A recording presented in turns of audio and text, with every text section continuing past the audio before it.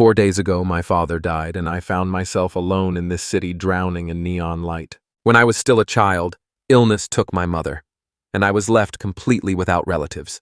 I have neither a beloved person nor friends whom I could call family. I thought that in this world I no longer had any attachments, or at least that's what I believed. My true story began only a few dozen minutes before that unexpected journey. Sorting out my father's affairs, I realized how hard it is to be the only one in grief. I remembered that my father probably endured the same pain at my mother's funeral. When night fell over the city, I walked alone across the pedestrian bridge. The oppressive truth of my situation finally settled deep inside me. Now I was completely alone. My name is Futaika K. I am 27 years old. Without family and friends, I forgot how empty and painful true loneliness can be. I always took for granted the simple daily welcome home from my father. Now there was no one left to meet me, and no one I could trust. I think I'll take a day off from work tomorrow, at least for half a day. But leaning over the railing, I knew this was an impossible, futile desire. A message came from the boss. He demanded that I appear at work immediately. I was trapped. My boss outsmarted me, and I had to go to work the very next day after losing my family. I was really fed up with all this. There was no place for me here anymore. I dream of dropping everything and escaping to a distant, cozy life. A strange voice pierced the night and promised to fulfill my deepest desire. Frightened, I wildly looked around, searching for where that voice came from. Suddenly, a shining symbol appeared, and from it materialized my double with a blindfold on. The world twisted and dissolved in a whirl of light as I screamed. My senses were overwhelmed. It seemed that reality itself was completely falling apart. Suddenly, I found myself on a cobblestone street in a completely unfamiliar, strange world. My eyes widened in disbelief. I tried to comprehend the impossible scene that appeared before me. I raised my eyes to the majestic castle, mesmerized, wondering what kind of place this could be. The streets swarmed with strange people, even half-people, whom I had only seen in fantasies. An elegant woman with pointed ears passed by, and this confused and fascinated me even more. A voice explained that this was the other world I had wished for. I was gripped by horror. It told me that I had been given power, and now I was free to live as I wished. I desperately begged for a better explanation, but the creature simply vanished. I was left completely alone, the curious gazes of the locals fixed on me. The villagers whispered among themselves. Their suspicions made me feel very uncomfortable. I had never imagined that my desire to go far away would be taken so literally. But even amid this chaos, a quiet determination was born in my heart. I firmly placed my foot on the ground and decided that the time had come to act. It became clear to me I needed to stay calm. Panic would ruin me now. There was no way back to my old world, so I had only one choice left: to survive. I had to figure out how to create a life for myself in this new place. The buildings were rural and unfamiliar, as if from the pages of a fantasy story. It was all like a game world, filled with fantastic races and amazing sights. Like in web novels, I knew the first rule of survival: earn money. I needed to somehow earn at least a little money at the start to survive. Standing in the city square, I suddenly realized everyone was looking right at me. I looked around and couldn't understand why the locals were paying me so much unwanted attention. And then I realized my modern funeral suit stood out like a sore thumb. I decided, first I would sell this clothing and buy something local. Eyes ran across the street, and I immediately noticed a possible way out of this situation. On the hanging sign, there was a tunic, and it looked just like a clothing store. Inside, a smiling shopkeeper greeted me and addressed me as if I were a true gentleman. The shop was filled with rolls of fabric and simple rural clothing displayed for sale. A little shyly, I asked the shopkeeper if he would buy the clothes I was wearing. He noted the excellent quality of the fabric, not the kind worn by ordinary people. He agreed that these items were of exceptional quality and asked if I was sure about it. He was the first to make an offer, a generous 40 gold coins for that suit. I pretended to be uncertain, and he instantly raised the bid to 45 coins. The spark in my eyes showed that I had not finished negotiating yet. I decided to take a risk and ask for a little more money. He made the final offer, 50 gold coins, stubbornly assuring me that it was a fair price. I gratefully accepted his generous offer and thanked him for the successful deal. Then I, burning with curiosity, asked him to bring me a typical set of local clothing. Transformed, I now looked like a young adventurer, and my starting equipment was firmly with me. I understood with relief that I understood the language and could read the signs. I thought that the divine being had gifted me these abilities as a starter kit. While I was pondering my new powers, a little girl in a red hood approached me. She appeared suddenly. It completely caught me off guard and my eyes widened. She raised a small flower and, with hope in her voice, asked if I wanted to buy it. For a moment, I was stunned by her simple, innocent attempt to sell something. Suddenly, a brilliant idea struck me. It was the perfect opportunity to get information. I told her I would buy it, and her face instantly lit up with pure joy. But I set one condition. She had to answer a few of my questions. She cunningly agreed, and I accepted her terms only after the sale was completed. Her face was shining, and she told me that the price was only 2 copper coins. I put 2 small coins into her palm, and she politely thanked me. When our deal was finished, I asked if she would now answer my questions. I asked her to explain to me what the value of money is in this new world. I explained how vital this information was, and she boldly agreed to help me. She patiently began to explain the local currency, pointing to a small twig. When I finally understood the exchange rate, it dawned on me that my 50 gold coins were a considerable sum. When I was sure that the money was all right, the girl asked if I had any more questions for her. She told me that this was Zfril, but she had never heard of Japan. This was the final confirmation. I had to find a job in this new world. Then the girl directly asked if my uncle and I were currently unemployed. I nervously laughed, realizing that to her my 27 years old was already an old man. She advised that if I needed a job, I should visit the Adventurers Guild. She explained, "It is a place where you take quests for money, like in games." She enthusiastically told me that her father's dream was to defeat monsters to get rich. I couldn't stay unemployed forever, so I decided to take a risk and try. She gladly agreed to show me the way to the oddly-looking guild hall. As I approached, a massive warrior covered in scars, clad in full-plate armor, appeared before me. Behind him walked another gray-haired veteran, his face as hard as stone. I froze for a moment. Their overwhelming presence and strength completely frightened me. I shook off the fear from my shoulders and prepared to enter that formidable building. Inside, I was greeted by a cheerful receptionist with bare ears and a bright smile. I froze at her appearance. Could those ears really be real? I politely and enthusiastically said that I want to register in the city as a new adventurer. Just in case, I asked to explain the process, and she gladly agreed. She enthusiastically described the rating system, from the modest F rank to the heroic S rank. F ranks handle simple deliveries, while higher ranks take on dangerous monster hunts. The cheerful receptionist Kersha encourages Kake to aim for higher adventurer ranks. Kake mentally approved the simplest guild rules, no violence and no cheating. Kersha nodded, confirming that the explanation was finished, and asked for the registration fee, 5 silver coins.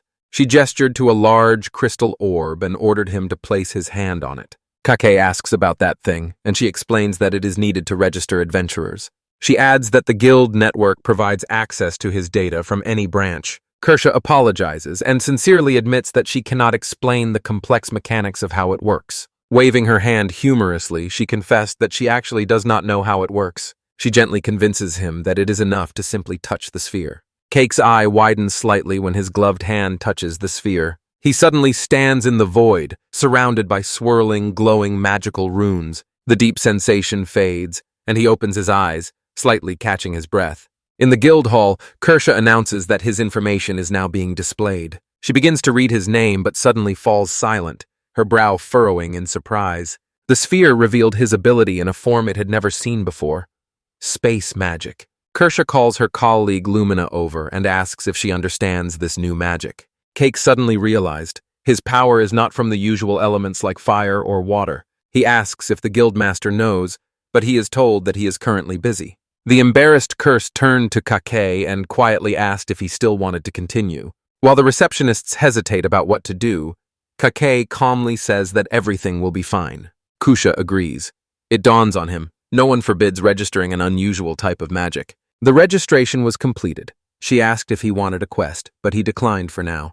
Kuki finds a quiet, deserted alley to test the limits of his new power. He extends his hand, his face focused as he utters his first spell, Space Rend.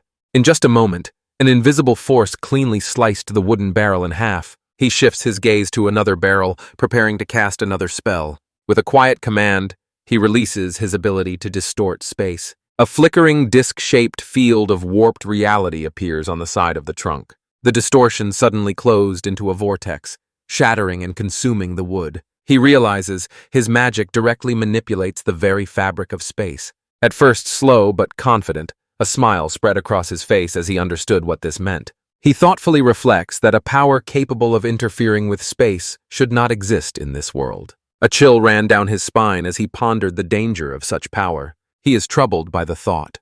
For what purpose did the godlike being bring him here? He recalls the promise of that being. He was given the power to venture into the distance. Looking at the rooftops, he wonders, can his magic be used for movement? He stands in a quiet alley, preparing to test his new theory. Closing his eyes, he concentrates, imagining every roof tile above him. In a flash of disturbed air, he instantly appears on the roof. He looks around, stunned.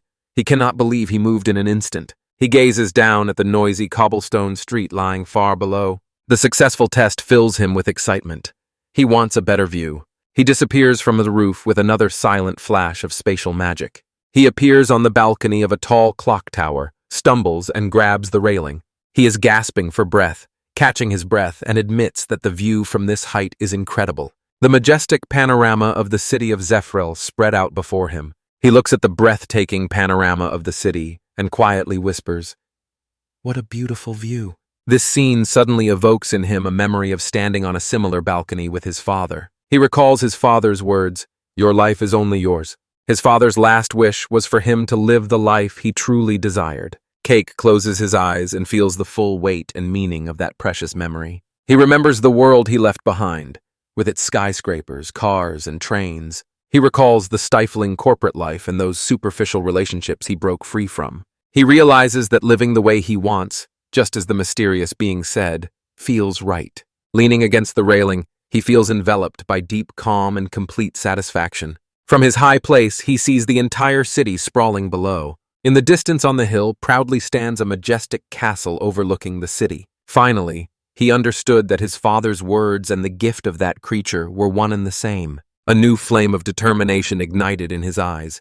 He vows to live as he wishes. He exclaims that with his power in this new world, limitless opportunities lie ahead. The next day, he prepared to set out on his first job in another world. Standing before the Adventurers Guild, he held his breath and gathered all his courage for the new career. He looks at the scroll with the task in his hand, a simple delivery. He admits that he was tempted to take on many tasks, but the risk of failure held him back. As a low-rank adventurer, he decides that simple deliveries are the best choice. He does not want to fight monsters, especially since he was recently a corporate drone. He carefully studies the quest details. The client is in the southern district, and the destination is in the east. Standing on the wooden bridge, he decides which step to take first. In a flash of light, he instantly teleports, searching for a better vantage point. He reappears on the high balcony of the clock tower, a familiar and necessary place. He knows well, the only drawback of his movement magic is that it works only when he sees the target. On a convenient map, it is clearly visible. He can teleport only to places he has already seen. From his high point, he scans the city and instantly notices the client's house. The image of the target burns in his imagination, and he instantly teleports from the tower. He approaches the client's door and politely announces himself as a traveler. An elderly man in glasses, whom he considers Brahm, opens the door. Brahm, with pleasant surprise, noted how quickly KK appeared at work. He explains that he needs 2 chairs to be delivered to his granddaughter's kindergarten. Kaaki agrees to take on the request, and Brahm says he is counting on him. Alone in the yard, Kaaki looks at the 2 chairs, ready to begin. He decides, here is the perfect opportunity to test his skill in hiding things in the void. He extends his hand. A twisted black vortex materializes in the air. With a soft rustle, 2 chairs are effortlessly pulled into the portal. He exhales as the portal closes. The chair is securely hidden. He shakes his head, surprised at how incredibly convenient his magic is. Suddenly he realizes it works exactly like an item box in a video game. Having hidden the chairs, he instantly teleports to the destination to complete the delivery. He appears in a magical garden, from where the city rooftops are visible. He knocks on the house door, loudly announcing the delivery. A young woman with blonde hair tied in a ponytail opens the door. She is clearly surprised. She recognizes the chairs that her grandfather talked about and cannot hide her joy. She looks at his slender figure and wonders, how does he manage to carry such heavy chairs? Her face blossomed with a radiant smile, and she sincerely thanks him for such a quick delivery. Her sincere, heartfelt gratitude touched the finest strings within him. Memories of his former life in the corporation, where no one ever valued his efforts, surged again. He thought that receiving sincere thanks for his work was a new and very pleasant feeling. The task was done. He politely said goodbye to the grateful young woman. A few days later, a familiar call echoed in the guild. They were calling Mr. Cred. Kake lifts his head from the task board, surprised. He was being called. Korsha stands behind the counter, pouting, and asks how he could forget her name. With a sly, cat-like smile, the receptionist with gills says her name is Korsha. She told Kake, "Remember me, because from now on I handle almost all your work." Everyone whispers about Kake's legendary speed.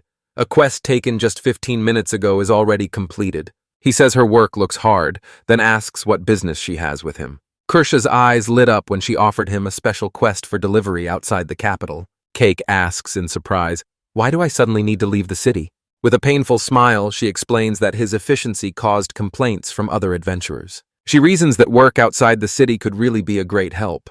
Cake hesitates, feeling the danger of monsters lurking beyond the walls. Korsha leans closer, tempting him with a higher reward and a promotion to E-ring. She adds that the rank promotion brings a solid salary increase, and this immediately caught his attention. "I'll do it," he says immediately.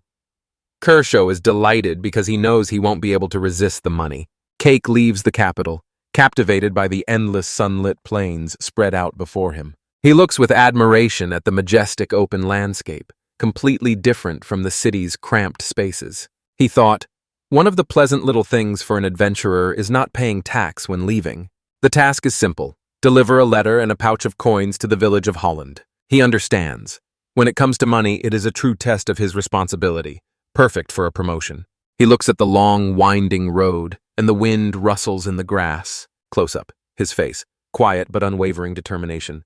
He smiles, admiring those beautiful landscapes that were missing in his modern world. "All right," he says, gathering strength and preparing for the road ahead. He focuses his will and loudly shouts the command of his magic. "Teleport!" He thought to himself, this is definitely much faster than a carriage. He sets off on the path at a light jog, ready to begin a long journey on foot. He quickly glanced to the side, and a thought clicked in his mind. Unfolding the map, he groans. The distance to Holland village is huge. A new brilliant idea is born in his mind. He raises his gaze upward and looks at a solitary bird soaring high in the sky. He daydreamed. Could he see the world from the height of a bird's flight and travel from there? He closed his eyes with a determined expression and decided to try. He teleports high into the air, eyes wide with panic, and the little bird in shock let out a piercing scream. "It worked!" he shouts, and instantly realizes with horror that he is now falling rapidly. His eye, reflecting the clouds, instantly fixes on the next target. He linked teleports in a chain across the sky, making short, controlled jumps in the air one after another. A pure, thrilling joy flashes across his face, and he exclaims, "I can do it!" He soars above the clouds, jumping from one point to another over the endless landscape. Laughing with joy, he feels as if he is flying, and it's much better than running. His joyful flight is suddenly interrupted.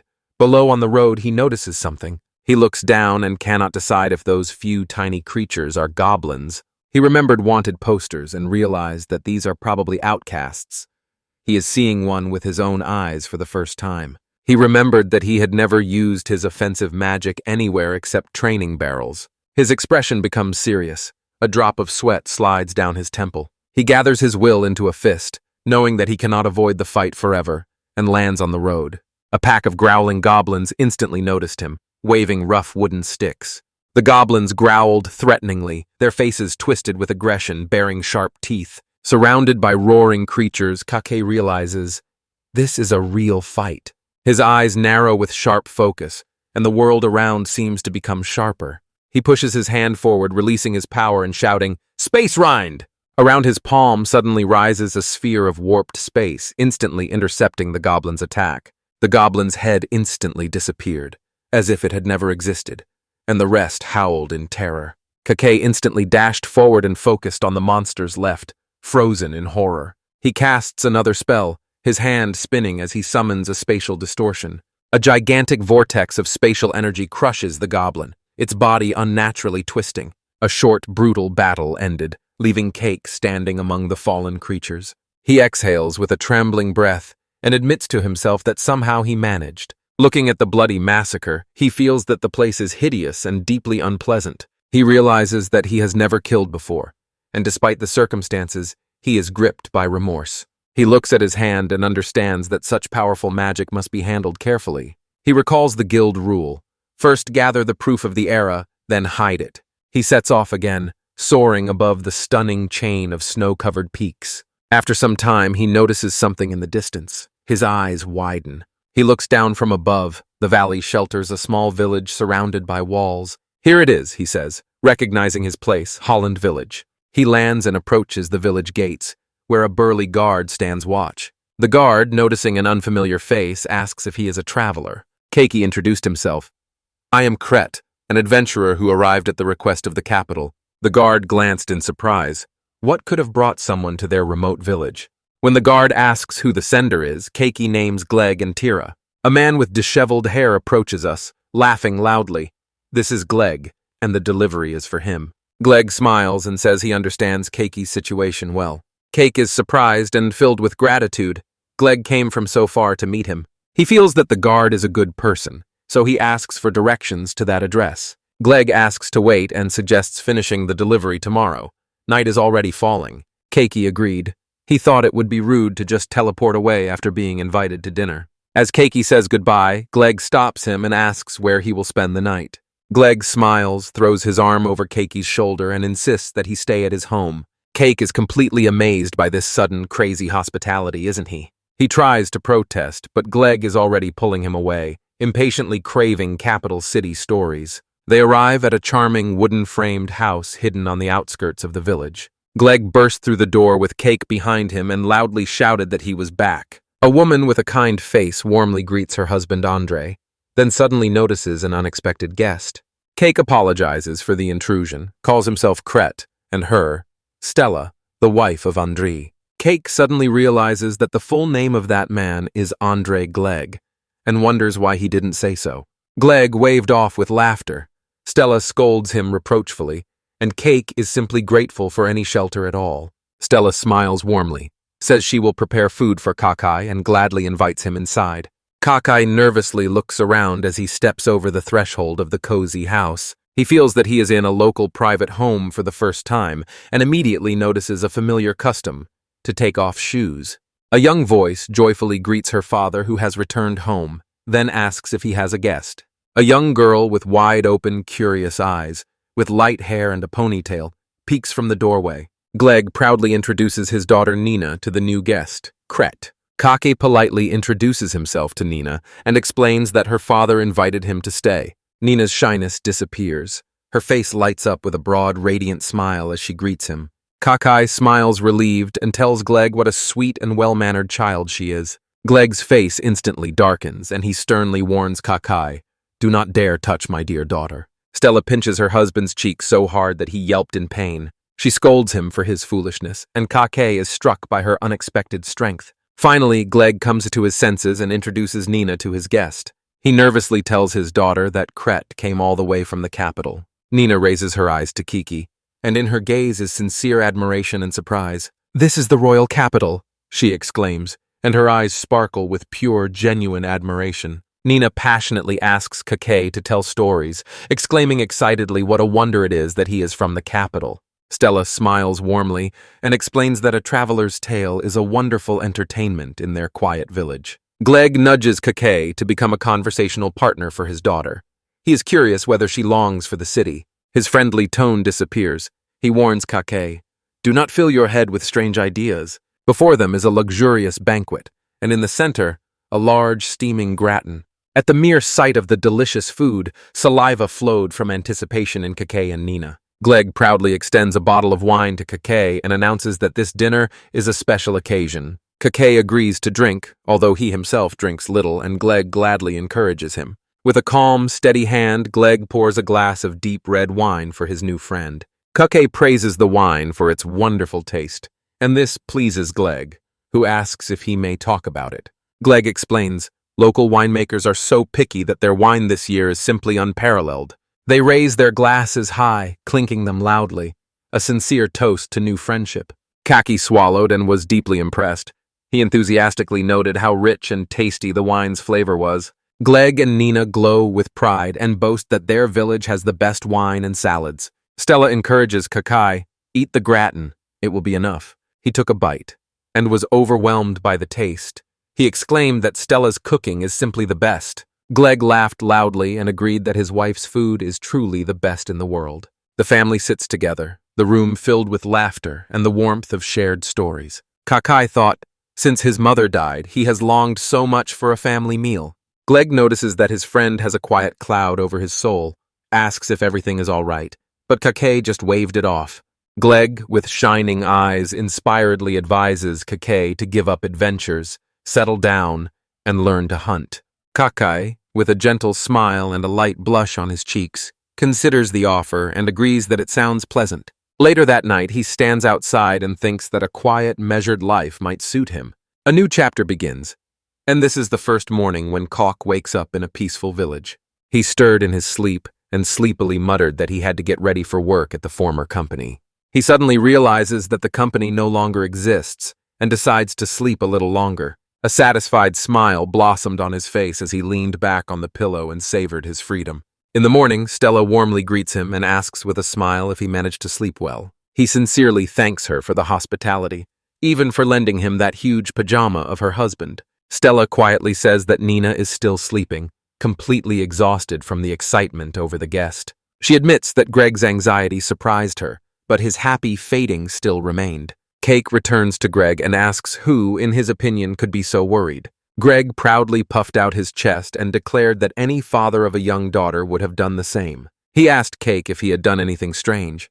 After all, he had checked on them only half an hour ago. Stella gently scolded them both, asking them to wash their faces while she prepared breakfast. Cake looks on, touched by the warm domestic scene unfolding before him. In front of them awaits a delicious breakfast, thick slices of toast topped with a fried egg.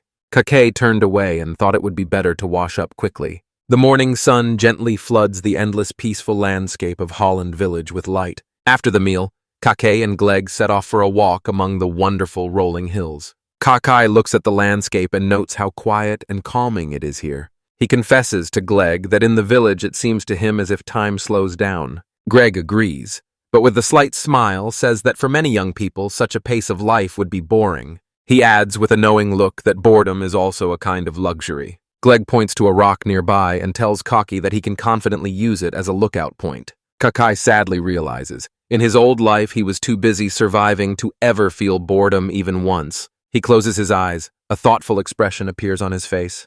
A recent memory surfaces. In the memory he recalled thinking, "This is the best dream since I ended up in this world." Nina was amazed by the different races in the capital, and he admitted that it surprised him too.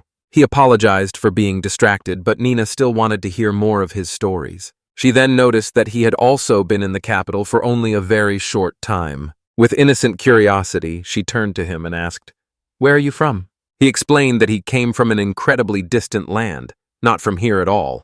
He quietly added that this place was not very good for him. He looked at her and, with anxiety in his heart, asked himself what she would say to his sad confession. Nina beamed with a bright smile and promised that from now on every day would be full of fun. Kake was completely speechless from her simple, sincere optimism. Returning to the present, he smiles. He has already decided what he will do. The boot stepped onto the dusty path and he thought, "Finally I have arrived." Gleg announces that this cozy little house is a family home for him and Tara. KK notices that they are neighbors and Gleg laughs. That's why they felt a connection. Gleg suggests going to pick up their parents and Kake begs him, "Please do it." A short shot opens to a distant mountain range with snowy peaks under a clear, cloudless sky. Suddenly, an elderly couple appeared. They introduce themselves as Gleg's father and Tira's mother. Kake politely greets them, introducing himself as the traveler Krat. He extends a pouch of money and explains that this is what he was asked to deliver. The couple looks at the pouch with surprise, and Kake asks if something is wrong. Gleg's father asked, "Is there money inside?" Kake nodded and said yes, they are inside. The elderly woman squinted and quietly remarked, "Usually they only receive a letter, not money." Gleg's father slowly unfolds the letter and begins to read, his face hardening with seriousness. Kake thought to himself that the guild probably has great trust in him. Gleg's father lifts his eyes from the letter and asks if there is anything about Kake. He explains that the letter explicitly states, A guild worker vouched that Kake can be trusted with the money. This was still a test, to see if he would try to run away with the money. Cake is in a panic, insisting that he would never do such a thing and that the entire sum is in place. He grumbles to himself about Kirshi's mischievous test, but values her trust. Tira's mother asked him to send her greetings to her foolish sons in the capital. Kake smiles, feeling a pleasant warmth from what he has done, and Gleg looks at him with pride. A shot of the mill against the sky confirms that the task is completed. Gleg announced that Kake's request has been fulfilled and sincerely thanked him for the advice. Kake confirms, now that the task is done, it is time for him to return. Gleg understands but insists. Before leaving, he must say goodbye to Stella and Nina. Nina was shattered when she found out that Kakai is already heading back to the capital. Cake apologizes and explains that his finances are still too unstable, so he cannot stay longer. Nina raised her hopeful gaze to him, eyes wide open, and quietly asked if he would return again. Cake looks at her with a gentle, warm smile and quietly agrees. He will do it. He takes her small hand in his gloved hand and promises that he will come back to visit. Gleg suddenly grabbed him from behind and warned, "Don't even think about my daughter." He asks if Cake is 18. It seems he believes that at that age, she can already pose a threat. Cakey smiled and explained that people often mistake his age. In fact, he is 27 years old. Gleg froze in shock, and Cakey turns the situation around and guesses that Gleg must be 28 years old. Gleg looks completely broken, mumbling that Cake is rude because he considers him so young. Cake calms Gleg. He says that he has no romantic feelings for Nina, so Gleg can breathe easy. Kake thought to himself that Japanese people often look younger than they really are. Stella, smiling, hands him a packed lunch and explains that it is the leftovers of their wonderful dinner. Cake beams with joy and tells her that he really hoped to enjoy her delicious dishes once more. He turns and walks away, boots crunching on the dusty path as he says goodbye. With a radiant smile, he sincerely thanks the family for their incredible hospitality. The whole family waves farewell, calling him to return and rest well next time. They stand by the gate and watch Kakoi walk away into the endless plains. As he walks, Kaki thinks about the kindness the Gleg family showed to a stranger. He remembers that warm family dinner when his heart was truly at peace. It seemed as if he had become one of them, a real part of their family. Looking back at the village, he firmly promised himself he would definitely return. Stretching out on the endless plains, he decides to return to the guild feeling refreshed. The next day, leaving that kind family behind, he was promoted to E rank. The promotion opened new opportunities for him, access to more quests in distant places. The second, simpler advantage was that each job now paid significantly more. He was already earning a decent living, but a rough voice called him. 3 hardened travelers stood against him and demanded fiercely to know what cowardly trick he was using. Cake nervously sweats and realizes that he clearly deserved their hostility. He calmly and confidently explains that nowhere is it written that he must take on quests for taming. The man grabbed him by the collar, calling him an annoying hyena. Kakade knows that persuading is useless. Suddenly, a tiny chibi kursha appears, silently guarding the guild rule: no violence. One of the men sharply grabbed Cake by the hand and began pulling him out of the guild. A massive adventurer in a horned helmet sternly tells him that their conversation is not over yet. Passers-by in the square noticed the commotion and whispered whether a fight would break out here. The crowd quickly gathers, people eagerly placing bets on who will emerge victorious from the fight. Cake's face tensed with disappointment as he thought, no. In his soul, he prays that someone will stop this cliched and predictable way to start a fight. He recalls how in a past life he was bullied, a familiar unpleasant feeling as if cornered. He wants to teleport away, but knows they will bother him again. He will not use his deadly magic. An idea occurred to him. No, he thinks, this is already a plan forming. Wait a minute. He realizes that a large crowd of spectators is the perfect audience for a demonstration. This is the business opportunity he has long thought about. The veterans do not understand why he has changed so much.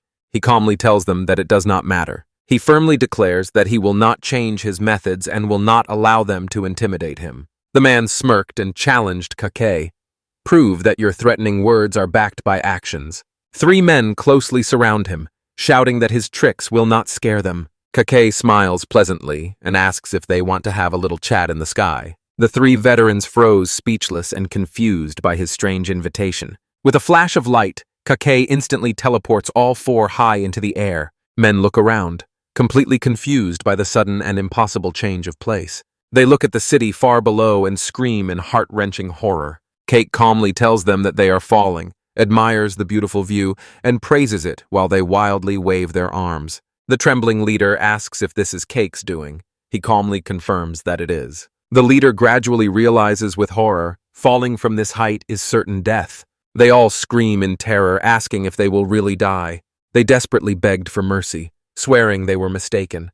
Kakai wonders if he overdid it. He sighed lightly, feigning irritation, and gave in, saying, "Nothing can be done." He teleported them all back to the ground, whole and unharmed, and they fell in a heap.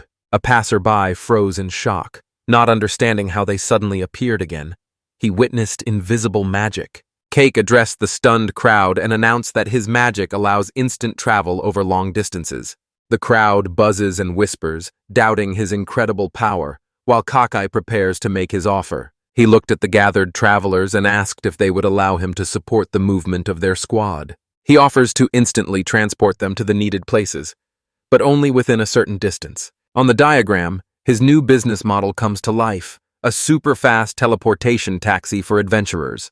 He believes that this arrangement will bring considerable benefit to both sides, but he still hesitates. The crowd of adventurers whispered, not knowing how to take this strange offer. Cake is worried that he has failed. They are too embarrassed by this unknown force. He decided that he must add a condition to his offer to lure them in. A hardened traveler steps forward and firmly demands to know what they will get for it and what the price is. Cake, relieved to see that she took the bait, explains that it will save them a lot of time and effort. He says that the price, of course, will vary depending on how far the trip is. He gives a familiar price, only 2 silver coins per company for a one-way trip. A man in the crowd snorted disdainfully and said that the price is actually quite high. Kakai sincerely says, "It looks like a carriage, but the real value is in how much time it saves." A new clear voice cut through the crowd and said, "I'll take it." A refined young man in glasses steps forward decisively and announces that his squad, Thunderblade, will hire him. He pushes his glasses up his nose with one finger and asks if Kakai agrees to this deal. Kaki is on cloud 9, while Helena the fighter is shocked by her teammate Reed's hasty decision. Reed enthusiastically explains that this deal is a huge opportunity for their party to advance. Helena remains skeptical, but Reed admits, although he has doubts, the potential is real. Helena asks him to explain his motives, and Reed suggests moving to a more private place. He wants to discuss the details away from the eavesdropping ears of their numerous competitors. In a quiet alley, Kakai politely introduces himself as Kret. The leader of the adventure group, a huge warrior, introduces himself as Locum. Helena, a fiery troublemaker, warns him, "Don't try to deceive us or she'll beat him up." The quiet healer, like a doll, simply says that her name is Aruna. Reed introduced himself and suggested getting down to business, but Helena is still impatient. Helena asks Reed to explain how they should proceed.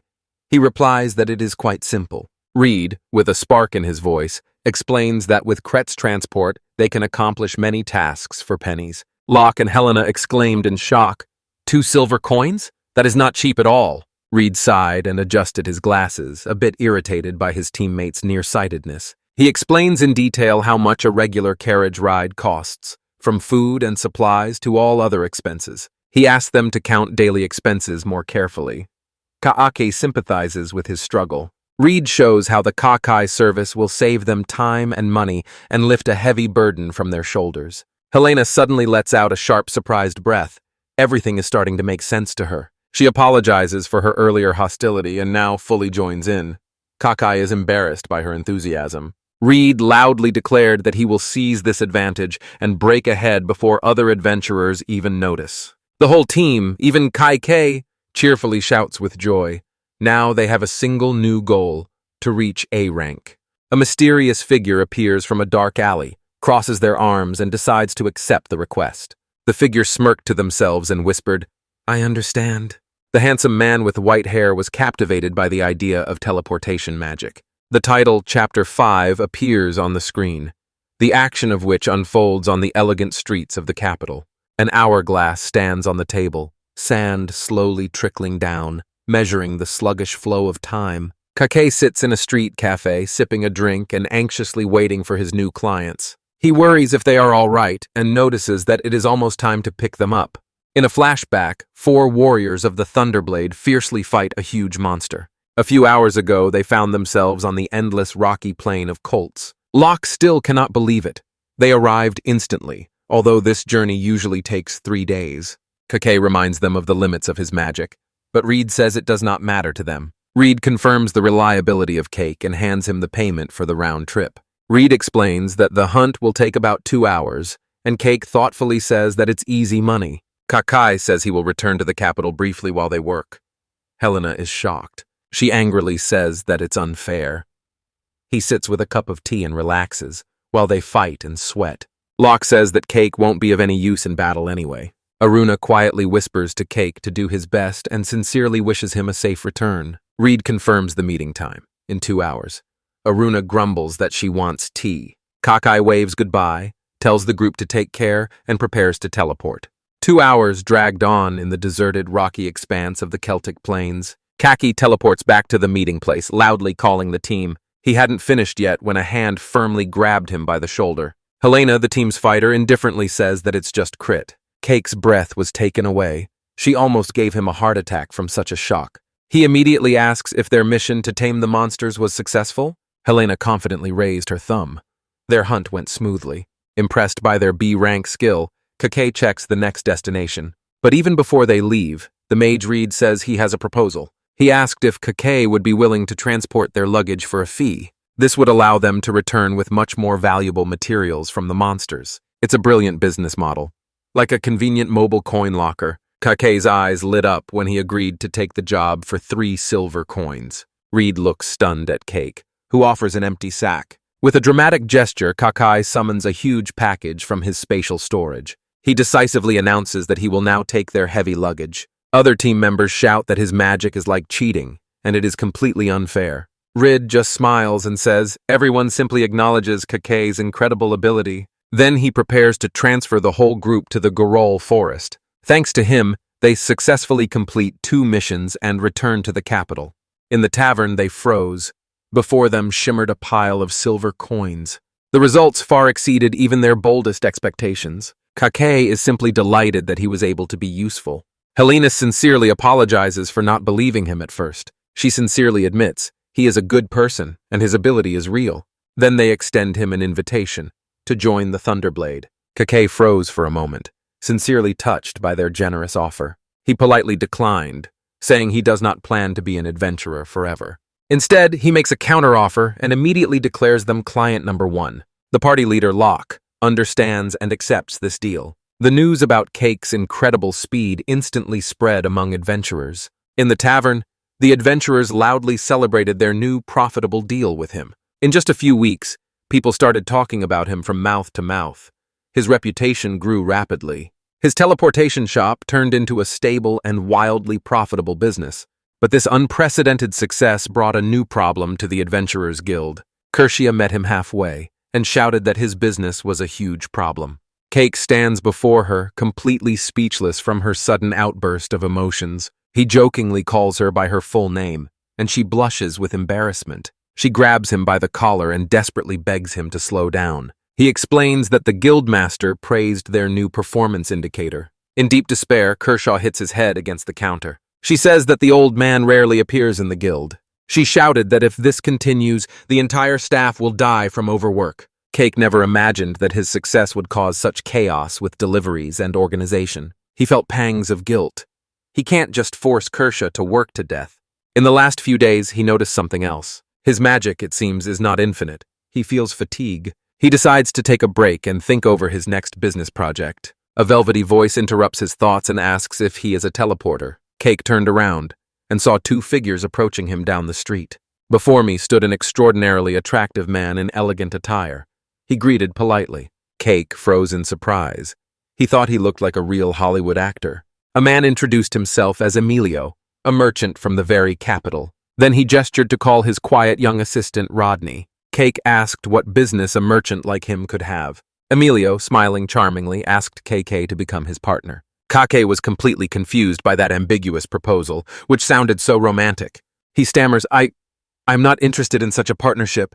Emilio suddenly realizes that his wording was misleading and instantly corrects himself. He clarifies his proposal. He wants KK to come work at his company. Cake asks again if he means to join his trading company and deliver goods. Emilio explains that he has been watching him for some time. He says that with the power of Kakai, they could hit a huge jackpot. Kaake is impressed. He realizes how thoroughly this man has studied him. Emilio impatiently presses in anticipation of an answer. Asks, will he agree? Cake cautiously inquired about the name of Emilio's company. Emilio, full of pride, declared, "This is Emilio's company and I am its president." Cake dryly says that at least the name is easy to understand. Emilio is stunned. Take has never heard of his company. Kaiki admits that he was going to sell his services to a big company. Emilio finds Cake's sharpness amusing, especially with such an attractive face. He smiles and says it's no wonder Cake hasn't heard of them yet. He asks if Cake was disappointed to learn that they are a new startup. Cake understood the strategy. He even considered selling to a big company. Emilio advises against doing that, but frankly says, the idea is not so bad.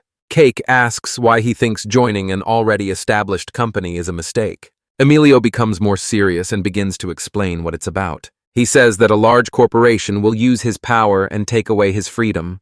They will bind him with contracts and turn him into a corporate slave. Keiki understands he would just be another cog in their machine. Emilio proudly declared that with his new company, everything will be different. He promises Keiki both freedom and a generous salary. Cookie bitterly says that he lacks both distribution channels and the necessary personal connections. Emilio suddenly sharply changes the subject and asks what his starting capital for this business is. Keiki shows him a pouch with 50 gold coins that he has collected. He considers this to be his first investment in the new company. Emilio says clearly, the reward is 50 gold coins per month.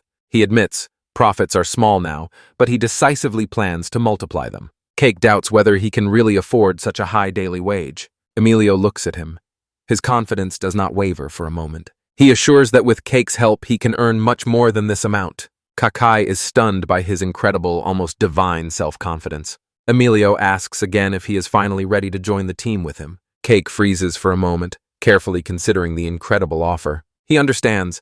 There is no risk for him, only possible profit. He thinks it could be great to help grow a company from scratch. And there is one more compelling reason to agree. He has sincerely become interested in this ambitious young man, Emilio. Cake agrees with a smile and eagerly awaits when he will start working with him. Emilio tells him to drop the formalities, and thus seals their new partnership. On the city street, a gloved hand of Kakai firmly shakes the hand extended by Emilio. Having concluded the deal, Emilio exclaimed joyfully, "The company Emilio is created!" Here begins a new chapter. Life with two hubs in another world. The next morning, Kakai comes to the new company office, stifling a yawn. He froze. His ear caught the sound of someone approaching the door. He sees Rodney, Emilio's servant, opening the door from the inside. Emilio greets him with a smile and asks if he is ready for their first working day. Kakai responded to the greeting, then cheerfully said to Rodney, "Good morning." Rodney, as always quiet, simply makes a small, shy nod in response. Emilio smiles and says that his assistant is just shy of strangers. Then he asks Kakai if he slept well, and Kakai confirms that he did. Kakai jokes that an empty store hardly looks like a company. Emilio says with complete confidence that their partnership gives them an unbeatable advantage over competitors. Kakai is captivated by Emilio's boundless confidence and has questions for him. Emilio asks what is on his mind. He wants to learn more about his magic. He persistently asks where the limits of Cock's teleportation end and how much he can store. Cocky smiles and says that Emilio's research is accurate. Now he can travel anywhere in the country. Emilio thoughtfully considers this key part of their business strategy. Then he asks if Keiki would agree to show his storage magic. Kakai obeyed and opened a swirling black vortex of his void storage on the street. Emilio admits, this looks quite dangerous, and Kakai seems not to worry at all. Emilio is struck by a brilliant idea. Now they can transport food while it is still fresh. Kaak agrees that they could sell freshly caught fish from the port in the capital. Emilio understands. This luxury item can only be sold to the upper class. Impressed by Emilio's cleverness, Kakai decides to test the limits of his magic. He cast a glance at the huge horse-drawn carriage, packed to the brim, standing nearby. He looks back at his new partners with a stone-cold but mischievous expression on his face. He asks aloud if it is possible to just save the entire carriage at once. Emilio snorted disdainfully at the very thought and firmly declared that it was impossible. Kakai extends his hand, and the entire carriage is swallowed by a vortex. He turned around with a smile and shouted that it worked, stunning his comrades. Emilio smiles, feeling that Kakei's power seems to have absolutely no problems at all. It is such nonsense that Emilio cannot hold back and bursts into loud laughter. Kakei flinched from the sudden surge of emotions, and Emilio apologizes for his reaction. Emilio explains that how much Kakei's power far exceeded expectations is a truly pleasant mistake. Kakai can only notice how heartily his new partner laughs. Emilio jokingly says that with such power they would easily become smugglers. Terrible Kakai. He quickly calms Kakei, says it's just a joke. They will get rich without any risk. Kakei's magic has finally been deciphered, and Emilio decides action must be taken immediately. In a moment they teleported and found themselves in a remote town called Donkel Village. Emilio is simply delighted, can't believe it. They arrived at the destination in an instant. Kakai asks why they came to such a remote border town. Emilio is stunned. How could Kakei not notice such a strategic place? He explains that Donkel is a trade hub through which trade pulses with the neighboring country Madan. Emilio asks Keike if he knows about Madan's signature goods, and Cake, smiling, says he does. Cake enthusiastically lists the rich spices, dried goods, and exquisite fabrics of this region. Emilio reveals the crucial secret. And Donkel, these goods are sold at incredibly low prices. The dangerous road from the capital, full of monsters, scares away almost all traders. Kakei understands that few people know this secret. After all, most would go to Madan. He suddenly realizes that Emilio knows much more than an ordinary person. Kakei notes, their strategy is the basic principle of trading. Buy cheap, sell expensive. Emilio agrees, but adds that applying this simple principle in practice is difficult. He cast a cunning, knowing look at Kakei. The plan was already being born. But with the magic of Kakei, said Emilio with a radiant smile, it will be easy. Full of impatience, Emilio tells Kakei to prepare for teleportation to their next location. Kakei clearly feels that he will be exhausted to the bone. Thus began their business. They teleported all over the land to obtain the rarest goods. After 3 months, their success shone in a magnificent new headquarters. The interior is luxurious. Grand shining arches and exquisite decor captivate the eye. A lush chandelier hangs from the ceiling, like proof of their newly acquired wealth. The grand staircase gleams, another symbol of their rapid prosperity. Kakei walks through the corridors and marvels at how successful they have become in 3 months. He notes that the number of employees has also rapidly increased. He smiles thoughtfully, thinking about their reputation, a company that can get any item. He admires Emilio, an incredible man with whom he somehow managed to become partners. He nervously prepares to enter Emilio's office to report. The office is luxurious. Emilio sits behind a grand desk and reads. Emilio lifts his eyes from the book and warmly greets Kakei, who has returned. Kakei reports that the delivery is complete, and Emilio indicates where to place it. Then he gives Keiki a new task, to extract rare ore from the volcano. Kak notes. Now he is only taken for the most difficult purchases. Suddenly, he is overwhelmed by a painful flash of memory about the old corporate life that suffocated his heart. He admits to himself, although the pay is good, he does not feel true satisfaction. Emilio noticed his mood and decided that today the work could be finished. An exquisite chandelier hangs above, and Emilio frees him from his duties. Cake can hardly believe his eyes. His workday suddenly ended. Emilio gently notes that Cake has been working too much lately. He reminds Cake of their initial agreement, not to bind him with a contract. Smiling broadly, Emilio offers Cake to work for him for life. Cake shuddered at this very thought and indignantly said that speaking like that is terrible. Emilio's face becomes serious and thoughtful as he contemplates Kakei's future. He says that Kakei has enough money. The real challenge is to learn to enjoy life. Kakei is stunned by this profound question, unable to answer immediately. He froze in stunned silence, his mind spinning from the unexpected question. Emilio closed his eyes, giving his friend a quiet moment for reflection. He says to Kakei, in the end, this decision is yours, but he hopes that Kakei will help him realize his ambition, to create the greatest company in the world. Leaving the office, Kakei aimlessly wanders across the city rooftops. He looks down at the noisy streets. People below scurry like ants. He walks along a quiet side street, feeling lost and directionless. Emilio's words echoes in his head, how to enjoy life. He realizes that since he arrived in this world, He has just been going with the flow. He got so caught up in survival that he never thought about what he really wants. Lost in thought, he bumps into a passerby who loudly says, "Watch out!" He scolds himself for being so distracted and decides to find some quiet place. He looks up. His gaze catches the familiar silhouette of the clock tower towering over the city. From the height before us unfolds a majestic, wide landscape of Zephyriel.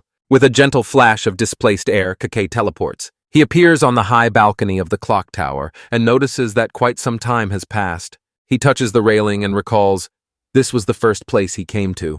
On the high balcony, Kake remembered the vow he made. He pondered his words. A barely noticeable knowing smile appeared on his face. Since he arrived, his life had been good, filled with friendly faces. Even his boss, Emilio, though eccentric, was a talented and skilled man. And yet he admitted he lacked something truly necessary for happiness. Almost all his relationships were work-related. He lacked true, deep friends. He passionately dreamed of a place where he would feel at home, a true refuge. Then a memory surfaced. Nina, with a radiant face, asked him to return. His eyes opened wide when suddenly a memory flashed within him with crystal clarity. He remembered how the whole family waved. Their farewell was filled with sincere warmth. Suddenly he realized, this village is exactly the place he was looking for. The memory of that shared meal convinced him even more that he wanted to see them again. He decided he wants to lead a quiet and peaceful life in Holland village. But quitting his job in the capital seemed like an impossible choice. His eyes widened. Suddenly he was struck by a brilliant, perfect solution. He turned away from the railing and realized that his magic could overcome the distance. A victorious smile blossomed on his face. He would have a life with two hubs. He would not live in loneliness. He would cherish his new acquaintances. He knew without a doubt he had the power to make this dream come true. Finally, he would start a new life, living the way he truly desired. Against the backdrop of an idyllic rural landscape, a new chapter of his story begins. Young Nina was hopping through a field of wildflowers, humming a joyful song. She froze in the middle of her work. She felt someone's presence nearby in the field. She lifted her eyes from the flower wreath and looked questioningly. Through the tall grass, a figure was approaching her, whom she recognized. He smiled warmly and said, "Long time no see." He asked if she remembered him from his previous visit to the village. He reminded her of how they talked about the capital at night. For a moment, Nina just looked at him, her face completely expressionless. Kakai's smile wavered. She was afraid that she had already forgotten him. Suddenly, her face burst into a wide smile, and she shouted his name. She and her friends threw themselves at him in passionate, joyful group hugs. He sighed quietly. He was overwhelmed with deep relief. She looked at him and asked what was wrong. She saw that he was worried. He admitted that he was tormented by fear. What if after his visit she forgot him? Nina could not believe that he even thought that such a thing could happen. She insisted that she had not forgotten, but the father was sure that she had indeed forgotten. He looked at her tenderly and said that he would never forget it either. She smiled brightly and said that his visit was the happiest thing that had ever happened to her. Later, she warmly thanked him for keeping his promise to return and see her. He was deeply touched by her sincerity, and a warm blush appeared on his face. He thought to himself that in fact he should be the one thanking her. Stella came, surprised and filled with joy. Kake really had returned. He politely greeted her and said with a smile that it had been a long time since they last saw each other. Gled good-naturedly complained that Stella never believed he would return. Stella instantly offered to prepare a room for him so that he could stay overnight. Nina suggested that he stay in her room, but Gleg immediately forbade it. Kakai smiled with slight irony, noting that Gleg's excessive care had not changed. He was so pleased to be among this warm and kind family again. Gleg asked if he was off duty and ready to sit down and talk. At dinner, Gleg looked up and asked if Keiki had come for another adventure. Keiki hesitated for a moment, preparing to announce his big news. He admitted that he was seriously thinking about moving to the village permanently. The family was delighted, already making plans for fishing and games. Kaak was surprised by the wild joy of their greeting. Stella beamed with happiness, but did not hide her concern about his work in the capital. She noticed that he was dressed better and asked if everything was all right with his work. He quietly confirmed that his work was indeed going very well. Gleg asked if he planned to quit the merchant job and live here. Cake calmly explained that he would continue his work in the royal capital. The family was completely puzzled and could not understand how such a thing could happen. He admitted that his explanation might sound incredible, but it was the truth. Thanks to his magic, he could work in the city while living in the village. Gleg remained a skeptic and insisted that instant teleportation was simply impossible. Cake enthusiastically confirmed that his magic could do exactly that. Gleg still did not believe and said he had never heard of such powerful magic. Cake decided it was better to show. It would be much faster than explaining. He announced that he would take all three of them to the capital. Slightly drunk, Gleg grumbled that Kakai runs ahead. Suddenly they found themselves on a noisy cobblestone street. Gleg let out a scream of pure, genuine shock and disbelief. He raised his eyes to the tall buildings and asked himself what kind of place this was. Stella looked around. Incredible views opened before her, and she froze with admiration. With a tremor in her voice, she asked Gleg if what they saw could be real. In the distance, she recognized the majestic figure of Zephyral Castle. She gasped and realized that this was a real royal capital. Nina shouted with joy, exclaiming that this was the true capital. Cake smiled, noticing how the children fearlessly and easily adapted. Gleg muttered that this was not a dream, so Stella pinched him on the cheek. Seeing this, Nina pinched Cake's hand and he screamed in pain. It was too overwhelming and Gleg begged to go home. In a moment, they were already back in the familiar coziness of their home. Nina was disappointed.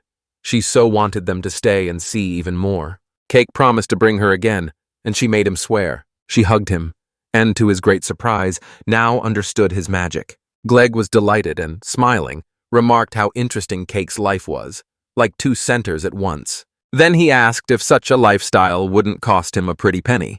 He quickly dismissed his worry with a simple, "Well, that's fine." He turned to Cake and with a warm smile said that here he would be met with open arms. Gleg and Stella officially welcomed him to Holland Village. Now he was their neighbor. Stella told him, "Come to them if you ever need anything." She immediately suggested, "Tonight we'll have a festive feast in his honor."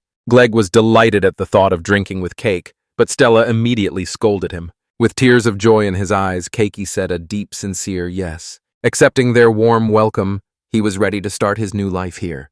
The next morning, Cake woke up after a joyful celebration. He went outside and yawned loudly with satisfaction. He admitted to himself that he had drunk a bit too much the night before. He looked around and for a moment was filled with the peace of the morning village. He smiled, inhaled the fresh air, and admired the beauty of the surrounding landscapes. Cake felt that he could finally start a new life in this peaceful village. It was the first decision he made on his own, and he knew it was the right one. With renewed strength, he decided, first find a new home. Suddenly, a tiny whirlwind named Nina jumped on him from behind and shouted with joy. "Good morning, Cret," she chirps, her face shining as Kakai responds to the greeting. She immediately asked what they would have fun with today, and her head was already buzzing with many ideas. Kakai jokingly suggests a walk or admiring the flowers, and Nina thoughtfully considers it. Suddenly, Greg appeared and excitedly told his daughter that Kakai is currently on a mission, looking for a home.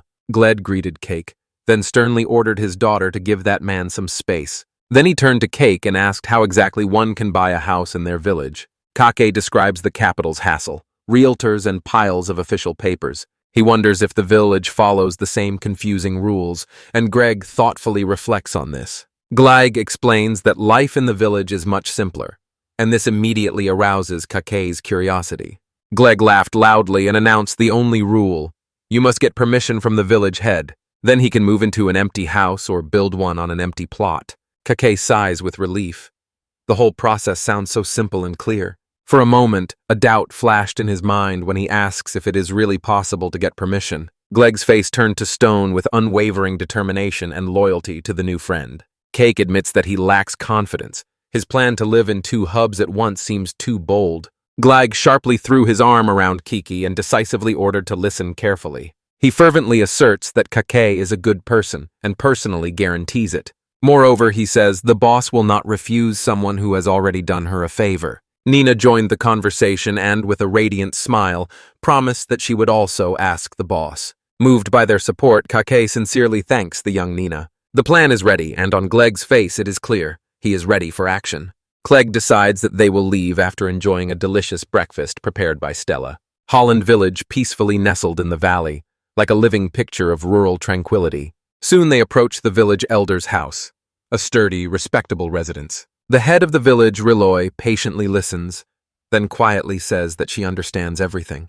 She knows his unique magic well. After all, she personally experienced his teleportation. Nina, with burning eyes, begs for one more trip, but Gleg insists that she is still too young. Reloy considers their request, a calm, thoughtful expression on her face. With Gleg's approval, she has no objections to him living there, and Kake sincerely thanks her. Kake hesitates for a moment, feeling that there is still more to talk about. Reloy has only one question. Why did he choose their small, remote village? She notes that with his power, he could have chosen any of the richer cities. Kake looks over his shoulder and thinks about how to answer her quite reasonable question. Gleg and Nina watch with interest, also wondering what his true intentions are. Kaike's eyes narrow with grim determination as he prepares his sincere answer. He explains that he has neither family, nor a hometown, nor a place where he could feel at home. Even before he ended up in this world, his life was completely different. He remembers his past life, those days when he merely survived day by day in a lonely city. He still hears his father's last words. He asked him to live his own life. Then he recalls the Gleg family, who accepted him with such incredible kindness. Their warmth made him want to live in this very village. He says that making a home here is exactly the life he truly desires. Reloe's face softened, and she gently told him that she understands his feelings. She is glad that he chose them, and says that Holland village welcomes him with all its heart. Leaving the chief's house, Kake exhaled with great relief. Nina joyfully celebrates the leader's approval, and Kake agrees. She was a good woman. Cake looked back over his shoulder, and a new question lit up in his mind. He wonders why Gleg suddenly lags so far behind them on the path. Nina whispers that Dad is blushing, because Kake sincerely praised them.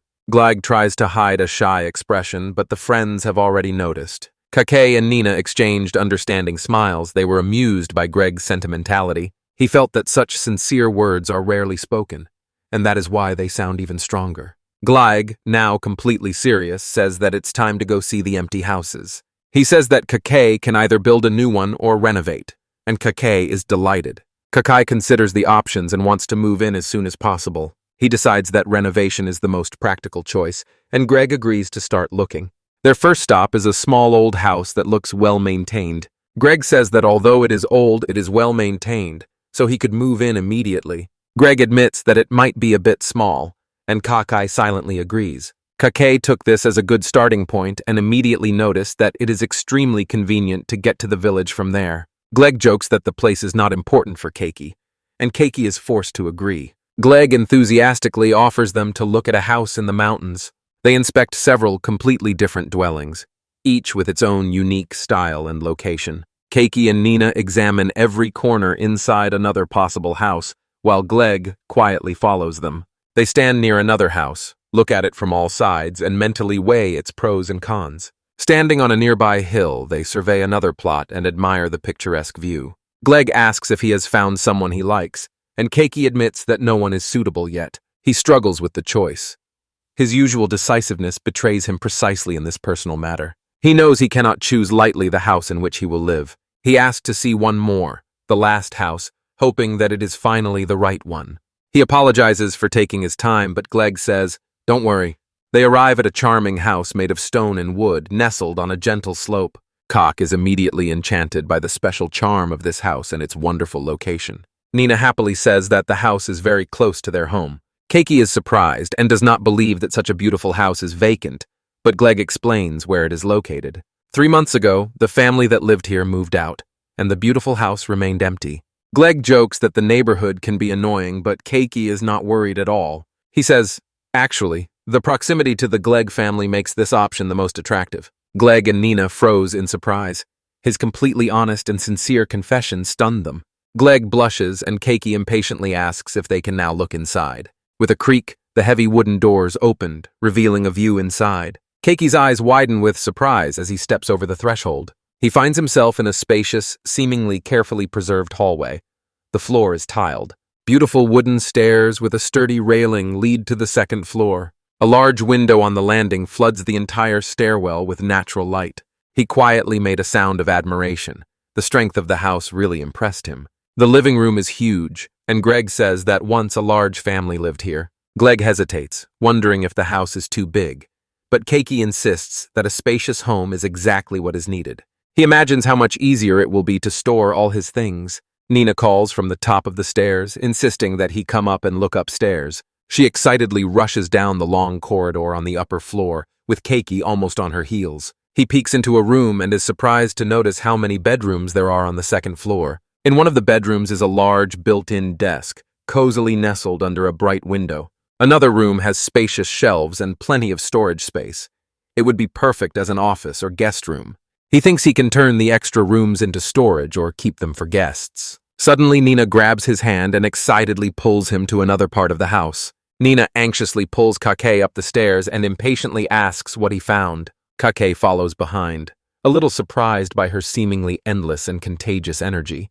From the back door of the house, there is a breathtaking view of the valley. Nina whispered to him that the sound of a nearby river could be heard, and he quietly confirmed. She says that she once played here with the children who used to live in this house. Kake thinks it would be nice to relax here a bit, and Gleg appears, agreeing. Greg imagines sausages sizzling on the grill and cheese melting. This vision seems too tempting to Kake. Suddenly, everything became clear. Kake decisively says, "I will repair this house and make it my home." Gleg is surprised by such a quick decision, and Kake insists that this house felt just right. Nina and Gleg look at him with gentle, happy smiles, silently blessing him.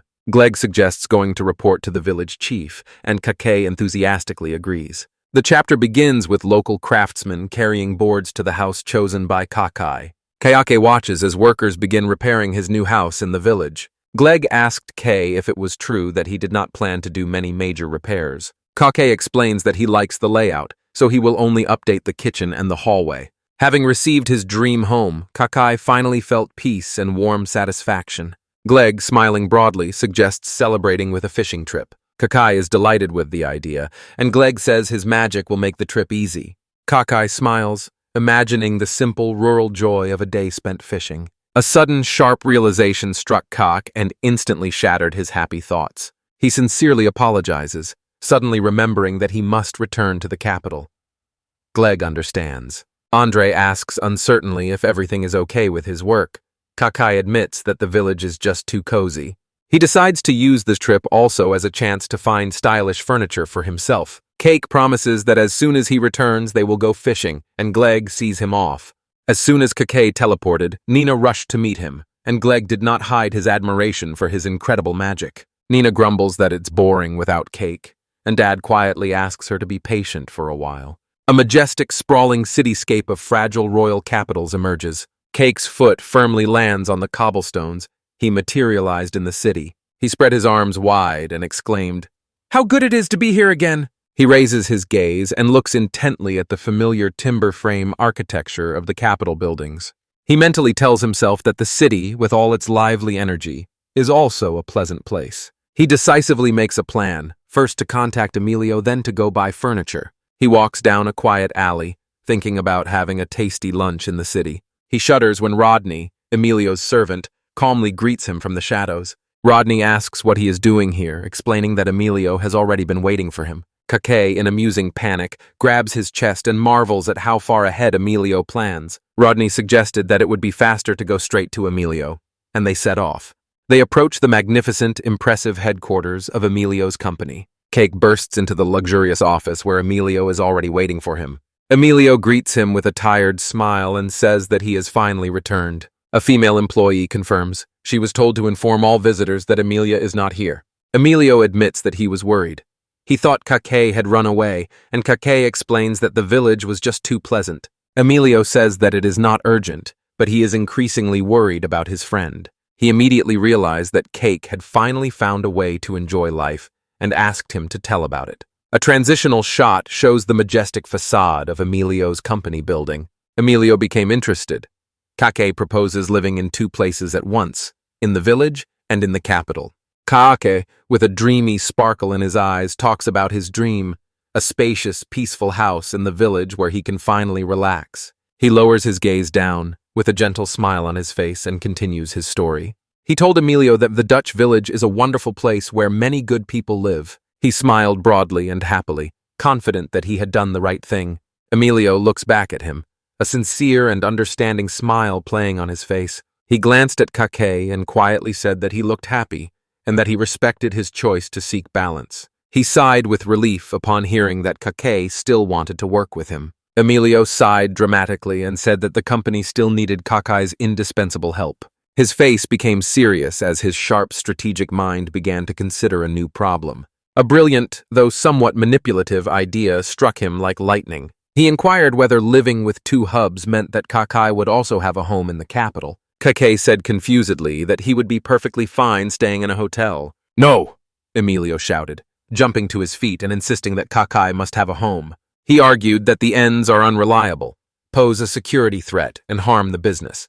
Kakai thinks it all over and admits, if he had a home waiting for him, it would not be a problem at all.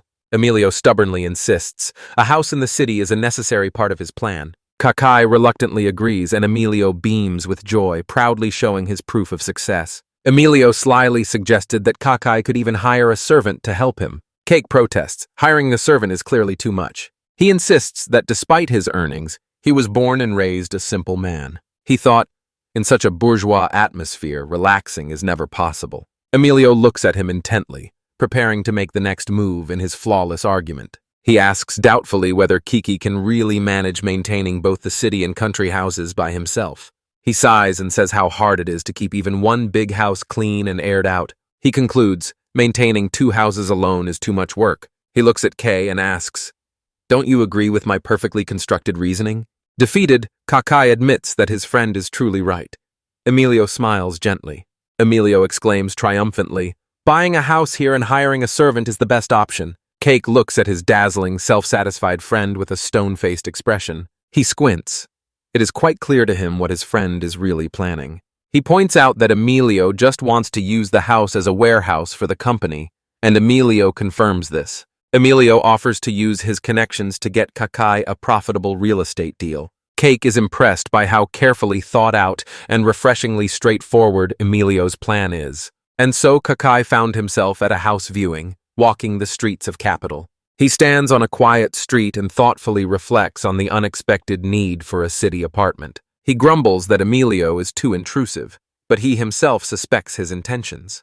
He thinks about Nina and friends from the village, and suddenly remembers that he still needs furniture. He admits, Emilio's logic is strong, and the acquaintance who can help is very timely. Since he was already here, he decided to thoroughly inspect the houses.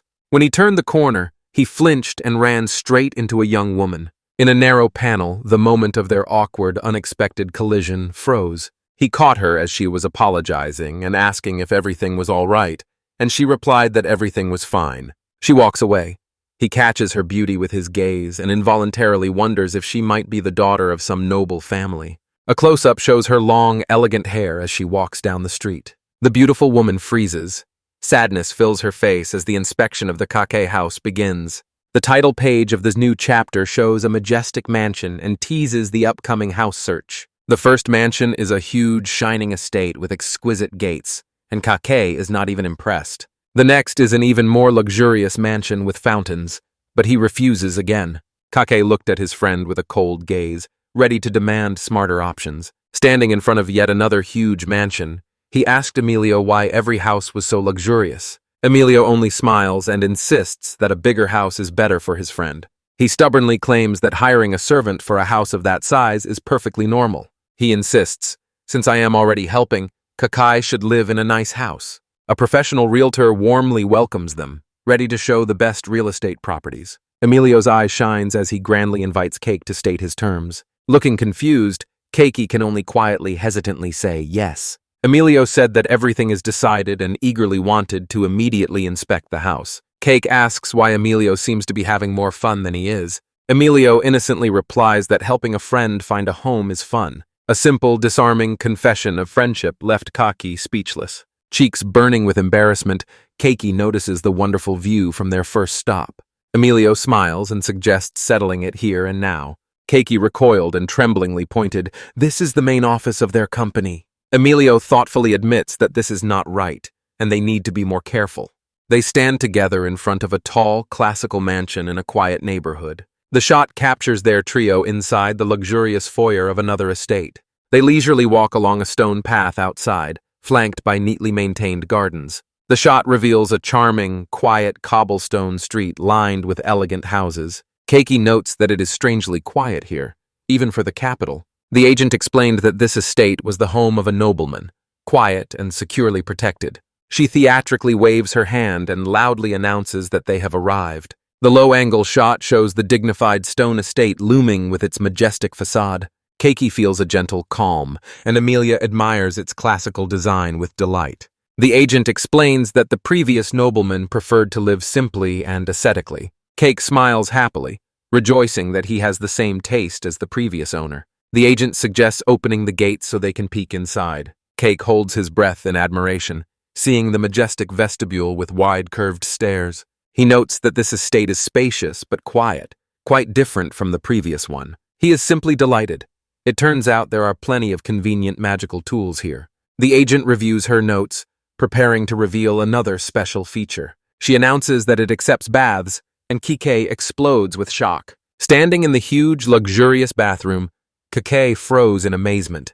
Emilio dryly notes Cake's strange passion for daily baths. Cake stood and watched the customs of this world, nostalgically recalling his daily Japanese bath. He stands in the grand hall and his decision is final. He decisively declared that this house is just for him and demanded the price immediately. Agent, for Emilio's sake, offers a reduced price, only 400 gold coins. Cake is about to agree to the price, but Emilio instantly interrupts him. With a cool expression, Emilio asks if she can do it cheaper. The agent, returning the goods with a heavy heart, lowers the price to 380 gold coins. Emilio, barely smiling, hints that he has other estates he could easily take instead. The frightened agent quickly drops the price from 300 to 250. Emilio makes the final, ruthless counteroffer, only 150 gold coins. He smiles and says that at that price he still makes a profit. The agent bows low and thanks, while Kakai feels awkward about this deal. Cake pulls his friend aside, clearly irritated by this spectacle. He complains that these deal terms will only bring him more work. Emilio simply calls him by name, and he, in the middle of his complaint, suddenly freezes. He cuts off. Such a small deal guarantees nothing for the value of Kake. He adds with a smile that he wanted to tidy up the company's warehouse anyway. Cake could not help but think about Emilio's frightening skills. Now he has a real estate. After 3 days, KK returns to the capital, and his face shows complete surprise. He does not believe and asks, could the preparations for the house already be finished? Emilio explains that the house is in good condition and already furnished. Emilio reassures him. Do not worry about his aggressive tactics in negotiations. He casually adds that the servants are already ready. Cake only vaguely remembers this. The front door opens, and Kakai immediately asks why he was not told about them. A young woman in a neat, ironed maid's uniform steps into the foyer. Kakazai for a moment opened his eyes wide in pure shock and recognition. The beautiful maid said with a smile that she had been waiting for his arrival all this time. 3 more maids lined up on the stairs in a perfect row and greeted him. Cake looks in complete disbelief. A drop of sweat flickers on his forehead. He wonders, are these girls the same servants he was told about? He turns to Emilio and asks if these girls are really new servants. The head maid announced that from now on she will manage his estate. She bows gracefully and introduces herself. Elsa Walker, head maid. Cake can only confusedly and hesitantly acknowledge her words. He sharply snaps out of his stupor and realizes this is not at all what he expected. He looms over Emilio and shouts, "Why wasn't he told that the servants are girls?" He insists that this is not the point, but suddenly falls silent, confused and embarrassed. He notices her surname, Walker, and asks with interest if she is of noble blood. Elsa, without a shadow of doubt, calmly confirms that she really is from the noble Walker family. She reassures him she is only the 4th daughter of the baronet. Cake asks about the others and Elsa nods. They are also from the baronet families. The first maid, Rasha Elfior, introduces herself with a bright smile. The second, Lulu from the mistletoe, quietly introduces herself like a doll.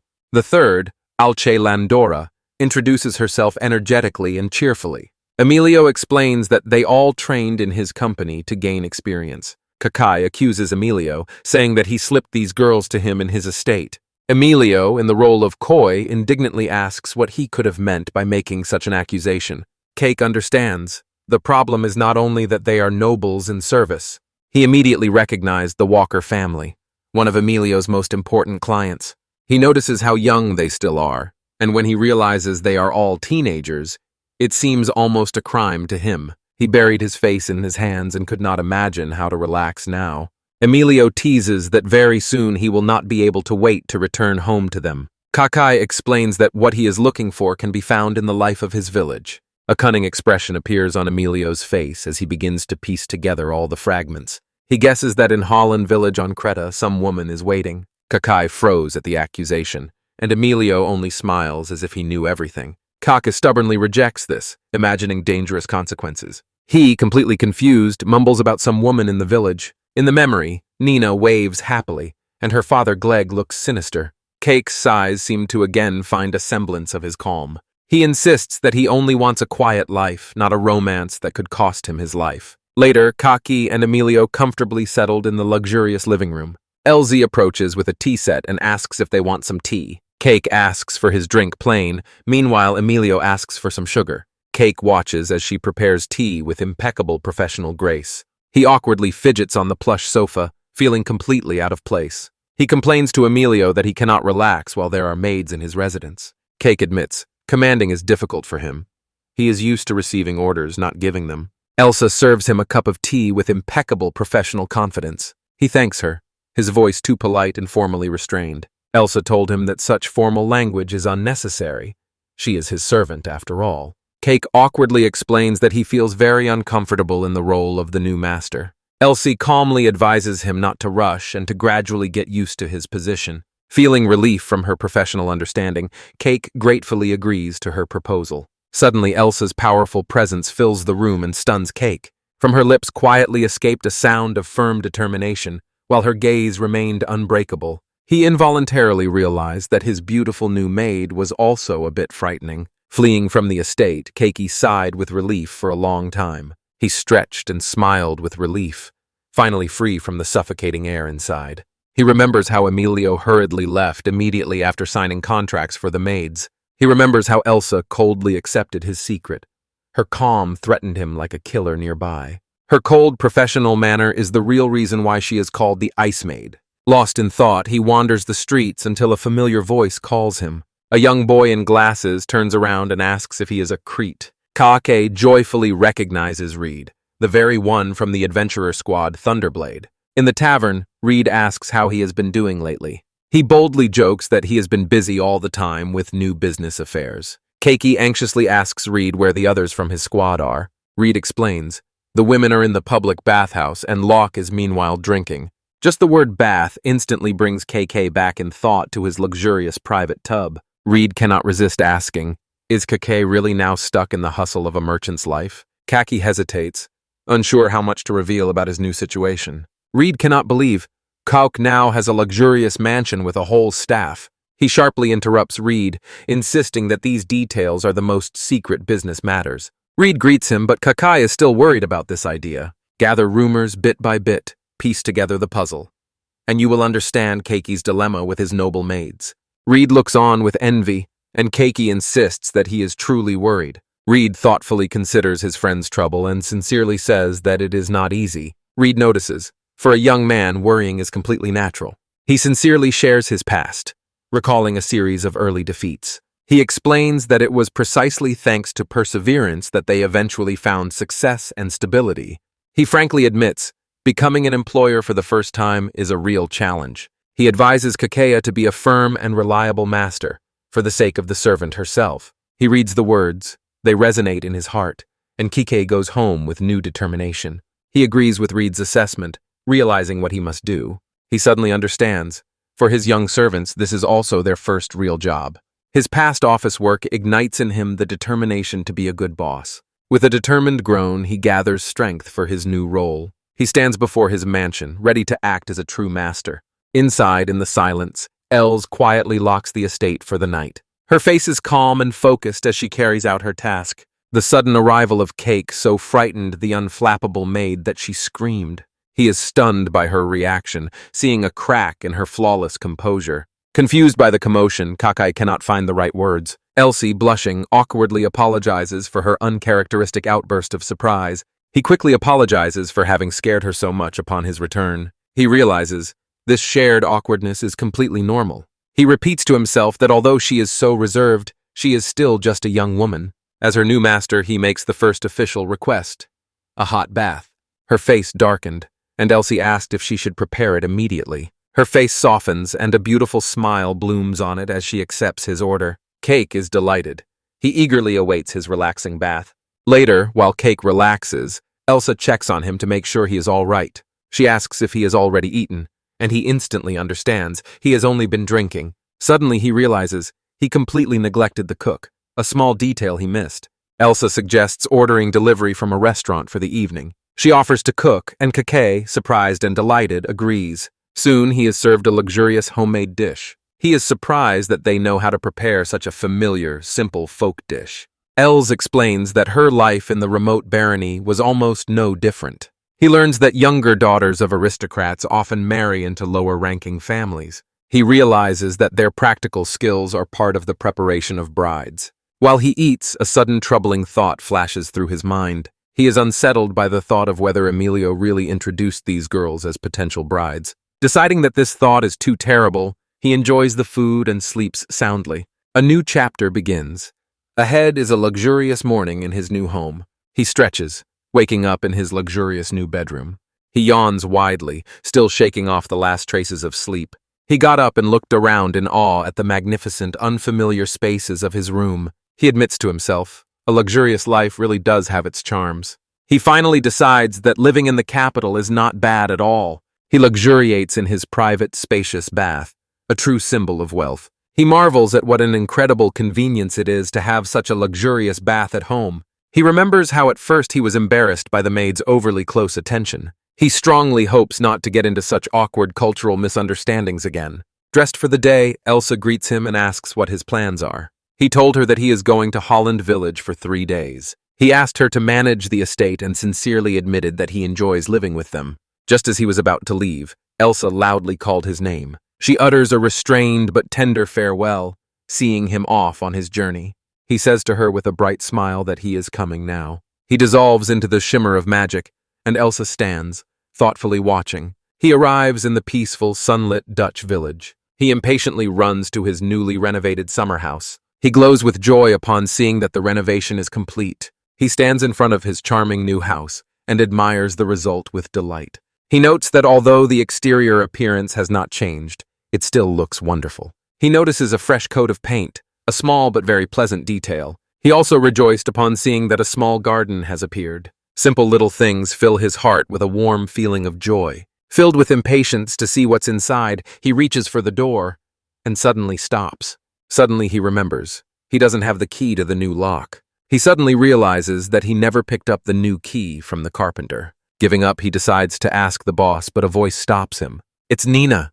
She runs towards him, joyfully greeting him after his return. She tells him that his key is with her family, and he sighs with relief. He tells her not to hurry, and a wave of gratitude overwhelms him. She returns with an exquisite new key and hands it to him. When she was handed the key, she raised her eyes to him, full of expectation. She impatiently asks if she can be the first to look inside. He announces her as his first official guest, and she bursts with joy.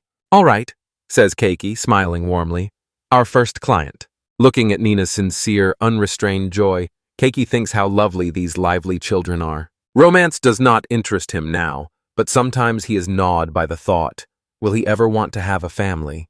Nina impatiently tugs his sleeve, urging him to open the door. Together, they carefully peek inside the newly renovated house. Nina quietly gasped with delight when she looked inside for the first time. Standing in the bright tiled hallway, she is completely enchanted by this space. She turns around, admiringly amazed at how much the atmosphere in the room has changed. Almost just as she is about to take another step forward, suddenly Cake loudly says to her, "Wait!" He handed her a pair of slippers and ordered her to wear them at home. Holding the strange footwear in her hands, Nina realizes with surprise that she has no idea what slippers are. She asks if it is a custom from the capital, and he explains that it is his own rule.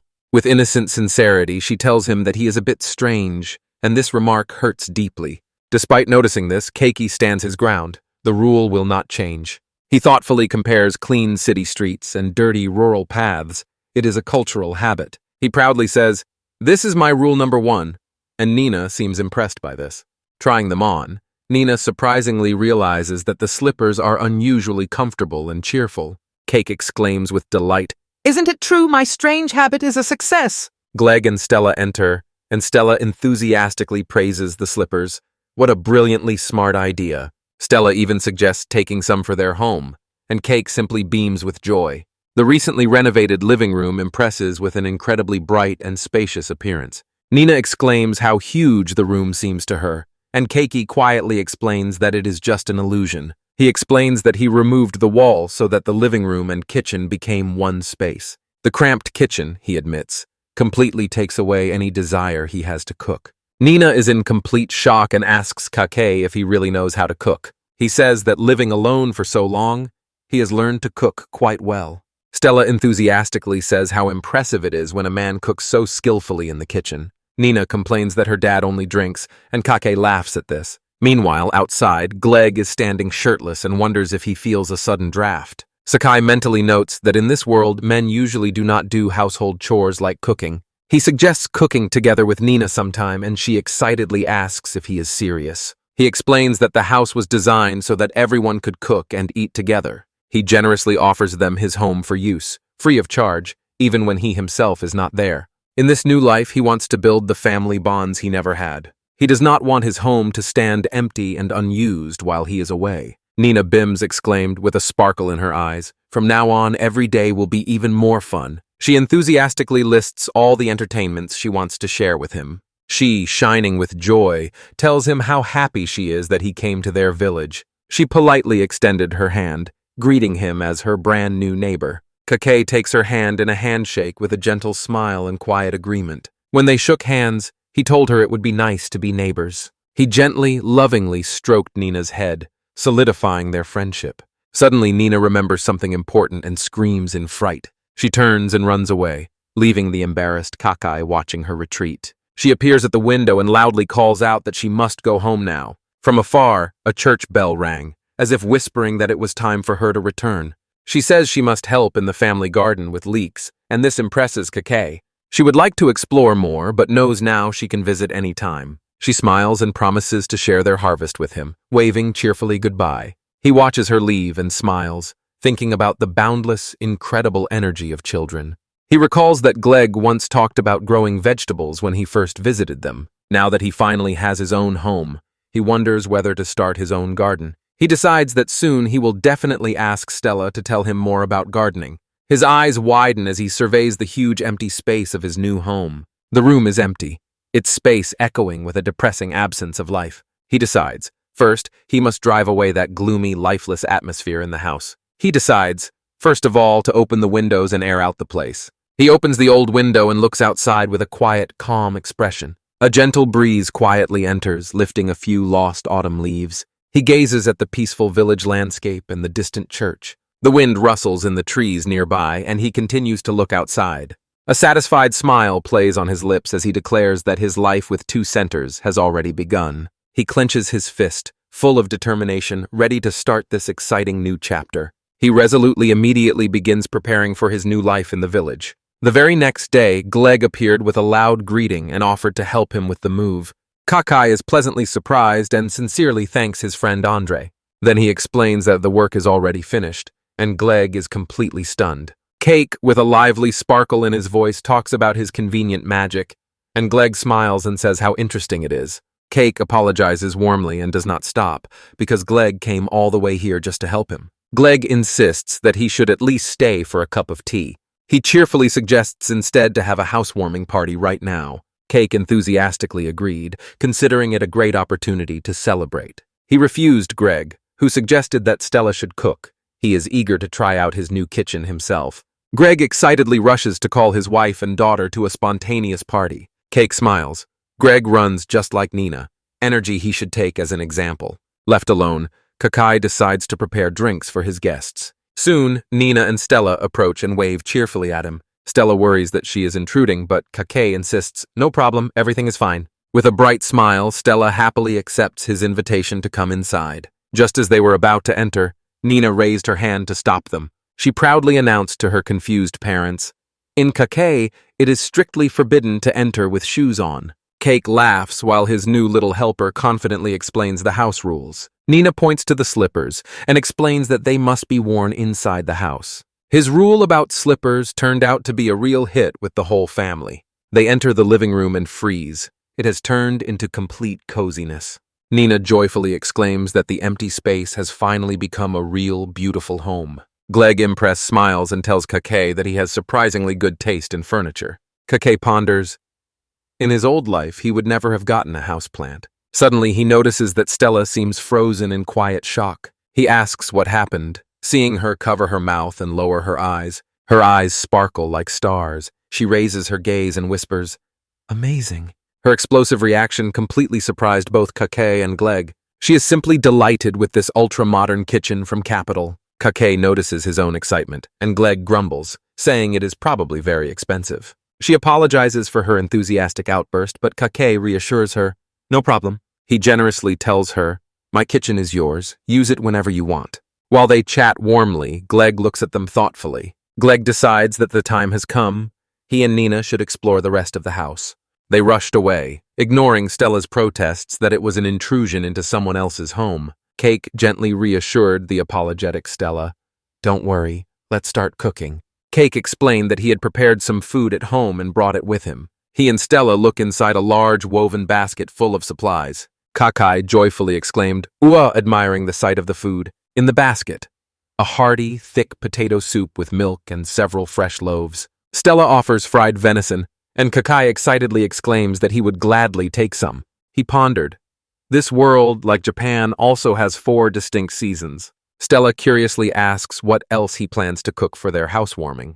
He suggests starting before Gleg and Nina get too hungry. In their new kitchen, Kakari and Stella begin cooking dinner together. Stella is stunned. Kakari has so many spices and seasonings in the pantry.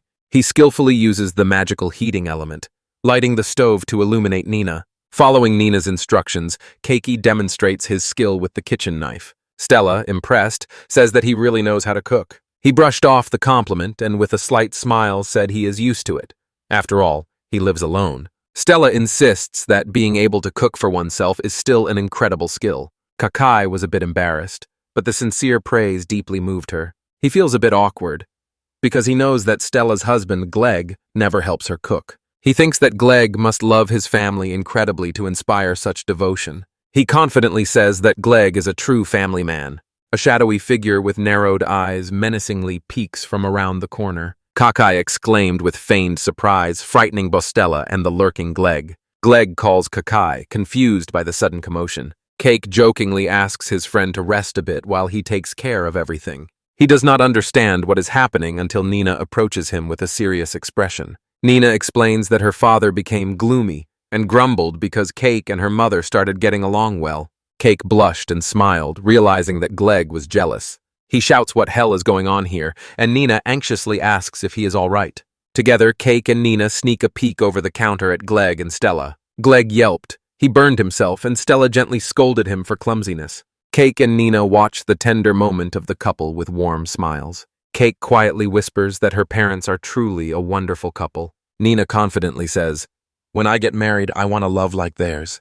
Kake froze from her sincere and strangely mature desire. He thoughtfully notices that girls her age are already thinking about such things. Nina joyfully calls Kake to cook together, and he willingly agrees. Everything is ready. Time to celebrate Kake's new life in Holland village. The whole family raises their glasses in a joyful toast to the housewarming. Nina nudged her father to try Kake's cuisine, and Gleg gladly agreed. Kake and Nina simultaneously bit into a huge piece of stir-fry. Their expressions instantly change to pure, genuine shock. Gleg grumbles that the vegetables are undercooked and incredibly hard. Stella looks at the culinary failure with a knowing, amused smile. Later that night, Kake suggests to Gleg, "Let's practice cooking together." The next chapter unfolds under the gentle morning chirping of birds. Eyes suddenly opened wide. He woke up in his new bed. He sits down, momentarily confused by the unfamiliar surroundings.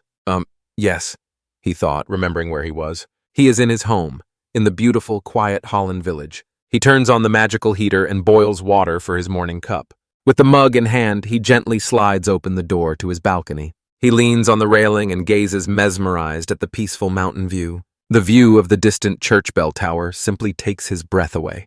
He takes a sip and thinks about how incredibly luxurious this quiet moment feels. He compares it to his home in the capital, where no one ever scolded him for walking and drinking. He smiles.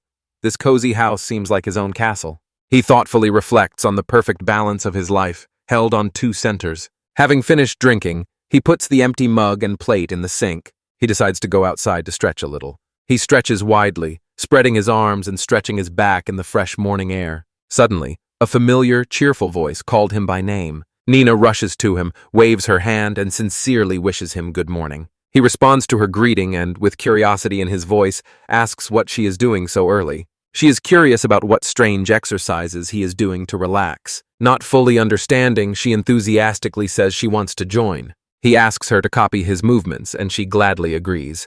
He leads her into a side stretch, counting from 1 to 4. They continue stretching, counting 5, 6, 7, 8. Then they gently stretch their arms, quietly counting 1, 2, 3, 4. Nina burst out laughing at his strange movements and asked if it was his first time. He says it is refreshing, and she giggles at his enthusiasm. She is sad that it is over, but she admits it turned out to be surprisingly fun.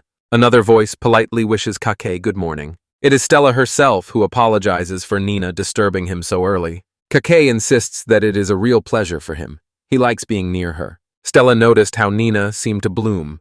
She became much happier and more cheerful since he arrived. She gently reminds her daughter to finish the household chores, and Nina agrees kindly. Nina and Stella wave goodbye and tell him they will see him again. Kake waves back with a wide, happy smile. He remained standing alone in the morning silence. A drop of sweat appears on his temple. He suddenly realizes how much he enjoyed their company.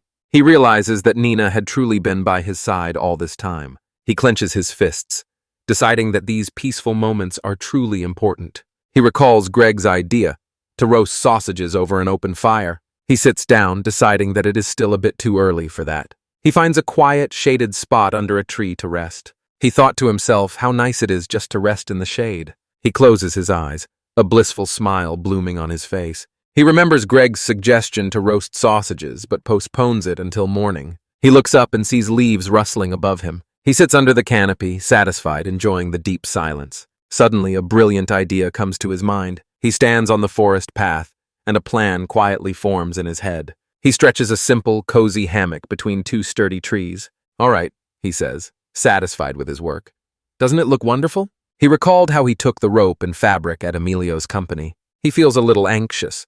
After all, it's handmade, but it looks quite sturdy. He decides to try it anyway, hoping for the best. He settles into the hammock and is surprised to feel that it is extremely comfortable here. Suddenly, a strange and wonderful wave of sensations washes over him. He feels completely weightless, as if floating in space. Hanging in his new hammock, Kake wonders if he is a genius. He smiles.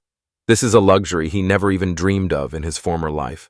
A gentle breeze rustles the leaves, making this perfect moment of silence even more tender. High above, a pair of birds soar across the bright open sky. He lies calmly, hands folded on his chest, completely relaxed in nature. Golden rays of the sun break through the dense forest canopy. On his face is a quiet, even calm.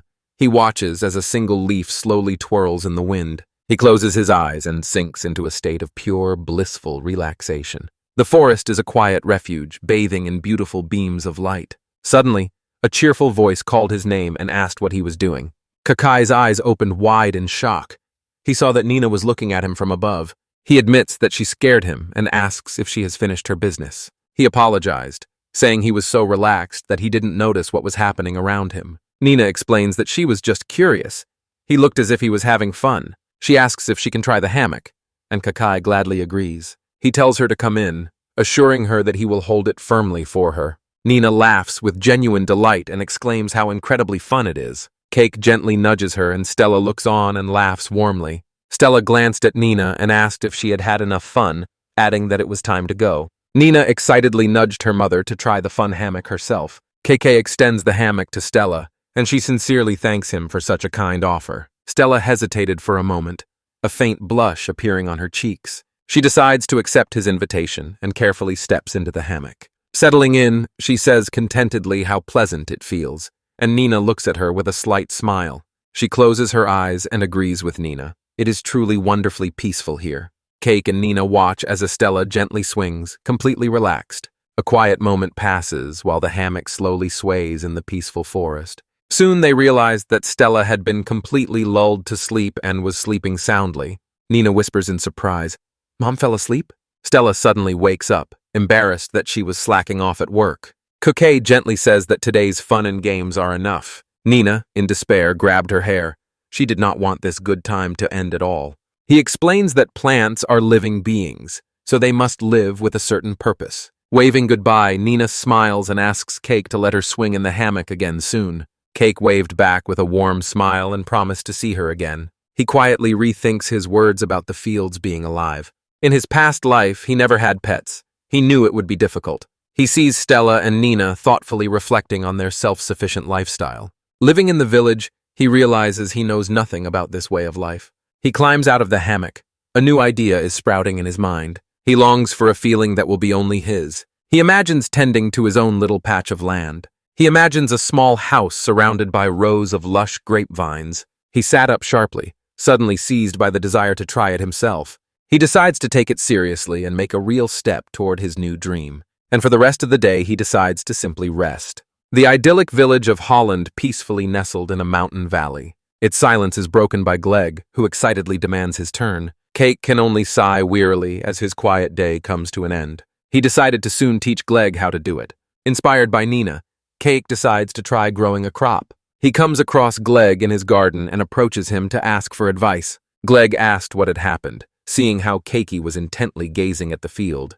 Glegg smiles warmly, understanding that Cakey wants to try his hand at farming. He enthusiastically offers to help his friend start working on the project. Glegg asks about his experience, and Cakey sincerely admits he is a complete beginner. Glegg thoughtfully suggests, "It's better to start with something simple." Cakey asks hopefully if there is any crop that would be recommended for a beginner. Glegg catches himself thinking that Caulk keeps going to the capital on business again and again. He suggests easy-to-care-for crops, for example, leek or gamo of this world. Stella appears just in time, and Cakey greets her with a smile. Glegg picks up on Stella's idea and offers to show Cakey their fields. Kakai froze in amazement. Before him stretched a huge, sprawling field of sprouts. He exclaims enthusiastically that this is an incredible field.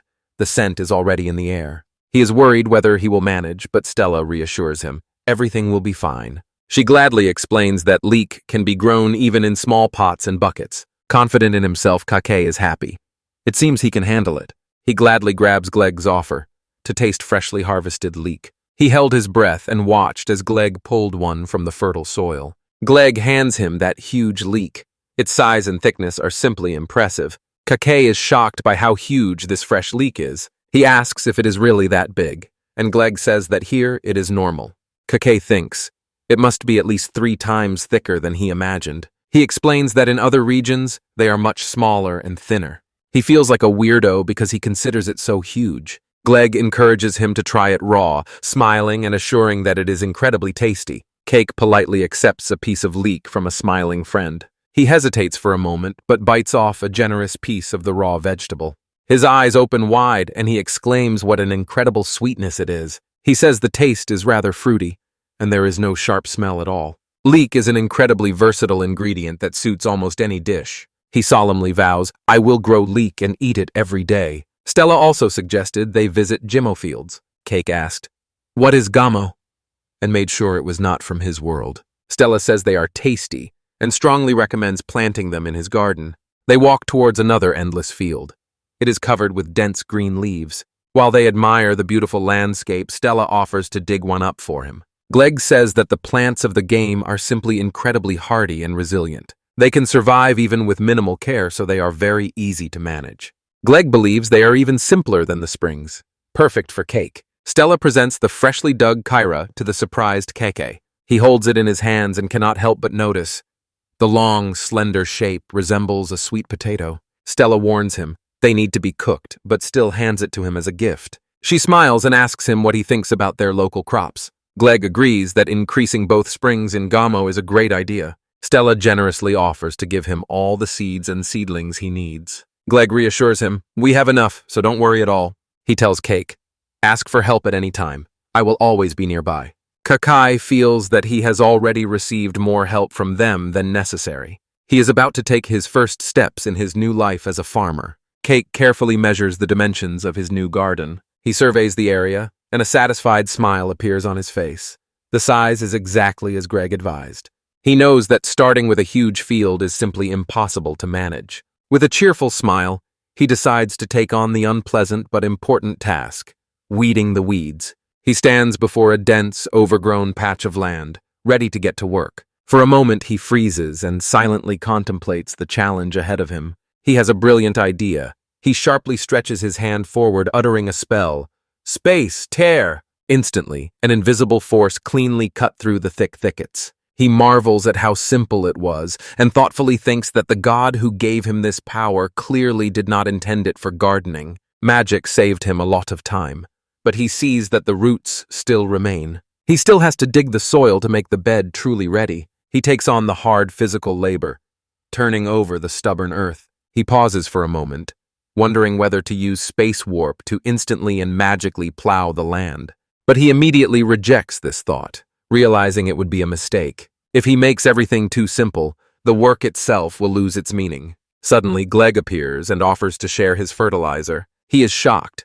Kake is already plowing and asks how he got rid of the weeds so quickly. Cake awkwardly admits that he had a little fun using his convenient magic. Gleg, who has never seen this before, eagerly asks to be shown. Kake agrees to show him and explains how it works. He releases another spatial ring, and the weed remnants instantly disappear in a dazzling flash. Gleg's face contorts in amusing surprise at the incredible magical spectacle. He excitedly tells Kake how awesome it was and demands to see it again. The two men, like captivated children, impatiently discuss the trick. Gleg says that Kake's magic is really interesting and excites him. Cake jokingly reminds him about the promised fertilizer. Gleg lifts the heavy sack, and Kasai sincerely thanks him for such a generous gift. Suddenly a sly gleam appeared in Gleg's eyes. He offers the fertilizer but sets a condition, that Kake, in return, waters his garden. Cassie is stunned by the sudden turn, a classic bait and switch from his friend. He reluctantly agrees and offers to clear a plot of the same size as the one on which the fertilizer was spent. He relieved the tension with laughter and said he was just joking. Gleg sighed with relief, and Kake gladly agreed to help him with weeding. Gleg admits the work is not easy, and most often Stella handles it. Cake reassures him, reminding him that he hasn't even bargained with a real merchant yet. Stella's voice comes from afar, laughing. Real merchants are much scarier.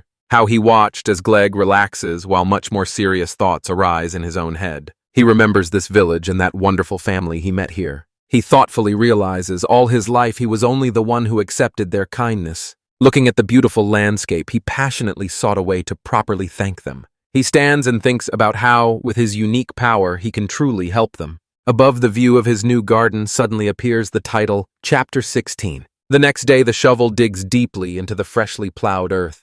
Sakai, leaning on the shovel and with a towel around his neck, decides to take a short break. He relives yesterday's hustle and that dinner with the Gleg family again. He stands on the porch and gazes into the peaceful morning landscape. A light, satisfied smile plays on his lips as he admiringly enjoys the view. He stands and gazes at the plot of land he has carefully prepared with his own hands. He feels pleasant satisfaction. Finally, everything begins to look like a real garden. He smiles inwardly. What a pleasant change of pace compared to his usual work. He suddenly realizes that this simple physical labor has become a new hobby for him. He cannot believe that he has become so fascinated with creating the garden. Two elderly figures approach his house and warmly greet him in the morning light. Kukai immediately recognizes in them the parents of Gleg and Tira. The woman apologizes for not properly introducing herself last time. She warmly smiles and calls herself Angelica, and her husband, Griff. Cake deeply bows and sincerely apologizes for not greeting them earlier, now that he is a resident. Angelica gently tells him not to worry about such formalities. She shyly asks forgiveness for appearing so suddenly, just when he is busy moving. Kake reassured her, everything for the move is already ready. Griff Ever, a practical farmer, asks, what does Kake plan to grow? Kake explains that he will start with simple things, such as hamo and plums. Griff thoughtfully looked from afar at the prepared bed. He steps onto the plowed land to share expert advice. He tells Kake that the hamo bed needs to be raised a little higher. He explains that the roots spread very widely, so they need more space. Kake is filled with gratitude for the advice and sincerely thanks him for the tip. Then Griff handed him a housewarming gift. Kake asked what it was, and Griff replied, it is a gift, a thank you for his help. Angelica joined in, extending her gift, homemade butter and cheese. Kake is delighted, says the dish looks incredible and smells simply amazing. He asked if by any chance Griff himself had prepared this beautifully presented dish with his own hands. Angelica proudly says that the Griff family are true craftsmen who make dishes. Cake, with a sparkle in his eyes, tells Griff that he will cherish this wonderful and useful gift. A tiny, barely noticeable smile of pride appeared on Griff's restrained face. He roughly brushes off the compliment, and Angelica teases him for his shyness. Cake thought to himself, Griff seems stern at first glance. But he finally understands. The old man is just clumsy, and actually a very kind person. Cake asks, Angelica, do you also keep cows and sheep? She confirms, they really have many sheep, and it is their milk that is used for cheese. Cockeye thinks that keeping livestock would be nice. And Angelica agrees. It's easier with sheep. He notes that they are also tasty to eat, and Angelica agrees with a warm smile. She advised Cake to try keeping a few when he has time. When they are about to leave, Griff encourages him.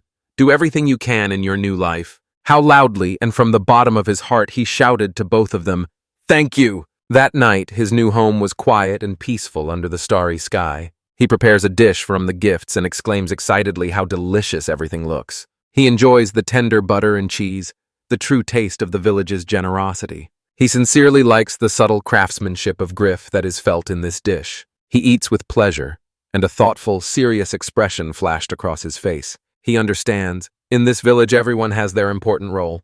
Gleg stands guard while Stella and Nina work on the farm. The whole village works in unison. Everyone brings their special skills. He sadly realizes that he lacks practical skills, even despite his special magic. He wonders, and what about me then? What is my role here? He looks at the endless landscape and asks himself how he can truly help everyone. Two little birds are cheerfully chirping on a branch in the bright morning light. Kayake stands on the porch and looks at his new home and at the village spread out on the other side. He quietly yawns, still shaking off the last remnants of sleep. A familiar voice sounded from off-screen. Good morning, Kret. The elder of the village, Reloy, greets Kaki with a warm, penetrating smile. She apologizes a little awkwardly for such an early visit and gently asks if he is settling in well. Kakai begins to deny that anything is wrong, with a barely forced smile on his face. He stands before her and warmly assures that everything in the village is wonderful. Reloy broke through his mask, saw the worried expression on his face, and directly asked him to be honest. Kayake quietly sighed, admitting that she had seen through him. He says that the day before, Gleg's parents, Angelica and Griff, visited him. During their visit, he continues, they came with a housewarming gift. He gladly accepted their caring presence, but it made him think. Standing on his land, he sincerely admits that he is amazed by the role he plays in Holland village. He feels a deep, unquenchable desire to repay the village for the kindness it has given him. He sighs bitterly. He lacks skill. He cannot create from the heart like they do. He recalls the joy when he was accepted, but feels as if he is always only receiving. Really listens patiently, understanding his desire to find his place in the village. Kake insists that this desire to contribute is an extremely strong feeling for him. She smiles gently and advises him that there is no need to rush. Cake looks puzzled, as if asking again, what did she mean by not to rush? Reloy sadly says that in that quiet village there are almost no opportunities for the youth. She recalls how Gleg and Tira left home in search of adventure and wealth. Kaki reflects that they both became adventurers, chasing the excitement of the capital. He openly admits, although he loves a quiet life, it is not for everyone. Then he thought aloud, can one still call oneself young at 27? Reloy says that he chose their village from the capital, and that surprised him. She whispers to him that only his choice to live here, and they are already happy. Cake froze in surprise. She suddenly realized the we she was talking about. Reloy recalled how Gleg's parents also glowed with joy when he arrived. She says, a young person from outside brings new energy to the village. So she smiles and tells him, don't worry so much about your role. Filled with deep warmth, she gives him the most important advice. Above all, enjoy your life. Her words revive in him a vivid emotional memory of his late father's last wish. Cake froze in amazement. His father's words resonated in him so precisely that he could not believe it. His eyes filled with tears, and he accepts her wisdom, uttering a sincere yes. Gazing at the beautiful village, he is filled with gratitude for being here. When Reloge leaves, she catches herself thinking, he should allow himself to relax. She thoughtfully reflects that rushing in search of answers rarely yields good results. He will find his way. Cake walks along the path, admiring the wisdom that comes with years. He suddenly freezes. Something nearby has caught his attention. He notices lush green vines growing inside a large building with glass panels. He immediately recognizes it. It is a greenhouse. Through the glass, he sees rows of plants bending under the weight of dark, ripe fruits. His face lights up with joyful recognition. It can't be. This is a tomato field, he suddenly realized, surprised that it was so close. Tomatoes are his favorite food, so he hopes to buy some from the owner. He looked closer and immediately noticed that something was wrong with the fruit. He notices their shape is somewhat unusual. They rather resemble bulbs, with a beautiful, shiny, and deep color. He reaches out his hand through the open door, drawn to the unique products. A sharp, commanding voice suddenly calls out to him. A shovel blade appears before him, and he freezes in anxiety. A young man sharply approached him and demanded to know what he was doing. The farmer sternly warned him, "Do not touch the tomatoes." He loudly declared that he would report Keiki as a tomato thief. The title page dramatically emphasizes this confrontation. "Away, tomato thief!" Keiki asks confusedly. "Are you talking about me, farmer?" He quickly insists. It is just a misunderstanding. He was misled by a strange silhouette. The farmer looks at him with sharp suspicion, carefully scrutinizing the unfamiliar face. He insistently demands to know if Keiki is local, and Keiki agrees. Keiki introduced himself. Kret, a new resident of the village. The farmer snorted, realizing that Keiki is that eccentric who moved from the capital. Keiki is stunned. He heard about him. The farmer says, "Everyone knows that." The farmer calls him an eccentric because he left the city and moved to the village. Keiki mentally notes how sharp-tongued the farmer is. He passionately defends his love for the village, but the farmer is still unconvinced. The farmer approaches closer and admits, talking to Keiki is easier than he expected. He smiled slightly, thinking that Keiki turns out to be not so bad after all. Keiki smiles contentedly and asks, "Was that a compliment?" The farmer apologizes for his suspicion and attributes it to recent troubles. Keiki asked if there are any bad people here, and the farmer quietly clarified he meant outsiders. The farmer's face darkens as he recalls the source of his irritation. Suddenly, he abruptly changes the subject and asks how old Keiki is. Keiki calmly replies that he is 27. The farmer is stunned. The farmer grumbles that Keiki is older than he seems and says to him, "Forget about it." Keiki wonders if the farmer is younger than Gleg, who just has an old face. The farmer then politely asks who Keiki is. He confidently smiles and says about himself, "Olga, tomato farmer." He admits that he is 22, unusually young, and suggests dropping formalities. Keiki beams with joy.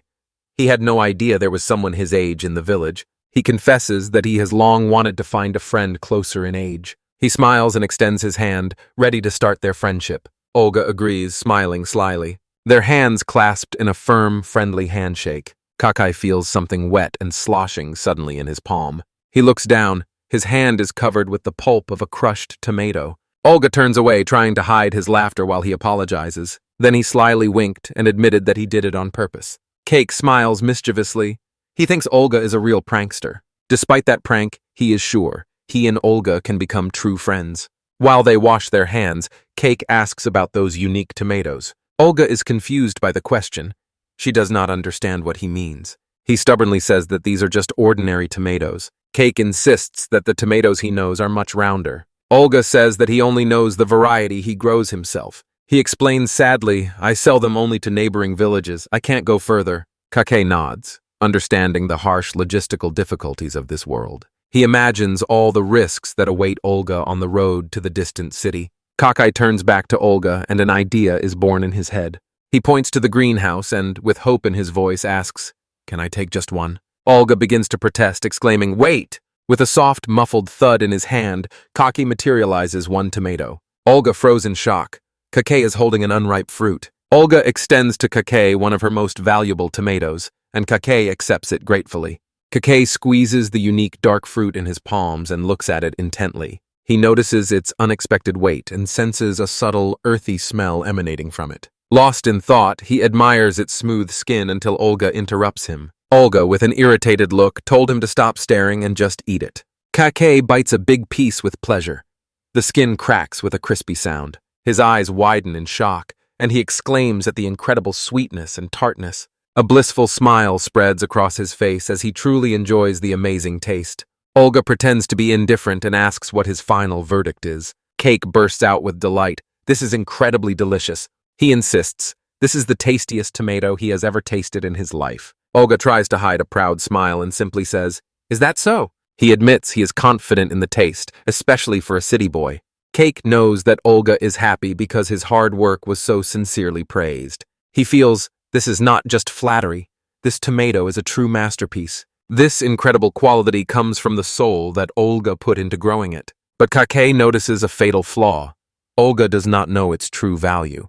He feels that his new friend is capable of much more, but something is holding him back. It's a pity that such quality is wasted in a small village. Olga abruptly pulls him out of his thoughts and asks why he suddenly looks so serious. Cake looks at him and thinks, it's a shame that such a delicacy is not shared. He asks Olga if he doesn't want more people to taste his tomatoes. Olga admits that he really does, but dismisses the idea as an impossible dream. In Kake's head, thoughts raced. He imagined branding soaked with the sweet smell of profit. Olga tells him that although he appreciates the gesture, it is simply impossible. He knows selling in the big city would be profitable, but it is unattainable for him. He waved it off.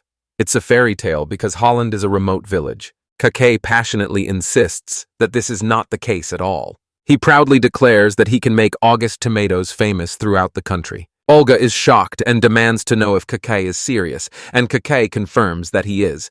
He begins to explain that he has a special ability to make this a reality. He suddenly realizes that he has a unique way to help the village thrive. Suddenly, a thought flashes through his mind. He has a way to combine these two worlds. He looks at the peaceful village that he now calls his home. Then he imagines the capital and the bridge that only he can build. Kake decides that it is better to show than to tell and asks Olga, "What did he say there?" He asked what Olga would exclaim if they suddenly found themselves instantly in the capital. With a confident smile, he asks if his new friend is ready to take a risk. Before Olga can answer, he only says awkwardly, "Huh?" In an instant, they found themselves on a cobblestone street of the great capital. Next to her, a young woman with bare ears hums a cheerful melody. Kursha, the guild receptionist, jumps joyfully, celebrating her day off. She tremulously recalls those exhausting, nerve-wracking days in the guild, all because of the business that Kak started. But today is a holiday, and she is determined to completely forget about work. She approaches a street vendor with a bright smile and orders ice cream. Suddenly, Kake and Olga appear before her. She screams in horror. She recoiled in shock when Kake asked what she was doing here. Olga, still stunned from teleportation, apologizes, realizing that for him this is not a dream. He looks up with admiration at the truly majestic Zephyr Castle. Kake tries to calm the situation while Olga stands completely overwhelmed with admiration. He cannot believe that he really made it from the village to the capital. Kursha glanced from one to the other, addressed Kake, and asked, "Who is this mysterious person?" She asks if Olga is his girlfriend. She is impressed. Before her is a real beast person. Smiling professionally, she introduces herself and tries to recruit Olga. Olga was immediately enchanted, her cheeks flushed from her sweet business smile. Cake grabs him and decisively tells Kershi that he needs to explain his magic to his friend. Kersha, winking, asks Cake, "Do you know that sweet girl next to you?" She smiles warmly and invites Kake to come to the guild again anytime. Sakai smiles in response and promises that she will definitely visit again. With a whistle of air, they disappear, leaving Kersha looking up. They re-emerge among the quiet, rolling hills around Holland village. August stumbled backward and fell onto the grass, completely confused. Cake calmly explains that this is the essence of his power. He whispered to Olga that with his magic, distance no longer matters. Olga looks at him differently, with new respect, and admits that it is indeed so. He squeezes his head in his hands, asks for a minute to digest the impossible. He agreed that they could set off, but immediately asked if Kake has a plan on how to sell the tomatoes. Cake confidently lists his business connections and proudly talks about the ability of his magic to preserve. Olga's last doubt did not subside. Will his tomatoes really sell in the big city? Cake looks at him, not understanding why he suddenly has so many doubts. He teases Olga, asking if the first glance at the capital scared him. Olga flinched. It was clear how irritated she was that Kake touched a nerve. He says to Kakari, "Shut up," wiping a drop of sweat from his forehead. He demands to know what benefit Kaki will get from this venture. Kakai passionately stated that his only goal is for the village to prosper. He sincerely tells Olga that helping the village is his own reward. He closes his eyes and thinks about the home he finally found here. He sincerely talks about his deep love for the village and how much he wants to be useful here. He feels that this place gave him so much when he had nothing. He firmly decided to try everything he could before giving up. He passionately says that Dutch vegetables will become famous throughout the country. He turns to Olga, his back to him, and simply asks for his trust. Olga froze, speechless, stunned by Keiki's depth of conviction. He ran his hand through his hair, overwhelmed and embarrassed by this plea. He sharply tells Keiki, "Don't dramatize when trying to convince another guy." Kuki turns around and asks if he needs to hear his determination once more. Olga asked one last time if he was absolutely sure the tomatoes would sell. Keiki, without a shadow of doubt, says they will definitely sell. Olga froze from his instant and unconditional confidence. A smile slowly but surely blooms on Olga's face as he finally agrees. He says if Kaak is so confident, then he is ready to try. He wants to check for himself if his tomatoes can survive in the capital. Kaak's face blossomed with a broad, joyful smile as he shouted Olga's name. Olga interrupts him. He rubs his fingers as if rain is pouring from imaginary coins. He insists passionately, farmers must also earn a living. Kate quietly smiles and agrees. Money is indeed very important. Olga extends her hand, ready to seal their new business partnership. Kakai looks with a warm, satisfied, and hopeful expression. They shook hands. Olga counts on him, and Kake promises to fulfill everything. A luxurious floral ornament gently frames the beginning of their new joint venture. Olga insistently said that the dirt on Keiki's hand was an accident, not a joke. The next day in the peaceful village of Holland, a new, ambitious chapter begins. Young Nina energetically pumps the hand pump, and water splashes into the bucket. The air shimmered slightly, and Kaki suddenly found himself right next to the frightened girl. Nina's initial glance instantly melted into a broad, joyful smile of recognition. Kakai runs along the path with a smile, happily greeting his young friend. He asks if her parents, Gleg and Stella, are nearby, and she silently points to the fields. Nina cups her hands and loudly shouts to her parents that Kret has come to see them. Apologizing for the interruption, Kakai hears from Gleg that it is nothing serious. Cake insistently says that his visit has nothing at all to do with his own garden. He explains to the curious couple that he is here for a completely different reason. He looks at the idyllic fields, his heart pounding, about to make his grand proposal. Gleg was even stunned with surprise when Kake suggested selling their harvest in the capital. Sitting in the garden, Gleg thoughtfully looked at his simple, ordinary vegetables and wondered, would they manage to sell them? Cake jumps to his feet and passionately insists that their products are not ordinary at all. He gathers his thoughts for a moment, ready to confidently prove his point. He is delighted and praises their amazing leeks, so big, thick, and sweet. Gleg is stunned. Kook is so fervently enthusiastic about their ordinary vegetables. Keiki also says how easily their unique potatoes, gamo, grow. The unique chessboard pattern of Haimo's leaves unfolds in all its details. Gleg begins to understand that what is usual for them is something special for Keika. Cake proudly says that he already has the village head's permission. He recalled a promise he made to someone named Riloy and explained that this is his way of giving back. He adds that the plan includes August tomatoes and other rural delicacies. Gleg asks Cake in surprise when he and that prickly farmer met. Nina glows with joy upon learning that they will also sell Olga's tomatoes. She shines with pure joy and exclaims how immensely she loves them. Cake smiles warmly, agreeing that he loves them too, but for him it's just business. Gleg's face darkened when he asked about Cake's connections in the company. Cake confirms. He is from Emilio's company and will sell through them. Gleg froze. He recognized that name. It is the most successful new trading company. He admits he has heard about them but pretends to be indifferent. He recalls rumors about the company growing at an incredible, almost unreal speed. He feels relieved. A powerful and reliable company stands behind the deal. Cake sincerely looks into his friend's eyes and asks if he will agree to this plan. Gleg smiles and assures that he will never refuse a friend's request. He adds that additional income for them would be a real gift. Cake's face shines with pure gratitude, and he does not spare words, sincerely thanking his friends. He impatiently asks if there are any other crops that the villagers are proud of. Gleg proudly offers to take him on a grand tour of the village farms. The tour begins. Gleg introduces Cake to another proud local farmer. Cake is delighted by a piece of an incredibly sweet giant watermelon. They continue the journey and enter a field with tall, healthy corn. A collected bright selection of vegetables and fruits, impressive in its quality. Returning home, Kaki examines the wonderful loot he has gathered. Anxiety overwhelmed him. He knows he must impress his business partner. He thinks about how all the food in the village is painfully delicious. He knows he must choose very carefully to impress Emilio. His face hardened with determination. He felt the full weight of this meeting. He is sure that Emilio will listen to him, but he knows that his friend is ruthlessly logical. Emilio does not hesitate. He will reject any plan if it does not show clear benefit. Kake knows tomorrow's conversation is the key to the success of the whole matter. The next day, the scene shifts to the majestic, sprawling capital of Zephrel. Kake instantly teleported back to his luxurious city mansion, a modern stone building. Sunlight pours through the large, flawlessly polished windowpane. In his mind appeared Elsa. She is diligently cleaning the window frame. On her face, quiet calm and concentration as she performs her duties. Kakai burst into the room and joyfully announced that he had returned. Elsa turned to greet him, and her long hair fluttered from the sudden movement. Kake froze for a moment in surprise. She reacted so calmly to the sudden appearance. She meets him at home with impeccable professional composure and addresses him as master. He admires how quickly she adapted, praising her incredible skills. He asked if there were any problems, and she calmly confirmed that everything was quiet.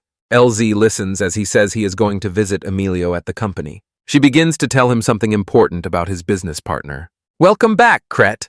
A familiar, charming voice sounded near the sofa. Cake is stunned. Emilio is already sitting relaxed in his living room. He cannot help but think how quickly everyone got used to his teleportations. Emilio notices how after his stay in the village of Kukai, he seems renewed and looks fresh. He admits that sometimes he feels envy for Kiki's quiet, rural life. Cake abruptly interrupts him and says he has something important he wants to sell. Emilio, intrigued, asked what Keke brought back so actively. With a dramatic wave, a huge pile of vegetables and fruits appears on the floor. Emilio froze in shock and asked what it was while Kakai explained its origin. Emilio quietly snorted disdainfully, assessing the pile. He stands up to leave, but Kakai desperately grabs him and begs, "Wait." Kake insists he should at least listen. After all, the harvest is also merchandise. Emilio's expression sharpened, and he asked if the peasants had pushed him into this. He warns, if this is just a favor, they will gain nothing from it. Kake firmly says that the peasants would never ask for such a thing. He stubbornly swears he will never betray either the village or Emilio. Emilio listens, his gaze softening as he sees his friend's determination. He sincerely apologizes for his rudeness and admits he crossed the line. He says, "Before jumping into business, you first need to properly assess its foundations." With a charming smile, he willingly agrees to listen to the full business presentation of Kakai. Kakei's face lit up. He is ready to present his proposal to his friend. Emilio froze, listening attentively as Kakai begins to explain his plan. He nods and instantly grasps the essence of Kakei's unique discovery. He admits, many of these vegetables are varieties he has never seen in his life. Kakei explains, the peasants consider these incredible harvests completely ordinary. Emilio suddenly realizes that there is a blind spot in his vast information network. "And that is why," says Kake, "we must sell them." He passionately talks about their business model, buying cheap and selling expensive. Emilio smiled, impressed by his friend's newly discovered business acumen. He acknowledges Kake is right, and now he understands this potential. But he insists the most important thing is the taste. Kake's face, like a mask of pure confidence, and he readily agrees. Emilio knows no matter the advertisement, taste decides. The taste itself must become the most powerful weapon of persuasion. Kakai knows the taste of this first drop will decide everything. Kake insists that Emilio first taste the giant raw onion from the village. Emilio agrees, noting the impressive size of the leek before trying the taste. With one move, he puts a crunchy white piece of leek into his mouth. A pleasant crunch sounded, and Kake watched him, awaiting the verdict. A close-up shows Emilio's eye widening from complete and absolute shock. He exclaims that it is incredibly sweet. It just melts in the mouth. Kake talks about its versatility, and Emilio enthusiastically praises his excellent marketing sense. Emilio, now intrigued, said he wants to try a tomato next. With a crunch, he bit off a large piece of a special tomato. He chose, thoughtfully, a rich flavor that flooded the palate of his experiences. A blissful, satisfied smile blossomed on his face as he enjoyed it. Emilio exclaims, "Sweet as a fruit!"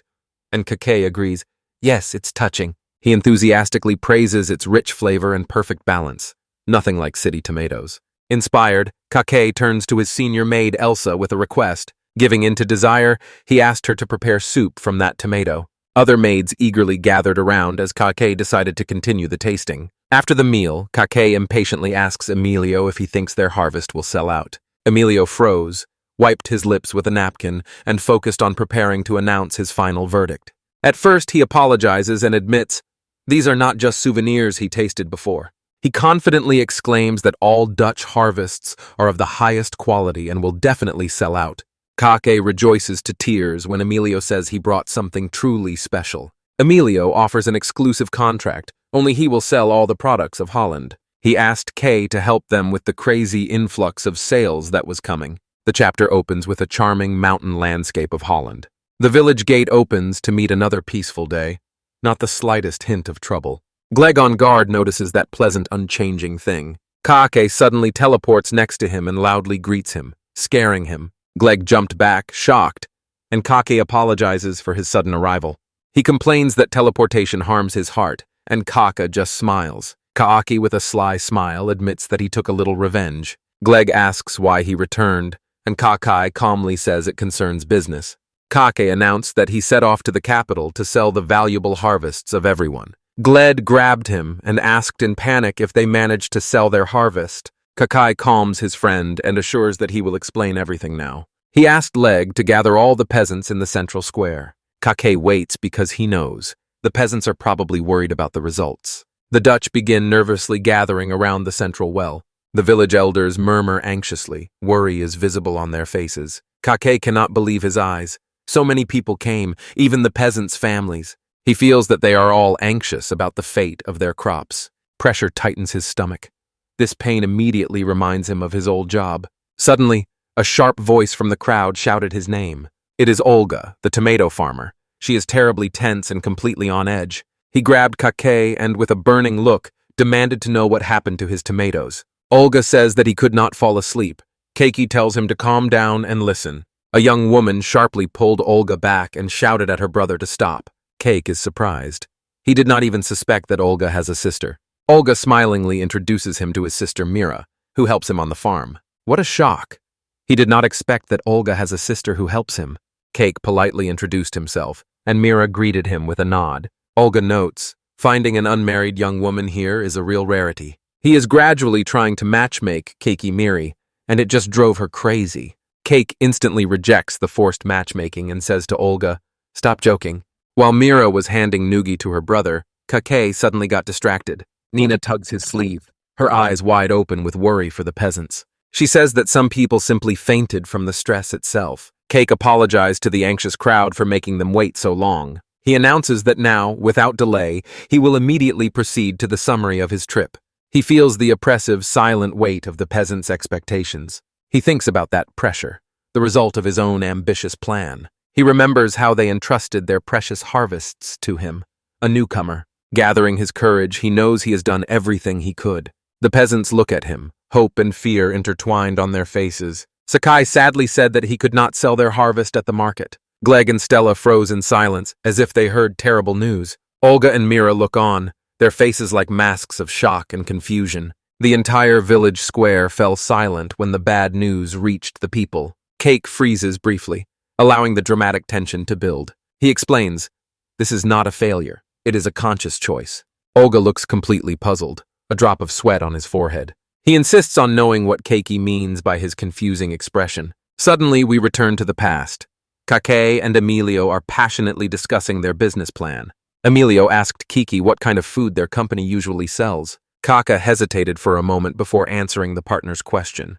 He lists rare fish, monster meat, and other exotic delicacies, real treats for gourmets. Reviewing their product line, he suddenly realizes. He notices that they do not sell ordinary meat and vegetables here, and cannot understand why. Emilio said briefly and coldly, "Because they are everywhere." He explains rare sells, but ordinary goods in the capital do not bring profit. Keiki understands well. Labeling ordinary vegetables as cheap and tasty will not work. Emilio admits their plan will be complicated, but not entirely impossible. Kake sighed with relief upon hearing that there was still a chance of success. Emilio reveals his master plan, to sell directly to restaurants not on the market. These are not just any restaurants, he explained when Kake doubted the idea. They will target elite establishments frequented by the nobility and the royal family itself. They can simply leverage their existing contracts for other rare ingredients. With their reputation and Kake's magic, quality is not a concern at all. But Emilio adds a decisive touch to his ambitious strategy. He says their current plan still does not give them a chance of success. Other traders are strong, but they lack the clear advantage that would bring victory. Kake understands. A spectacular, bright sales pitch and a mandatory tasting are needed. He grits his teeth and quietly admits, his partner is completely right. He knows, only with his own ideas can he truly repay his fellow villagers. He was racking his brains in search of a bright idea for sales, feeling intense pressure. Elsa quietly brings him another cup of tea. Her presence is calm and unwavering. Cake silently looks at her. A thoughtful silence descends on him as he thinks. He froze, enchanted by her graceful movements as she prepared the steaming tea. A spark of an idea, sudden, like an epiphany dawning. He turns to the maid, and a brilliant idea lights up his face. He looked at Elsa and thought, maybe this idea will really work. A majestic, ornate building rises up. Here, a risky business will unfold, with big money at stake.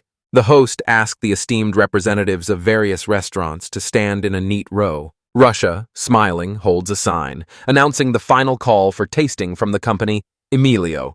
The maid, in a beautiful kimono, quietly and politely serves the long queue of waiting chefs. Rival merchants look closely and notice that striking line in the staff's impressive, unusual attire. Kakai, smiling, tells Emilio that their ambitious presentation seems to have been a stunning success. Emilio smiles and admits to Keke that he is genuinely surprised by his bold proposal. Cake laughs modestly, hardly believing that he himself came up with such a plan. In a flashback, Keke, with a spark in his eyes, explains his idea, a bright promotional campaign involving maids. He asks the partners if it is a bad idea to make maids advertising girls. Emilio and Els both froze in silence at his unexpected, audacious proposal. Elsie, caught off guard, asks if he really means the servants. Kake instantly panics, retracts what he said, and asks them to forget he said anything. He mentally scolds himself, fearing that his idea is inappropriate sexual harassment. Emilio quietly chuckled. He was finally beginning to understand Kake's clever strategy. He teases Cake, smiling, saying that this is a rare idea from a person he had already considered dull. Emilio smiled broadly and confidently and agreed that it was a good proposal. He says that having beautiful women serve mostly male chefs is a great move. Kayake worries about ethics, and Emilio insists with a smile, well, it's not like we are seducing nobles. Emilio explains, this is actually a disguised war between competing trading companies. However, he admits that just beautiful waitresses are not enough. Kakai agrees. The idea is too weak, so he has another proposal. He suggests that maidservants dressed in the traditional attire of his native land serve the guests. Emilio acknowledges Kaake's rare Eastern origin and agrees. This clothing will definitely attract attention. Kayak explains, the genuine originals cannot be obtained, but I can order the tailoring of similar items. Emilio places the teacup on the table.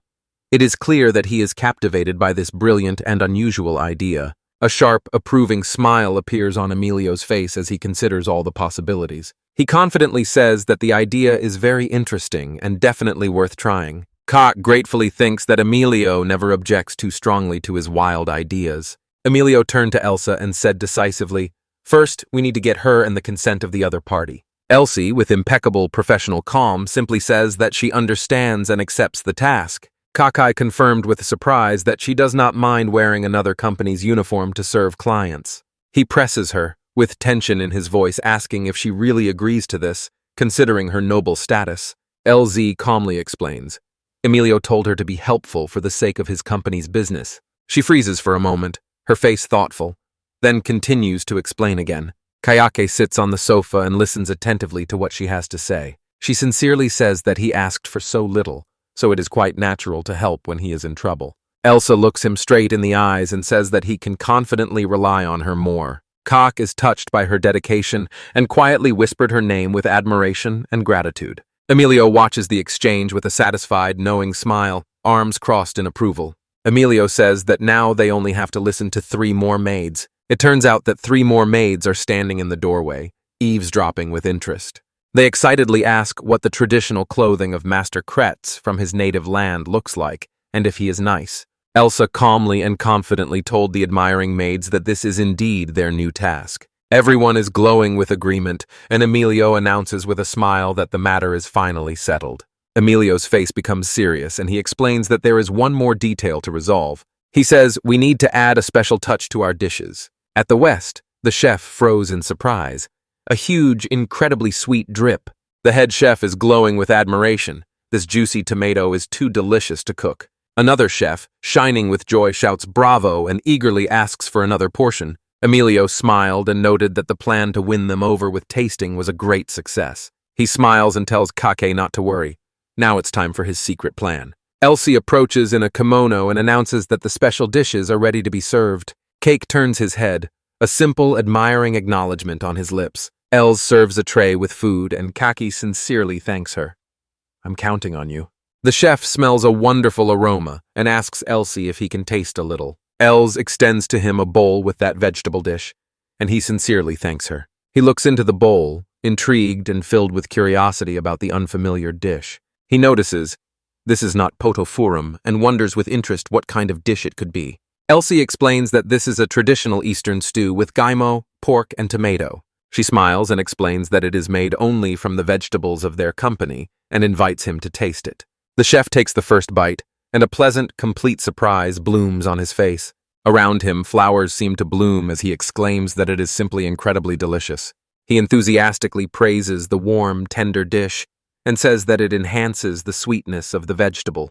He immediately asked to discuss the dish and conclude a long-term contract for vegetable supply. Emilio smoothly steps forward, thanks the chef, and confidently begins to lead the contract discussion. The crowd instantly recognizes the man.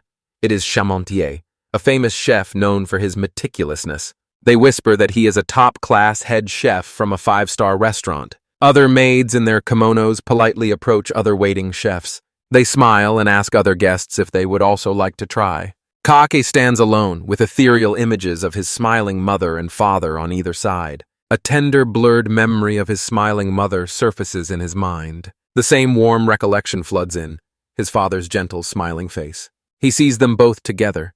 They look at him with warmth and affection. Now Elsa stands next to Kake and with a glow in her voice says that this event turned out incredibly successful. All the chefs buzz with excitement, eagerly wanting to sign contracts with Emilio's company. Elsie says that the very dish proposed by Cake became the spark that ignited their success. Cake sighed quietly, from relief and a bit of fatigue. Cake smiles and says that it is just a hearty homemade dish from his native Kujaga.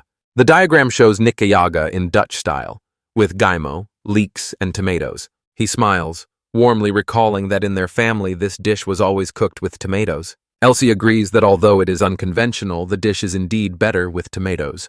Kaake's face darkened when he realized this is the taste of a precious memory. A gentle, distant smile appears on his face. He remembers something dear.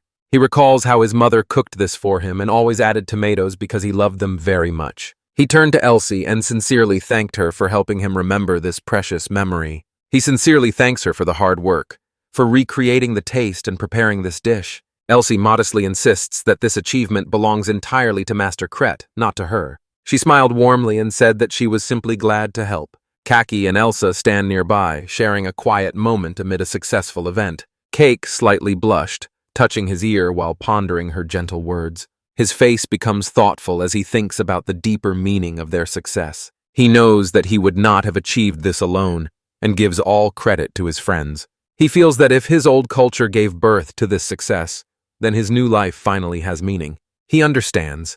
This helps him remember not only painful moments but also many good memories. He wonders if this has become his way to finally repay others. The events move to Holland village, where Kakai must report on his success. Kaake stands before worried villagers and nervously explains the situation that brought everyone to this moment. Olga and his sister Mira, holding their breath, look anxiously and ask how it all ended. Keiki smiles slyly and announces that the capital's fine restaurants will become their regular customers. The peasants of Gollenstern were caught off guard, their faces blank and stunned silence. Their shock finally burst out in a collective, prolonged cry of disbelief. Olga grabs Cake and desperately asks if their harvest was really sold in the capital. Kake beams a smile, reminding Olga that he promised they will definitely be sold. Olga froze, looking at his friend. The incredible news slowly begins to sink in. Overwhelmed with emotion, a choked sound of joyful relief escaped his lips. He raised his fists up and let out a triumphant roar. The whole village erupts with joy. He celebrates their shared victory together with everyone. The old farmer laughs in amazement. He cannot believe that his vegetables had such incredible value. Kake watches their pure, sincere joy with a gentle, satisfied smile. Olga stops him. She needs to clarify one last important thought. Suddenly, it dawns on him. If their harvest sells for such money in the capital, and other traders consciously bought them for next to nothing, his sister Mira agrees with what the brother suddenly and angrily realized. Gleg and his family arrive, enthusiastically celebrating the incredible success of this venture. Stella's face shines with pride as she agrees with her husband. Mira explains that selling fresh produce in the city seemed impossible. Olga, though reluctantly, agrees. Logistical difficulties have always been too great. Gleg explains that it's not just about money. Now they see their value. He bows deeply before Cake and thanks from the bottom of his heart. Cake, confused and cowardly, sold only what he was sure of. Nina raises her eyes to him and insists that he did much more than that. She exclaims with delight. She has never seen everyone in the village so happy. Cake looks at the crowd and sees joy with his own eyes. In his eye reflects the entire depth of the feelings of this moment. He sees the whole village, a sea of smiling, hopeful faces. The elder men of the village are laughing, their faces full of delight. The women are cheerfully chatting among themselves. It is clear that their mood is uplifted. The entire community is united by a single feeling of pride for what has been done. Kike quietly mumbles to himself that everything is exactly as Nina said. The village elder Reloge steps forward. He will speak for everyone. On behalf of the entire village, she thanks Kike most sincerely and from the bottom of her heart. She says that he breathed new life into their community and restored their hope. Other villagers stood up and one by one thanked this impressive young man. Kike, embarrassed by the praise, tries to brush it off. He explains that he feels he has finally made his contribution to the village. Gleg and his family froze in shock upon hearing that he felt that way. Gleg stubbornly says that he does not need to worry about such heavy matters. He says that simply living next to them and being happy is already more than enough. Stella smiled warmly, sincerely agreeing with the man's words. She tells Kake not to worry. It's fun with him. Reloy gently reminds him of the advice from their previous conversation. She says again, he should be free and he should not feel burdened. She smiles and says, let him just live carefree. A sincere tear wells up in Kake's eye. He recalls those lonely, sleepless nights from his previous life. He again remembers the painful memories he always kept inside. He remembers the overwhelming loneliness that covered him after his father's death. He forced himself to stop looking back to bury this pain within himself. But now he clutches his chest. He is pierced by a powerful realization. It was the meeting with the amazing people of this village that changed him. He feels that he has finally managed to repay them for that incredible kindness. Olga throws her arm over his shoulder and asks if he is crying. Kake hides his face and insists that he is not crying. He raised his eyes, smiling through tears, and declared that the village is the best. He is no longer lonely, he says, smiling a bright, joyful smile. Gleg, seeing his friend's happiness, exclaimed, it's time to celebrate. The whole village decided to arrange a gathering with treats at Kake's house. The celebration moves to Kake's charming stone and timber home. Rilly raises a glass and proposes a toast to their future success. Peasants clink glasses and burst out with a loud cry of joy. The house is filled with joyful celebration, delicious food, and ringing laughter. Olga and Mira raise their glasses high and join the toast. Olga takes a big, satisfied sip of his drink and laughs loudly. The women bring even more delicious homemade food to the table, true treats for the celebration. Cake, Gleg, and Nina laugh loudly together, enjoying the wonderful party. The night deepens. The party slowly quiets under a scattering of stars. As soon as the guests left, Kake carefully wipes the wooden table. He smiled inwardly, how quickly the women helped clean everything up. He smiles, recalling the amazing moments of that night. He remembers seeing Stella helping a very drunk Gleg get home. He thoughtfully reflects. This is probably what a couple who have been together for many years looks like. Gleg fainted, so Stella had to carry him home to the very doorstep. Suddenly he realizes, for the first time since childhood, guests have come to him. He sits on the porch and gazes into the quiet, peaceful night. In his heart, a deep feeling of satisfaction and belonging spread. He decides to go outside to take a breath of cool night air. He lifts his eyes to the breathtaking, star-studded sky above the village. He steps into his yard and cannot help but notice how clear the sky is this evening. He sits down on the wooden steps of his porch and sinks into thought. He decides that life with two hubs has become a wonderful beginning. Working with Emilio is not bad at all, and it gives a feeling of satisfaction. He is sure now he truly and sincerely feels fulfilled. In his previous life, work and relationships were just things he had to endure. He lost so much that his life became tasteless and empty. But now he will resolutely rush to achieve a happy life together with everyone. A small, satisfied smile plays on his lips as he thinks. He sits on the porch, peaceful under the endless starry sky. The village church stands like a silent guardian in the light of the stars. He smiles, knowing that he has finally found his place in the world. He will continue to live in two places at once, in the city and in the village. The next morning, the sun brightly breaks through the tree canopy. Keiki and Gleg came across a beautiful, pristine mountain stream. The water is crystal clear, rushing swiftly over smooth gray stones. Cake Points could not believe his eyes. There are so many fish in the stream. He exclaims excitedly that this is a wonderful stream, perfect for summer camping. Greg agrees and adds that thanks to Kakai's magic, it's easy to visit here. He adds that the hotter the summer gets, the better the pecking will be. Kayak is delighted when Gleg offers to teach him where the best spots are. Cake explains that today after lunch he needs to go to the capital. Before Cake has to return to work, Gleg suggests having some fun. Gleg, with a sly look, asked if KK brought that thing. Cake smiles slyly, confirming that his special tool is already ready for action. He pulls out his modest cooking set with a magical gadget that instantly ignites fire. Kakai brings a pot with vegetables that he already chopped this morning. Gleg shows what he brought, a basket with sausages and fresh eggs. He also brought bread with butter from Angelica and exclaimed that it is damn tasty. When Gleg suggests to toast the bread, Cake wisely advises not to use the buttery frying pan. Above the crackling campfire on the rocky shore, two pots are set. A delicious breakfast sizzles in the frying pan, toasted bread, sausages, and eggs with runny yolk. Sakai happily says that everything is cooking perfectly. He offers some wormwood tea. Greg agrees that it would be nice. Gleg pulls from the icy stream a net full of cold thermoses. They begin to lay out perfectly cooked sausages and fresh lotus root on the plates. On their simple camp table, a generous, appetizing breakfast is already spread out. Two friends sit by the stream and enjoy their meal right in the middle of nature. Sun rays pierce through the tall canopy of the beautiful, dense forest. Cake contentedly takes a big bite of freshly toasted bread. He enthusiastically says how incredible it is to have breakfast right in nature. While he eats, a sudden splash in the stream catches his attention. He sees a big fish jumping out of the crystal clear water. When he looks, he is enveloped by a moment of deep calm. Kaak sighs contentedly and admits that he does not want to go to work. Gleg immediately became worried and asks if something bad happened at his job. Cake explains the job is flexible and pays well, so he is doing quite well. He admits the village is so cozy that he begins to relax and become lazy. Gleg smiles and admits since Kaak arrived, work on his farm has become much easier. Kike asks if he has become a burden, but Gleg waved off the thought. Gleg explains that providing for his family is a happy burden. He advises Kaak to enjoy these peaceful moments to maintain the right balance. Kaake wholeheartedly agrees, and a bright, understanding smile blooms on his face.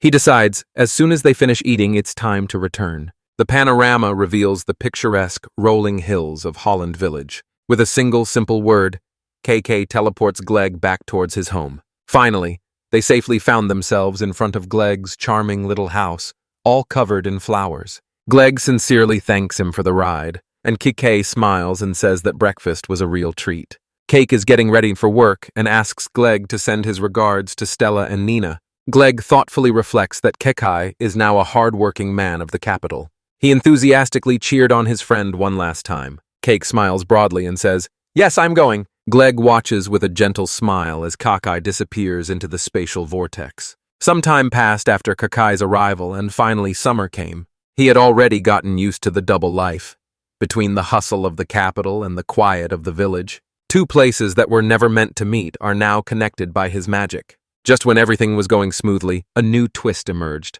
Kake instantly teleports to the luxurious headquarters of the Emilio company. He cheerfully greets his business partner. "Good morning, Emilio." He sees Emilio silently sitting at the table and looking out the window. Emilio strangely quieted down. Instead of his usual energy, there is only fatigue in him. Kake is confused. His friend is unexpectedly quiet and behaving unusually. Emilio finally turns back, suddenly breaking free from his thoughts. He seems surprised to see Kake looking at him worriedly. Emilio forced a bright smile, greeted Kake, and noted that he came early. Cake clearly does not believe it. A drop of sweat glistened on his temple. Emilio asked if Kake was okay, but Kake replied, "What's wrong with you?" Kake frankly says Emilio is clearly just overworked. Emilio's face played with mischief when he asked Kake for a small favor. Kake instantly becomes wary and says, "It depends on what you are asking for." Emilio is worried about how cautious Kake has become, but Kake only insists. It's obvious anyway.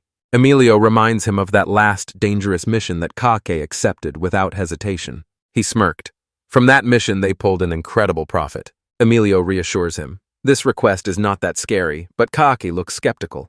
Kake stands in front of the table and asks what Emilio wants this time. Emilio's eyes lit up when he asks Kay to take him to Holland village. Kake froze at the unexpected request to go to the village. Emilio explains that the rural products are being snapped up. They are becoming the main commodity. He wants to personally meet the farmers, to gain their trust and discuss future joint business. Kake clearly understands. In this world, personal meetings are indispensable. The diagram shows, without the internet, business requires direct contact. In a world held together by human connections, his ability to teleport is an invaluable asset. Cake feels guilty, realizing that the villagers are probably curious about their new partner. He sincerely admits, since he brought them this deal, it was he who should have proposed it. Emilio looks at him, a slight smile on his lips, as if he knows everything. His smile slightly blossomed from the sincerity of his friend. He says to Kake, "You are truly a very conscientious person." Emilio reassures him. This is a profitable business, so it is quite natural that he would ask. Kake gratefully thanks and agrees to take him to the village of Holland. Suddenly, Emilio had a brilliant idea. A light bulb literally lit up above his head. He suggests bringing goods for sale, but Kake immediately brushed off this idea. Cake suddenly realized, then Emilio's visit would become just a conversation about sales. He understands that Emilio's logic is correct, but he still feels uneasy. He worries about how to introduce his clever friend from the city to the villagers. Kake hesitated, his heart tightening with anxiety about the upcoming trip. He notices that Emilio looks more anxious than usual. His hands are clasped together. Cake sees dark circles of fatigue under his friend's eyes. He calmly suggests, "We'll deal with the sales pitch another time. After all, he can always come to the village whenever he wants." Emilio insists, "Let's build trust today, and tomorrow the business will go much smoother." Cake lowers his gaze and admits that Emilio has a valid point. Emilio decides they at least need to take a small gift for the people in the village. He puts on his coat and returns to his friend with a new plan. He smiled so charmingly and invited Kake to go shopping with him. Cake agrees, and they set off into the bustling streets of the city. They walk through the lively open-air market, abundant with fresh vegetables and fruits. Two friends gaze at a stall overflowing with appetizing pastries. Kake carries his purchases beside him, a happy and excited Emilio. They stop to rest in a quieter corner of the city. Emilio lifts an ice cream cone and offers it to Kake as a treat. He says this is payment for Kake accompanying him on the shopping. They enjoy the ice cream and are already ready to set off on their joint journey. Emilio suggests resting a bit before embarking on their long trip. Kake jokes that he needs to claim Emilio for himself before the villagers take all his time. Emilio says plainly, he only needs Kake's magic, but he is fond of him. Kake looks at his friend, and suddenly a troubling realization dawns on him. He notices, outwardly Emilio is as cheerful as always. However, he thinks he has never seen his friend truly rest. Kake concludes that this workaholic has pushed himself to the limit and must be very exhausted. During a snack, Kake suddenly realizes this trip is much more than just a business meeting. He hopes that this visit will finally give his friend a chance to relax. Emilio looks tired, awaiting an important diplomatic mission ahead. A new chapter begins, and already promises Emilio a bright, eventful trip to the village. In the shimmer of magic, Kake teleported them, announcing that they have arrived safely. Emilio gazes at the simple rural landscapes, and finally understands. This is truly the Dutch village. The peasant on guard recognizes Kake and immediately asks about his guest. Kake proudly introduced Emilio, a merchant from the capital who sells their harvest. Emilio gave a charming smile and introduced himself as the president of the company. The guard froze. Such an important man had come to them. Another peasant asked if their sudden appearance was again one of Kake's spells. He involuntarily imagines how much money he would save if he could travel like that. The watchman shows them the way to Andrei and Olga's homes. Emilio notices with interest that Kake seems to get along easily with the peasants. Keke blushes awkwardly and insists that the people here are truly kind-hearted. Emilio looks on, thoughtfully weighing the sincere words of his friends. He says that even though he came without warning, he felt no hostility from them. The hospitality of the peasants impresses. After all, such places are usually closed off. He explains that in many remote communities, strangers are met with extreme caution. Kake suddenly realizes. During teleportation travels with Emilio, he had already noticed this tendency. He feels that it is this warmth that makes his memories of Holland so dear. Cake decides that it is time to officially introduce his friend to the whole community. With a proud gesture, he officially welcomes Emilio to the Dutch village. Emilio breathes in the rural air, and a gentle breeze ruffles his hair. Before them unfolds a captivating panorama of an idyllic village. Cake smiles broadly, happy and proud to share this special place with him. Emilio's eyes widen slightly. He is enchanted by the quiet beauty of the valley. He observes the lush nature, abundant food, and people with open hearts. He agrees. Truly a beautiful village, and he understands why Kakai decided to live here. Cake beams with pride, happy to hear praise from his friend Ernest. He admits that he is glad, because someone as clever as Emilio approved his home. Emilio suggests, it is time to go and meet the farmers. Cake decides to first take him to Andre's house, the farmer involved in the leak.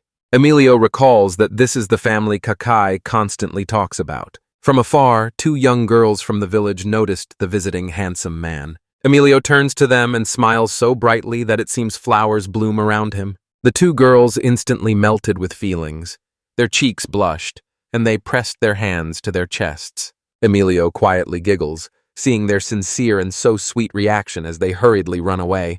Kake quickly and insistently warns his friend, do not show your charm in Andre's house. He says that in their family there is an overly protective father and husband. Kake worries that Emilio's refined charm is too strong for young Nina. A spark of understanding and determination flashed in Emilio's eyes. He reassures Kake that he will never cause trouble for his important friends. Kake approaches a simple village hut and cheerfully calls Nina. Nina lifts her head from work. She recognizes Kikeya but not his companion. All three froze in a slightly awkward, even funny silence. Emilio cannot understand why Kretz seems so interested in the young girl. Cake asked Nina to call her parents, explaining that his companion is from work. Koki nervously whispers to Emilio, not to mention that strange earlier conversation under any circumstances. A charming cottage is visible, with beautiful white flowers climbing its walls. Gleg and Stella appear, frozen in shock. Before them is a merchant from the capital. Emilio officially introduced himself as the president of the company, Emilio. He says he wanted to personally greet the farmers who supply their harvests. Gleg did not hide his surprise. Even here they talk about that famous company. Emilio modestly accepts the compliment and feels honored that he is known so far away. Stella is impressed that such a young man has already become the president of a company. Gleg sincerely thanks them for the visit and, with his mouth open, marvels. They appeared instantly thanks to Kretz's magic.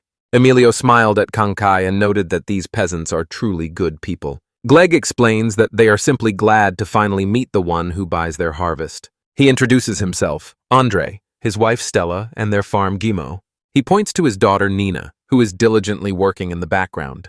Emilio enthusiastically praises the huge and amazing leeks that Gleg grows. He politely asks if he could see how they are grown. Gleg is delighted by the request and eagerly invites the monitor. Then he gladly offers to show them other farms in the village. Kaake is impressed by how smoothly Emilio steered the conversation to his advantage. Emilio admits that he is actually quite bad at making small talk. Kayak finally understood that his previous worries about his friend's skills were unfounded. Their tour begins.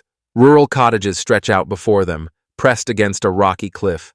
They walk along the tall fields of grain under the bright sunny sky. In the distance, Gleg proudly waves his arms, talking to the enchanted Emilio. The tour ends near a large, magical rural house with a stone chimney. An empty glass was slapped on the table. A pleasant, dull knock sounded. Emilio exclaimed that the juice was incredibly tasty and immediately demanded another glass. The village boys were amazed at how much Slenderman could drink. Emilio confidently says that he often makes deals over a glass. Gleg is delighted by the enthusiasm of his new friend and encourages him to drink more. Cake watches the spontaneous party and wonders, is this normal business practice here? He fears that Stella, Gleg's wife, will get angry because of his drunkenness. Olga appears with a tray and happily says that the tomato dishes are ready.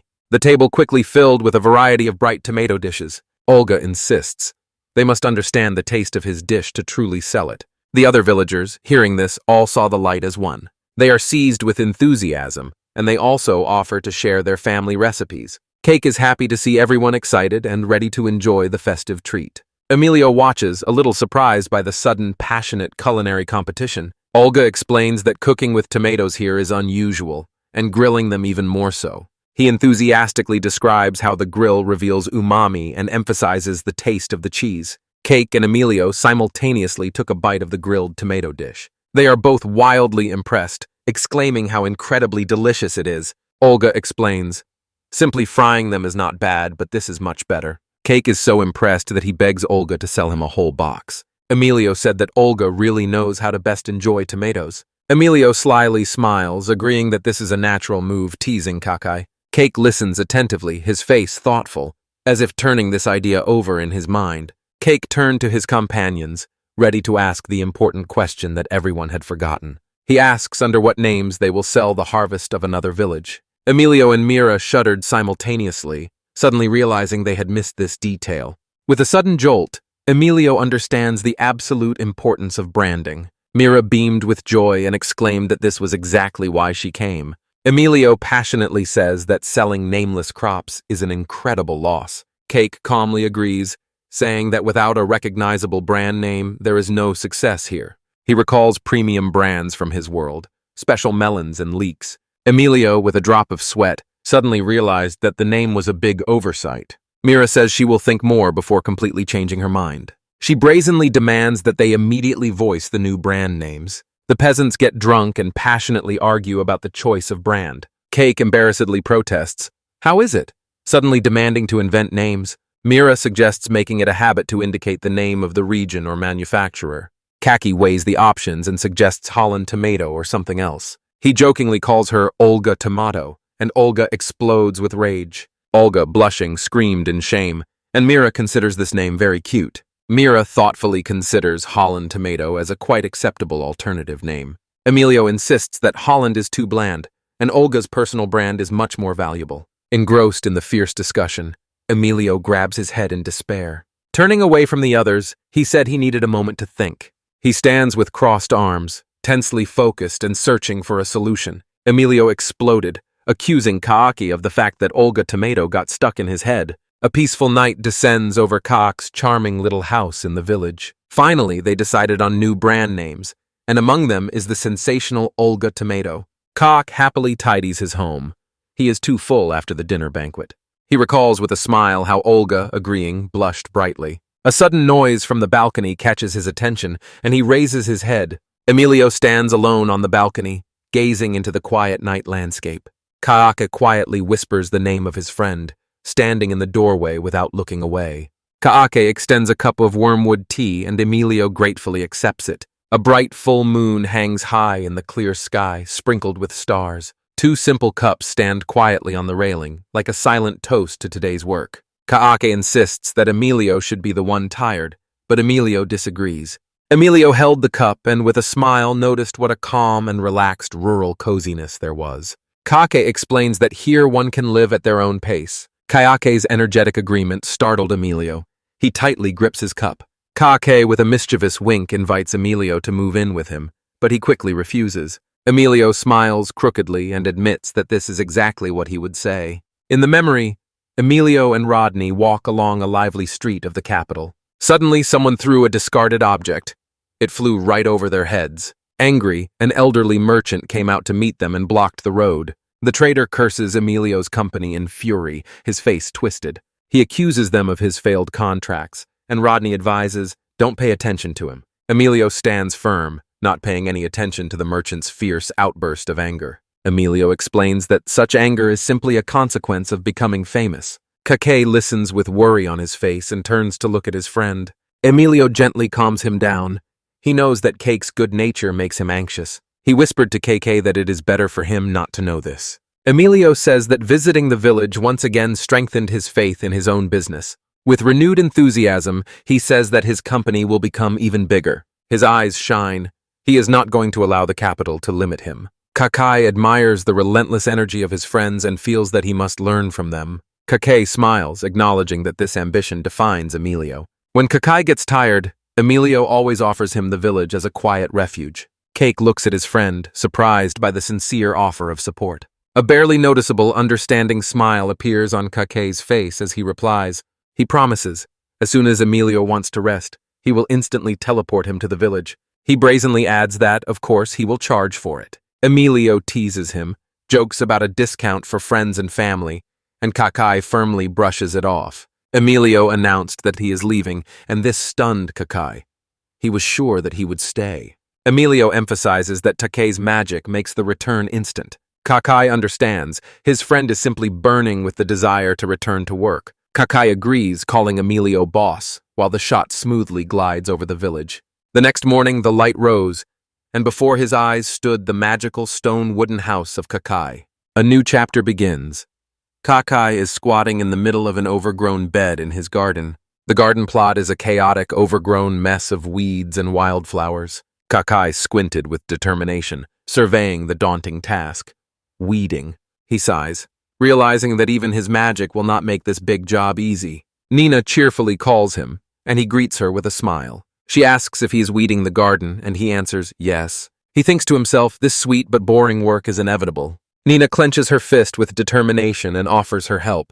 Kakai is stunned but delighted by her offer and gladly accepts her help. Nina proudly boasts that she is incredibly fast at weeding. She demonstrates her skill by pulling weeds with impressive speed. He is amazed by her lightning speed and flawless technique. She completed the entire route. Inspired by her diligence, Kakai decides to double his efforts. The sun shines dazzlingly in the sky, dotted with fluffy white clouds. Soon the garden is completely cleared, the dark soil freshly prepared. Kakai and Nina shout joyfully, celebrating their quick and successful teamwork.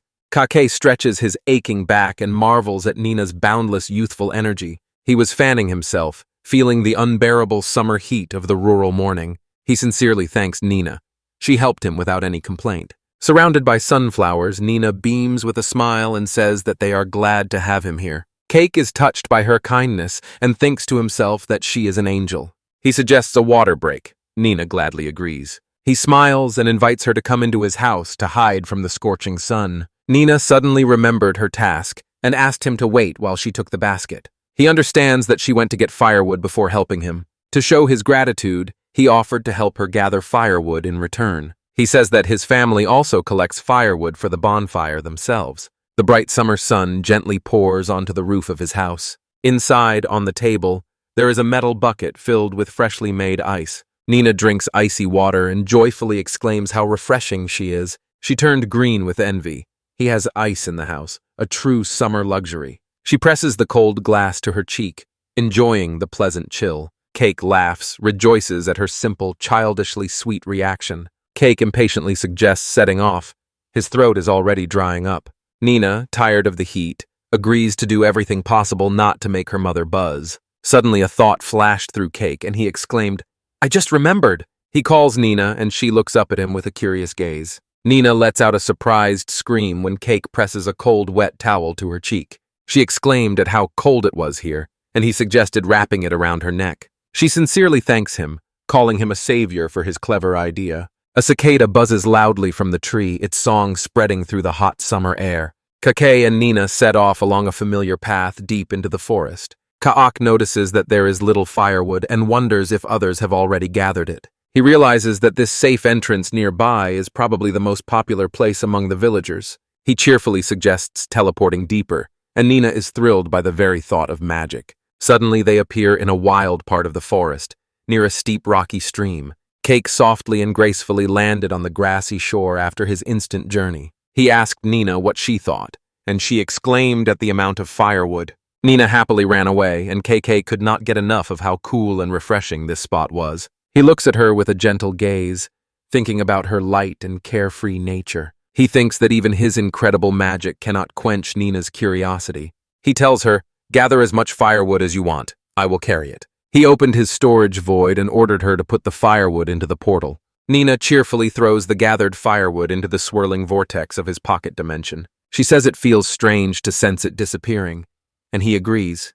It's normal. He assures her that it's convenient, and she enthusiastically praises his incredible ability to adapt. Nina suggests looking for edible mushrooms, and this proposal completely caught Decay by surprise. He dramatically asked Professor Nina, is she an expert on local mushrooms? He asked if she would teach him, and she gladly agreed to show him. She eagerly leads the way deeper into the forest, and Kakai calls after her. Above them spread a dense, beautiful canopy of the forest. Kakai noticed what a fruitful morning it had been, and Nina agreed.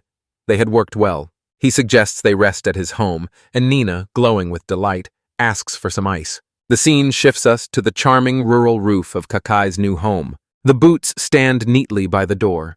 They enter inside to catch their breath. Cake extends to Nina a tall, elegant glass filled with ice and amber liquid. Nina asks if it is wormwood tea, but Cake explains that it is iced tea. He shows her a small tin with black tea leaves that he bought in the capital. She notices its pleasant aroma and enthusiastically says how unusual and wonderful it is. She takes a long and refreshing sip of the cold drink while Cake watches. She says it is not sweet, a simple and sincere child's assessment. She quickly adds that it goes down easily, and he agrees with a smile. Opening a rectangular tin with cookies, he smiles and says it goes wonderfully with sweets. Nina gasps excitedly upon seeing the colorful, beautifully decorated cookies. She happily nibbles the cookies, savoring the crunchy and tasty treat. She covers her mouth with her hand, eyes tightly closed. A moment of pure gustatory bliss. She exclaims how delicious the cookies are, and he is glad that she likes them. She feels that the tea tastes better just like that. He calls it the adult method. She looks at him with admiration and says how incredible he is. She says with sadness that there are so many things in the capital that she does not know. Kako was suddenly overwhelmed by a feeling of guilt. He realized that he had overdone the show-off. He realized that he had used her innocent reactions simply because they were so cute. He quietly made a sound of irritation and felt ashamed of his carelessness. Nina, sulking, begins to say something else to him. Unable to stand it, Kakoe suddenly asked if she wanted to go to the capital right now. He instantly looks surprised and a little embarrassed by his own sudden proposal. Nina's eyes opened wide in complete shock. Her mind barely copes with his words. He stammers and wonders himself why he blurted it out so suddenly. Nina's face blossomed with a radiant smile. She asked if he was serious. He agreed, recalling his promise, and Nina is delighted. Her dream has come true. Suddenly she freezes, realizing that first she needs to ask her parents for permission. With a determined smile, she says that she understands and accepts the condition. She runs out the door, swearing to get her parents' permission for the trip. Cake watches her leave, admiring her determination to also carry firewood. He grimaced because he realized the overly caring Glegg will never allow this trip. He resigned himself to the fact that he would have to sincerely apologize when the plan inevitably falls through. Stella and Nina appear at his door, and Nina joyfully exclaims that they can go. Kokai stands as if rooted to the spot. This unexpected and impossible turn of events simply stunned him. He nervously asked about Glegg, and Stella cheerfully admits that she hasn't told him yet. Stella, beaming with the smile, says that she wants Nina to see the world. She believes that this experience will become a true treasure for Nina, and fully trusts Cake. Cake bows his head, moved and confused by her deep trust in him. Stella gently stroked happy Nina's head and promised that she would explain everything to Glegg herself. She politely asked Cake, please, take good care of Nina during the trip. Cake suddenly realizes Stella is doing this only for Nina's sake, and it touches him deeply. He quietly thinks to himself, Nina is lucky to have such a kind mother.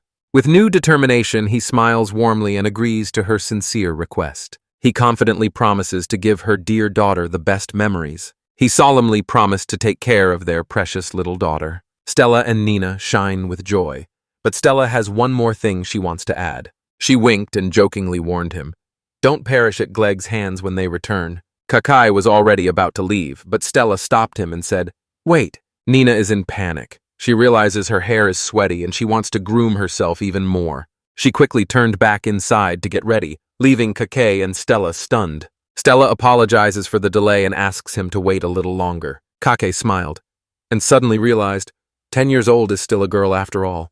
He quietly makes a thoughtful sound, patiently waiting for her. He looked at his home and decided maybe he should change his clothes too. He buttons up a clean, ironed shirt, preparing to play the role of an escort. Neatly dressed, he is confident that this look will not embarrass the young girl. He hears Nina calling his name and saying she is ready and waiting for him. He peeks out from behind the door and asks if she is finally ready to go. A close-up of Kake's eyes. They show complete astonishment at what he sees. Nina stands in the doorway, completely transformed into a stylish young lady. She, with a nervous tremor in her voice, asks him what he thinks of her new elegant look. She is worried whether her outfit looks strange, her eyes and face full of anxiety. Cake froze without words, trying to find the right words to describe her. He is stunned by the incredible power of Stella's beautiful genes. Nina asks again if she looks strange, and he immediately came to his senses. He gently assures her that she looks wonderful, and that he was just surprised. He smiles and says that while walking through the capital, she will not look out of place at all. He says with admiration that she is more beautiful than any girl in the whole city. He sighs and admits, if she was cute before, now it's a whole new level. Nina Bims says that girls are simply incredible when they dress up. Cake jokingly thinks whether she would be insanely popular if she always dressed like this. She boldly retorts, these luxurious outfits are absolutely unsuitable for working on the farm. She decides that such an outfit is only suitable for special days, for example during harvest festivals. Kake thinks that Harvest Festival is an interesting name for the event. Nina later apologized for making him wait so long. Stella appears and explains that her daughter was so excited that she completely lost her head. While Stella fusses over her hair, Kake realizes it was probably she who made Nina look nice. Stella gently asks Nina if she is sure she wants to leave, and not just rest. Nina panics and exclaims that she does not want to waste a single moment. She frantically pushes Cake to the door, insisting that they must hurry. At the threshold, Stella calls Kake and her face instantly becomes serious. She bows low and begs him, please look after your daughter. Cake warmly smiled and assured her that she can leave everything to him. With a final wave of their hands, Nina and Kit K say goodbye, promising to bring souvenirs. Stella smiles and says to Nina, have fun and stay close to Kret. In the flickering distortion of space, Kake and Nina instantly teleport away. When they arrive, they are greeted by the majestic, wide view of the capital. A tall, elegant stone clock tower majestically rises above the surrounding rooftops. Below, the cobblestone streets teem with people busy with their daily affairs. Kake and Nina instantly appear in an alley, and Kake loudly announces that they are here. Nina looks up, her mouth forming a perfect circle of silent wonder. In a very close-up shot, her eye reflects the sparkling, breathtaking cityscape. The majestic Zafrael Castle proudly towers on a hill, offering a view of the entire city. Kake and Nina look up, their faces full of pure admiration. They stand by the majestic fountain and admire the beautiful, lively scene around them. Kake firmly squeezes her palm.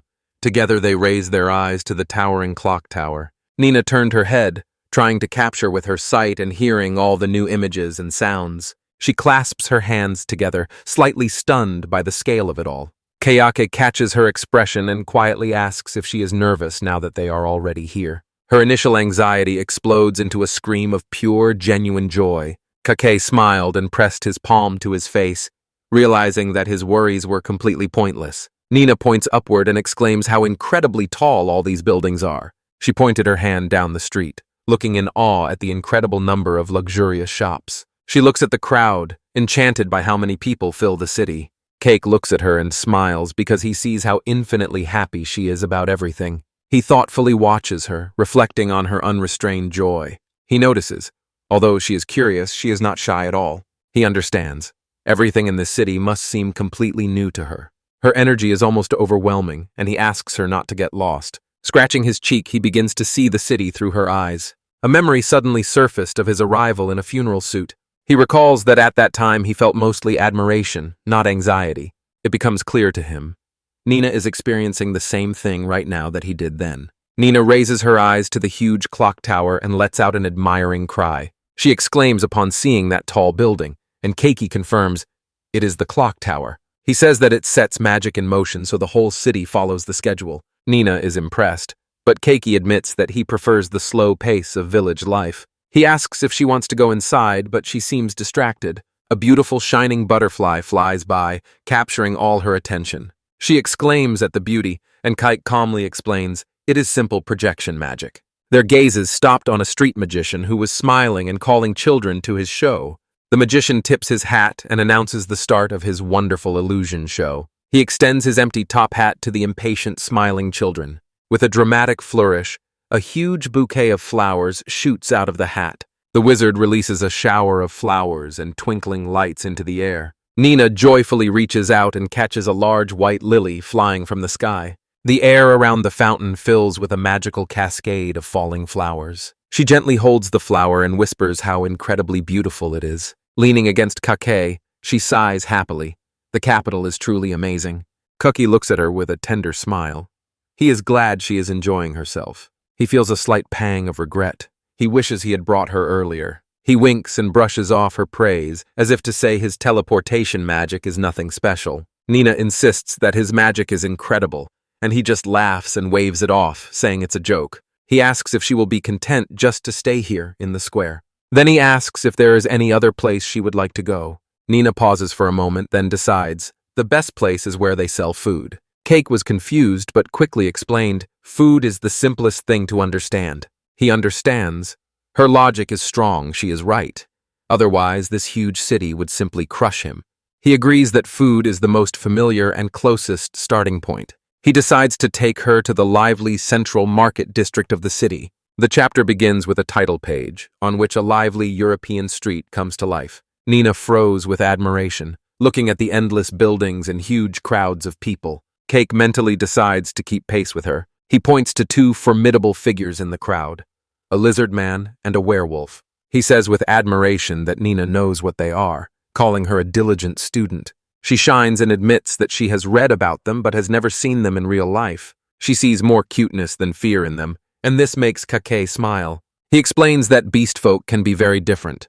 Some are barely distinguishable from humans, while others are completely different. He thoughtfully considers that such places are rare in her remote village. He tells her that most likely they will see even more near the Adventurers Guild. A hoarse voice shouted, recognizing Kake, the very boy who teleports. The werewolf sharply turns around and instantly recognizes his lizard-like companion Waldorf. Nina raised her eyes, puzzled by the strange nickname given to Kake. The travelers are surprised to see him with a child and ask who she is. Guard teases, this girl is too cute to be Kake's relative. Nina suddenly realizes that these formidable figures are Kake's friends from work. Waldorf asked Kake to help them with transportation for their next guild mission. Nina is amazed. She realized how much people rely on Kake's help.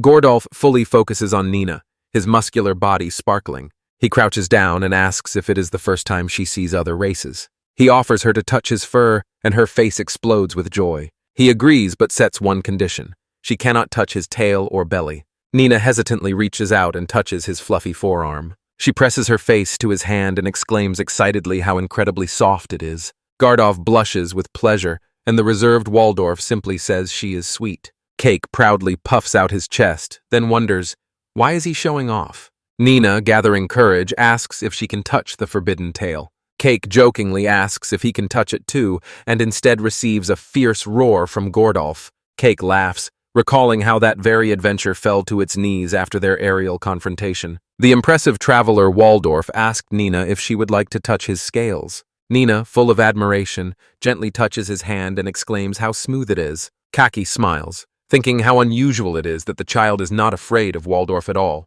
Nina tells Waldorf that his kindness is his greatest charm, and it makes her happy. In another part of the city, the lightning blade wonders why the teleport Kakai took a break. Gardolf tells Kakai, let them know as soon as you return. They have work for you. The werewolf gently patted Nina on the head and said goodbye to the little lady. Waldorf smiled and said that next time he would introduce Kakai to a few other half-humans. As the adventurers set off, Nina and Kakai waved to them and promised to meet again.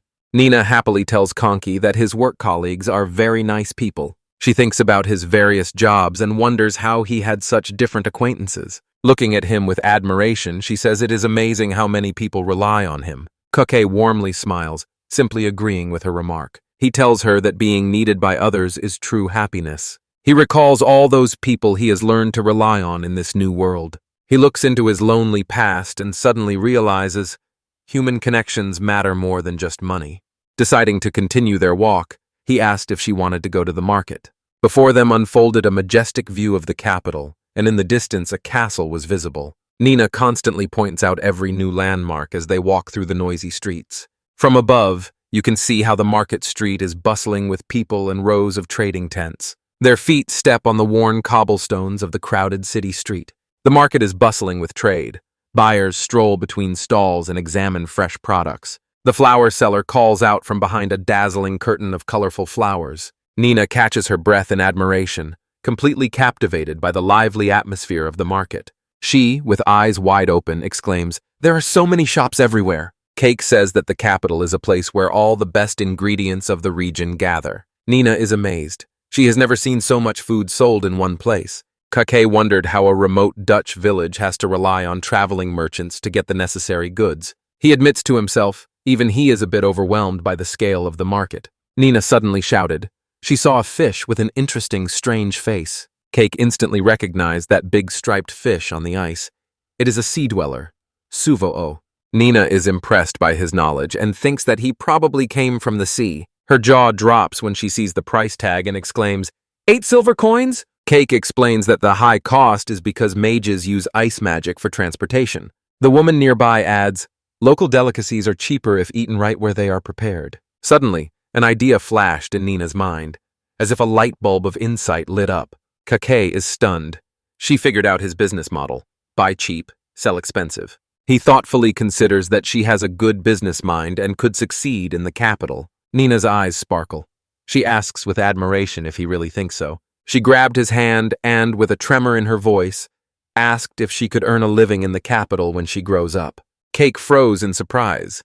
Suddenly she realized that she dreams of leaving the village someday. He was confused and does not know how to answer her sincere question. Nina quietly wonders to herself, could there be a future for her beyond the garden beds and vegetables? Cake looked at her. His face became serious and thoughtful. In his imagination, Reloy's words sound again. The city lures and entices youth from the village. He suddenly remembered that Gleg and others also left when they were still young. Reloy's voice reminds him that Nina will not be a child forever and may leave someday. He feels a little sad, but he has come to terms with the fact that children choose their own future. He decides to support her choice, even though that day is still far away. Nina's voice, calling him by name, pulls him out of deep thoughts. She excitedly points to the vegetable stall and impatiently reaches to go see. He smiles, rejoices, seeing her behave like a child again and run ahead. Her gaze fell on a box with fresh vegetables and fruits, and she froze with a confused expression on her face. She asks if these long, thin vegetables are leeks. She naively turns to Keiki and asks why they seem so small. Here, a rough seller angrily yells at her for being rude. Nina tries to praise the quality of the producer's work, but the man is still angry. Cake quickly grabs Nina and sincerely apologizes to the seller on her behalf. The old man froze for a moment. His anger slowly began to recede. He apologizes for losing his temper with the child and frankly says that he was wrong. Cake tells Nina that it's time to go, and she quietly follows him. When they leave, Nina quietly asks if she said something strange or wrong. They sit on a bench, and Cake quietly reassures her, assuring that she was not strange at all. Nina is tormented by guilt. Because of her, Cake had to apologize. Kake looks at her, preparing to explain the difference between their views. He told her that neither she nor the shopkeeper was wrong in their words. He enthusiastically explains that porei from Holland village, in his opinion, are the tastiest. But, he continues, not every place can produce sources of such quality. He explains, for the shopkeeper, small leaks are normal. He cheerfully tells her that it's just a difference in common sense. There's nothing to worry about. The vertical transition panel subtly suggests that the mood of the scene has changed slightly. Nina still feels bad. She says she would really not like it if someone offended the porei she grew. Kake suggests looking at other vegetables to see the unique variety of the capital. Nina's face lit up, and she agrees to refresh her common sense. She turns to him, and a sincere gratitude shines on her face. She says that thanks to him, she is wildly happy to discover new things. Kake smiles, agreeing that gaining new experience is very important. He says that they should make full use of the time and explore joyfully. Above the lovely stone stairs lined with flowers, the title card appears, Chapter 27. Close up! Nina's stomach growls loudly. Kake and Nina climb the stone stairs, savoring ice cream and waffle cones. Nina laughs and cheerfully says that her stomach is rumbling. Not enough ice cream. Kake asks if she wants to eat something else. He is clearly confused by her immediate and specific request. Nina says that she desperately wants to get into a fancy restaurant where she usually cannot enter. Kake laughs. She is not at all ashamed to admit that she is hungry. He suddenly realizes this request is truly urban for her. He believes that for a girl from a village where there are not even restaurants, this is a real event. He clenched his jaws and gathered himself, deciding that he must get to work and fulfill her wish. Nina Bims, with sparkling eyes, asks if they can go right now. She asked him to take her to a stylish place, and Kayake instantly panics inside. He froze for a moment, his mind completely blank. In his head, he shouts, "Actually, I don't know any stylish places." He admits to himself, as a recluse, he has no idea where girls like to go to eat. He grabbed his head in despair, regretting that he doesn't have a smartphone to help. He mentally dismisses all the overly formal business restaurants and rough guild taverns. His eyes suddenly open wide. Finally, a brilliant idea struck his mind. He imagines a stylish, cozy place where one can relax and enjoy a delicious lunch. He turns back to Nina, ready to offer his alternative solution. He asked if his own house in the capital would be suitable instead. Nina's eyes widen with realization. She asks if Kret has another house here. He boldly boasts that his maids prepare dishes at a restaurant level. Nina, filled with joy, exclaimed that she wants to see his other house. With a happy smile, Cake decides the next destination is chosen. He asked her to wait a moment, gently taking her hand. A vortex of spatial energy wrapped around them, and they instantly teleported. And here they are again on a high balcony. Before them unfolds a view of the entire capital. Nina leaned over the railing and, holding her breath, admired the stunning landscape. Kake told her that he would just prepare a little and return immediately. It hurts him to leave her, but he knows that the maids need time to prepare. He decides to teleport instantly before Nina gets bored. They walked along a quiet, elegant cobblestone street lined with beautiful houses. A huge multi-story stone mansion looms before them. Nina looks through the exquisite wrought iron gates, completely mesmerized. She asks if it is a castle, and he gently assures her that it is just his home. When they enter the grounds, Nina excitedly points to the majestic fountain. Kake opened the heavy front doors and shouted loudly, "I'm home!" Led by Elsem, 4 maids greet him with a perfectly synchronized bow. Nina froze in shock when she saw the real maids, and Kake proudly introduced them. Elsie introduced herself as the head maid responsible for Master Kreta. First in line is bright-eyed Alki. Next is quiet Lulua, who looks sleepy. Finally, friendly Rasha appears, with her hair in braids. Elsa firmly said that today she would take care of Nina. Nina beams with a smile, introduces herself, and sincerely says she is very glad to be here. Her sincere, effortless charm completely confuses usually reserved Elsa. Elsie composed herself, warmly and professionally greeted those present.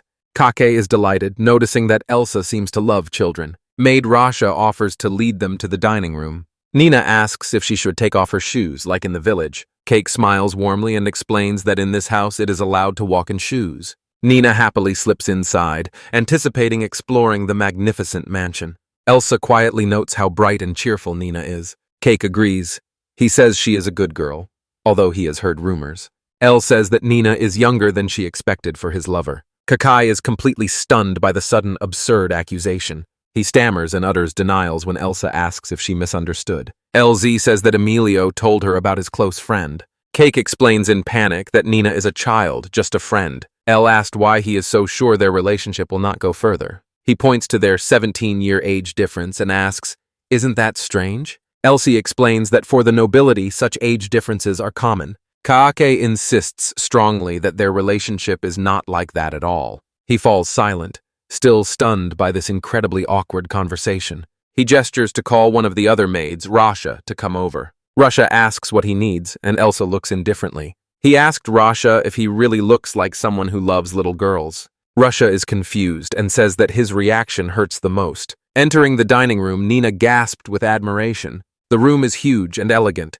and inside it is a long, flawless dining table. She exclaims that it is like a castle, and happily jumps on the fluffy carpet. Elsie gently informs him that the food is ready and asks if she should serve it. Kake tells Nina to sit down because dinner will be served soon. Nina patiently sits at the head of the huge empty table. She spins in place, quietly humming with happy anticipation of the food. The wheels of the service cart rolled quietly and smoothly over the shiny floor. 2 maids approach the table, pushing a cart and with a warm smile. They place a silver cloche and cutlery in front of the impatient Nina. One of the chambermaids dramatically lifts the lid and says, "Excuse me?" Nina's eye opens wide as she sees a luxurious dish below. Suddenly, a wonderful table unfolds before them. Sandwiches, salad, galette, and shellfish. Nina quietly whispered that it looks very tasty while a maid stands nearby. The maid lists the dishes: galette, garlic butter, seafood salad, and a bunch of other things. Nina beams with joy, laughing at the names of dishes she has never heard of. Kake admires the dish enthusiastically. Simple in appearance, but luxurious. He turns to his head maid and says her name, Elsa. He quietly thanks her for preparing such a wonderful dish at the last minute. Elsa replies, "It's no problem. I'm always ready." Kaake is captivated by her unwavering perfection and professionalism. Another maid offers cider, but Kake instead orders juice for Nina. Nina looks up from her seat when Kaike addresses the maids. He waved it off and told them to leave him and Nina alone for now. Elsie bows, told them to call if they needed anything. The maids leave the room, and behind them, the huge doors slam shut with a bang. As soon as they are alone, Nina sighs with great relief. She sincerely admits being near such kind and wonderful people makes her nervous. Kake admits that he still isn't used to this. And Nina is surprised. She says he seems quite normal, and he himself admits that he feels better than before. He worries about his humble origins. It's hard for him to command people. Then he looked at Nina and said he was glad she came. Nina says that at first he seemed to her like a stranger, as if he came from another world. Cake listens to her words, with a gentle, understanding smile on his face. He assures her he is still the same, and this is his home. He softly tells her, "Don't worry about manners, just enjoy the food." With this, they both gladly said, "Let's eat," and started the lunch. On the title card of Chapter 28, Nina stands at the window of the manor and looks thoughtfully into the distance. After lunch, Nina and Rasha admire the beautiful flowers in the garden with delight. Elsie approaches Kakai, and he stands in the doorway nearby, looking at them. She hands him something and says, "Take it if you want." She hands him a folded piece of paper, a list of shops that might please Nina. She says that if he doesn't know where to go, it would be good to visit here. This list includes shops of clothing, accessories, glassware, and all sorts of small items. Elsie explains that this is a simple map, and Kake is captivated by her skill. He sincerely thanks her and admits that this is a huge help for him. He nods and says, "Enjoy," while leading Nina back to the village. He called out to Nina, saying that it is almost time for them to leave. Nina returns to Els and Kake, hesitating to leave. She excitedly says that the dish was incredibly delicious. She wants to bring some home so her parents can try it. Elsie smiles warmly and says that she will be happy to pack some. Elsie, with excitement in her voice, informs the stunned Nina that Master Kret has a souvenir for her. Kake smiled and said that his magic keeps it fresh so she can share it with her family. Overflowing with joy, Nina folds her hands and says thank you with a radiant voice. Elsie is sure that Nina's parents will be delighted, and Kake agrees because her happiness deeply moved him. Kake feels that bringing Nina was the right thing to do. After all, Elsa promises to take care of them in the future. In a gentle voice, Kake whispered to shy Nina that it was time to go. Elsa and the maids bow solemnly and wish them a safe journey. Nina cheerfully waved back and loudly shouted to the maids, "Thank you!" As they walk away from the estate, Nina keeps waving goodbye. They arrive in a magical, unfamiliar part of the capital, where elegant buildings stand. The architecture is grand and lavish, a sharp contrast to the places Kake is used to visiting. They walked along a stylish cobblestone alley filled with fashionable city women. Nina is completely enchanted by the news sites, and an admiring sigh escapes her. She gazes spellbound at the beautiful shop window and quietly whispers how beautiful it is here. The buildings seem dressed up, striped awnings, lanterns, and cute flower boxes. Nina happily points to all the cute and charming shops surrounding them.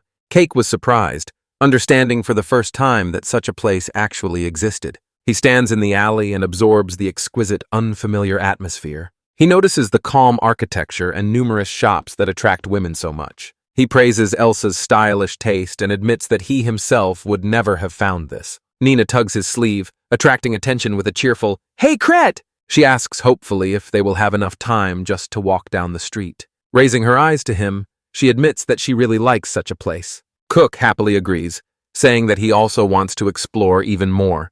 Nina encourages him. Nina jumps for joy and leads down the street. They pass under an exquisite wrought iron arch connecting wooden frame buildings. Keiki walks beside the radiant Nina, enjoying the views of the neighborhood. Behind the shop window, two women can be seen admiring the goods inside with delight. Nina pressed her face against the glass of another store and looked intently. She held her breath in admiration, framing the stunning dress with her hands. She whispers how beautiful it is, and nearby Cake quietly watches. Cake points to the workshop and says that this is the glass master recommended by Elsa, and asks if she wants to go inside. Just at the moment he reaches for the door, Nina suddenly grabs him back and lets out an unexpected cry. He asks what is wrong, and embarrassed Nina shyly asks him to enter first. She squints and closes her eyes. The store is too stylish, and she feels ashamed. Cake thought that for such a sweet girl like Nina, entering would be much easier than for him. He sighs and opens the door, and Nina, pressed against his back, cautiously peeks out. Nina's eyes opened wide with admiration as she looked into the shop's interior. The room is filled with majestic glass sculptures of a bear and a phoenix. In the background, the craftsman sits at a table and carefully works on a piece. Nina is wildly enjoying this atmosphere, and Keiki notices that the craftsman is working completely alone. She noticed a transparent glass bunny and couldn't hold back an admiring exclamation. How beautiful it is. Kakai looks around in search of other works, while Nina continues to admire the exhibition enthusiastically.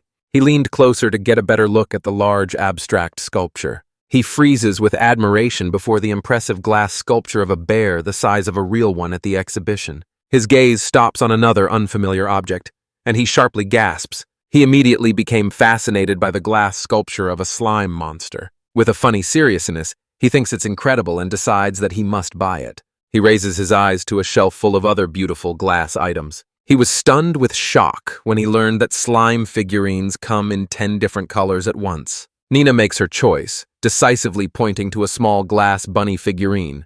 Keiki asks if it is the same bunny she saw first, and she happily confirms it. He, with a smile, offers to buy her this, but she immediately refuses. She proudly lifts the small pouch and happily says that she has her own pocket money. Kayak understood that Stella gave her money so that she herself would feel what it is like to buy things. He smiles to himself, thinking that this is a good lesson for her.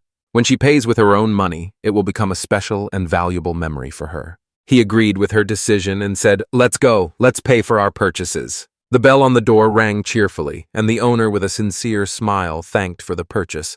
Nina teases him for buying so many slimes, and he can only grumble. He admits that such things really tickle his inner child, and Nina giggled. Tightly clutching the purchase, Nina exclaims that shopping is fun, and her rabbit is so cute. He offers to hide her fragile new treasure in his void storage to protect it. Nina smiles and refuses, saying that then it would take away all the fun. Filled with excitement, she asks Kake if they can still look into other shops. Kake, captivated by her energy, nodded. He himself feels that he is already getting into the mood. He said with a smile that they would look into all the shops that interest them, and Nina gladly agreed. He thinks to himself, although it is reckless, she has completely enchanted him. The chapter's title page shows a charming shop window, a subtle hint at their next stop. In the boutique, the tables are simply bursting with jewelry, hats, and other accessories. Nina agonizes in front of the window with hair clips, groaning that every color is so cute. Kake watches her, quietly wondering what exactly excites her so much during the choice. Suddenly, he understands the reason for her tense thoughts. He immediately realizes, these are floral hair accessories, a gift for a girl. He says, just choose your favorite color. Any of them will suit you. Nina explains that it is a souvenir for her mother, so she wants a color that will suit her. Kake imagines Stella and agrees that Nina's caring nature is very touching. Nina is still struggling, saying that all these beautiful colors are making her dizzy. Kake suggests simply buying 2 different kinds each, and the problem is solved. Nina sadly says that if she does that, she won't be able to buy a gift for her father. Kake imagines that Gleg will cry just at the very thought of it. Kake says, first take the gift for your father, and then you will choose the clip. She agrees. She thoughtfully wonders what her father would want at all, going through his favorite things in her mind. The image of a happy Gleg appears, and they both know the answer is alcohol. Nina suddenly realizes her pocket money probably won't be enough even for a bottle of wine. Suddenly, a spark of inspiration flared up in Kake. She came up with the perfect solution to her problem. He suggests instead a wine glass, which is also sold in the store. Nina is delighted. An exquisite ceiling with beautiful lamps hangs over the glassware. On the shelf, a pile of glasses of various shapes lined up, and Nina asks Cake what he thinks about them. Cake tells her that it's better if she decides, because she is embarrassed. He smirked, thinking that if he had to choose, he would simply pick the most boring option. Nina quickly decides and grabs a simple round glass. She says that it is easy to wash, a very practical, homey choice. Cake asks about the price and sighs. Now she can only afford one hairpin. A shot of the accessory counter. Various beautiful trinkets that sparkle are displayed on it. Nina stands in front of the mirror and tries on one of the hairpins, carefully examining her reflection. In a triumphant pose, she chooses a color.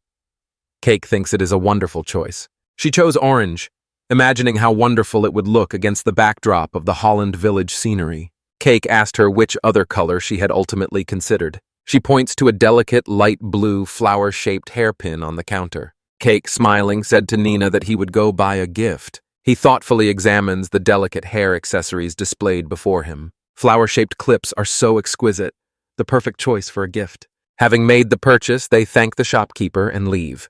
When dusk falls, the streets of the capital come alive with crowds of people. A river of footsteps flows over the cobblestones. The crowd grows larger. A large crowd has gathered in the main square. People have come for the event. From above, it is visible.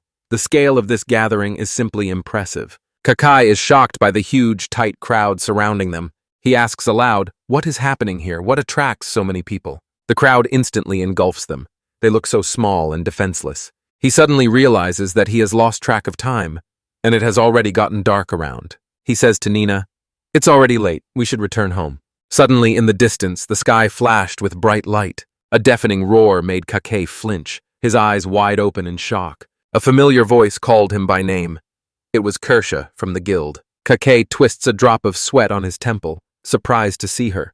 The crowd surged, and he realized with horror that he had lost Nina. He shouts her name, desperately reaching out his hand into the crowd. Nina Freyton gasped and stretched out her tiny hand to him. He firmly grabbed her hand and pulled her away from the shaky crowd. He presses her to himself, shielding her from the jostling people around. Nina apologizes and explains that she was carried away by the large crowd. Kakai apologizes to her, but his voice only shows relief. The main thing is that she is safe. They find a place and watch with delight as fireworks explode over the city. The bright glow of the fireworks illuminates the night sky. Suddenly he realizes, all this noise is for the sake of a magnificent firework. He glances at the crowd, but honestly admits, the view here simply takes one's breath away. Nina is completely enchanted, her eyes sparkling from the beauty she sees. In the midst of the spectacle, her small hand slides closer to his palm. She gently takes his hand, a quiet gesture amid the noisy crowd. Now they hold hands and watch the colorful flashes in the sky. Kaki lowers his gaze to her and feels her quiet, wistful pensiveness. With tears in her eyes, she asks if they can stay a little longer. Cake looks at her with a gentle, understanding smile. He warned that her parents would start to worry if they were even a little late. She gathers courage and says that this is not a chance that happens only once in a lifetime. He promised to bring her again with his magic, and she froze with surprise. Cake quietly but confidently confirms his promise. With a warm smile, he tells her that this is a promise. A wide, joyful smile slowly blooms on her face. She shines, closing her eyes with happiness, thus confirming their promise. She swears that they will definitely return here together to see this once more. The last sparks of the fireworks slowly fade in the night sky. The frame slides to the calm, starry sky over Holland village. Instantly they teleported back, finding themselves in a familiar yard. Nina is happy to have returned, and Kiki enjoys the fresh air. They all agree. Although the journey was fun, how nice it is to finally relax at home. The rumble of suddenly opened doors made them both flinch. Gleg runs outside, tears streaming down his face, sobbing, calling Nina. He hugs her tightly and quietly asks if something terrible happened to her. Nina reassures her father she was safe with Keiki. Greg was about to continue, but Nina interrupted him. She excitedly tells her father how incredible the capital was. She enthusiastically recounts the buildings, magic, different people, and fireworks. She also excitedly tells him about the incredible, luxurious food they enjoyed. She realized the whole day was like a dream, and such a joyful one. Gleg looks at his daughter, and pride swells in his chest. The joy instantly faded, replaced by a suspicious look directed straight at Keiki. He keeps watching, his overly protective instincts completely taking over. Stella suddenly appears behind him and strikes him on the head with one quick, sharp blow. She scolds him for the way he looks at Cake and takes responsibility herself. Gleg grumbled in agreement, looked away, and thumped. Nina smiles, knowing that her father reads her facial expression so well. Gleg turns to Cake and sincerely thanks him for taking care of Nina. Cake smiles and says that he also had fun, and he keeps his word. Cakey suggests, "Next time we will go with the whole family." Cake jokingly asked if Gleg is afraid of the capital. Gleg denies it, and Cakey sadly reflects on the burdens of old age. Suddenly, a brilliant idea flashed in Cakey's mind. He quietly whispers to Nina that this gift might calm her father. Nina turns around and loudly calls for Mom and Dad. With a broad gesture, she hands them the souvenirs she bought. Glega was overwhelmed with emotions from the daughter's gift. Stella adores her hairpin, and Gleg is simply delighted with his glass. Stella firmly tells her husband, "You must not drink every day." Stella says, anything that Nina chose for her would make her happy. Cakey watches the family happily exchanging with a thoughtful expression on his face. He thought to himself, this is probably what it means to be a father. He painfully realizes that he should have given his father more gifts. But he suddenly understands there are still things he can do right now. He gives them a freshly prepared dish from the capital. The family gratefully accepts his offer to stay for dinner. Nina was already about to go inside when Cakey suddenly called her. He asked her to extend her hand, which greatly puzzled her. Her eyes are wide open with curiosity. She is looking at him. He gently places a small flower-shaped hairpin in her palm. He explains that he thought it would suit her well too. She looks at the beautiful gift and her heart flutters. She presses the small hairpin to her chest, her cheeks flushed with happiness. Her smile is shy but radiates pure, sincere joy. She turns to him and quietly whispers, "Thank you for such a thoughtful gift." She pins it in her hair and asks if it suits her. Cake smiles warmly and says that it suits her very well. Stella notices her husband standing silently, and on his face is a strange expression. Gleg just looks, and in his gaze lives a quiet feeling. Cake and Nina together experience a moment of pure, innocent laughter. Gleg thought to himself that he really needed to thank Cred once again. The house of the quiet village opens a new chapter. The next morning, Kaki rests peacefully, satisfied in his new rural home. After that walk with Nina, Kakai suddenly understood one important thing. He had no idea how to have fun here in the capital. Without Elsa's hints, he would have been completely lost. Living between two centers, it's a pity to enjoy only one side. In a world without the internet, he felt helpless. His modern habits betrayed him at every step.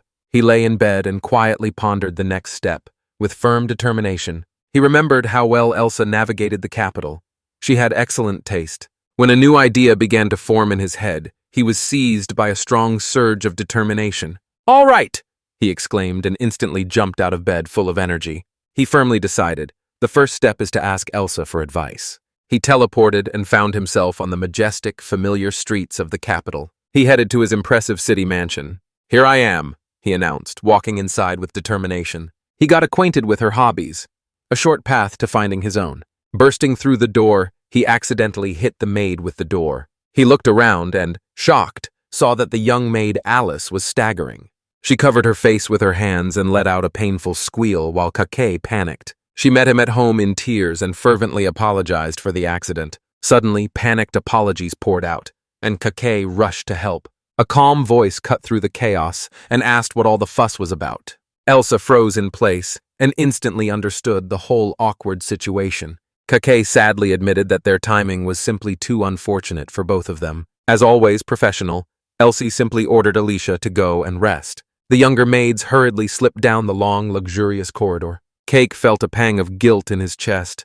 How much he wished he could use healing magic. Els calmly turned to him and asked what brought him here today. Slightly shyly smiling, Kakai admitted that he had a question. Standing in the grand hall, he began to explain the trouble he had gotten into. Elle listened attentively, her curiosity sparked by his strange request. He asked her how she, a native of the capital, spends her weekends. She paused for a moment, carefully considering his question. She fondly recalled those quiet days in cafes, bookstores, and clothing shops. Kaake was impressed by how maturely and calmly she could enjoy herself. Elsie thought for a moment longer, and another of her favorite activities came to mind. She smiled and told him that she liked to walk and admire works of art. It seemed she noticed that he had no idea what that was. The capital, she explained, was full of museums and seasonal exhibitions. That's how, she thought, her free time usually passed. Kaake decided he would ask the louder Alshi later. For now, he was satisfied, but he felt sorry that he had scared her. He decided to start by sorting out the loan and finding his comfort zone. Thanking her, he announced that he was going for a walk around the city. He stood in front of his estate, holding a list of ideas. He felt a surge of satisfaction. He had managed to gather useful information. First, he was supposed to head to the northern district. Elsa had advised so. He walked along the magical streets, along which stood beautiful old houses. He passed by a stylish coffee shop, enchanted by its exquisite appearance. In the wealthy neighborhood, there was a quiet, calm atmosphere, and he appreciated it. He sat down for a moment to make a plan for his cultural journey. He noticed many cozy bookstores, including antiquarian shops. He also noticed a stylish shopping center, a true hub of modern commerce. All right, he decided. I'll start with the bookstore. He pushed open the heavy wooden doors and carefully peeked inside. His eyes widened with complete admiration when he saw what stood before him. In the room reigned a majestic spiral staircase carved from wood. He felt a wave of excitement, as if he had just entered an amusement park. Unlike the Japanese bookstore, here he was completely lost and had no idea where anything was. Suddenly, his gaze stopped at a shelf with bright illustrated books. He pulled one book from the shelf and immediately understood. This is a picture book. He smiled, imagining Nina. She would be delighted when she received this. He decided to buy a few and generously share them with all the children of the village. The bell on the door rang as he left the magical bookstore. He stood on the stairs, new purchases in his hands, feeling how much they had cost him. He shyly admitted that he had gone a bit overboard with the gift. He almost heard Nina scolding him for squandering money. Deciding to stop shopping, he told himself self-control is key. But still, he had plenty of time before lunch. It was still too early to find a place to eat. He decided that a walk around the neighborhood definitely wouldn't hurt. He passed by a restaurant, on the sign of which a painted little ship was proudly displayed. Next to it stood a boutique, in the window of which elegant dresses sparkled. He moved on, enjoying the views of the beautiful city. He enthusiastically examined another shop. In the window stood small decorative trees. His steps led him to a majestic classical building, in front of which stood a large statue. He raised his eyes to the majestic building and realized that it was an art museum. In his memory, Elsa's words came alive. The capital is a city of arts. He felt a spark of genuine curiosity. He wanted to see more. The guard at the door hinted that inside there was a valuable exhibition. He had never dealt with art before, but it seemed quite interesting to him. Maybe it's worth trying, he thought, looking up at the entrance. He approached the counter near the entrance to buy a ticket. Before entering, he underwent a quick but thorough security check. He carefully wrote his name in the official guest register. He stepped into a majestic modern hall full of elegant guests. The solemn, almost sacred atmosphere intimidated him a little. Peeking into the gallery, he still felt a bit out of place. The hall was so quiet that it seemed to him he could not even breathe. He walked cautiously through the impeccable, silent space. He learned that this was the oldest museum, the perfect place to immerse himself in history. He wandered through the gallery, and the walls around were covered with exquisite, luxurious paintings. He stopped and admired a large, beautifully draped marble statue. Another wall was covered with a strange collection of empty mirrors. He desperately tried to establish a connection with those abstract works. He admitted to himself that he really did not understand art. Then he saw a group of visitors tightly gathered in one corner. He saw a large crowd frozen in front of the only painting roped off. He could not comprehend what could have attracted so much attention. He squeezed through the crowd to get a better look. When he finally saw the painting, he could not believe his eyes. The painting of Zafrael in his castle was stunningly realistic. The story begins with a stunningly realistic canvas of the capital, Zafrael.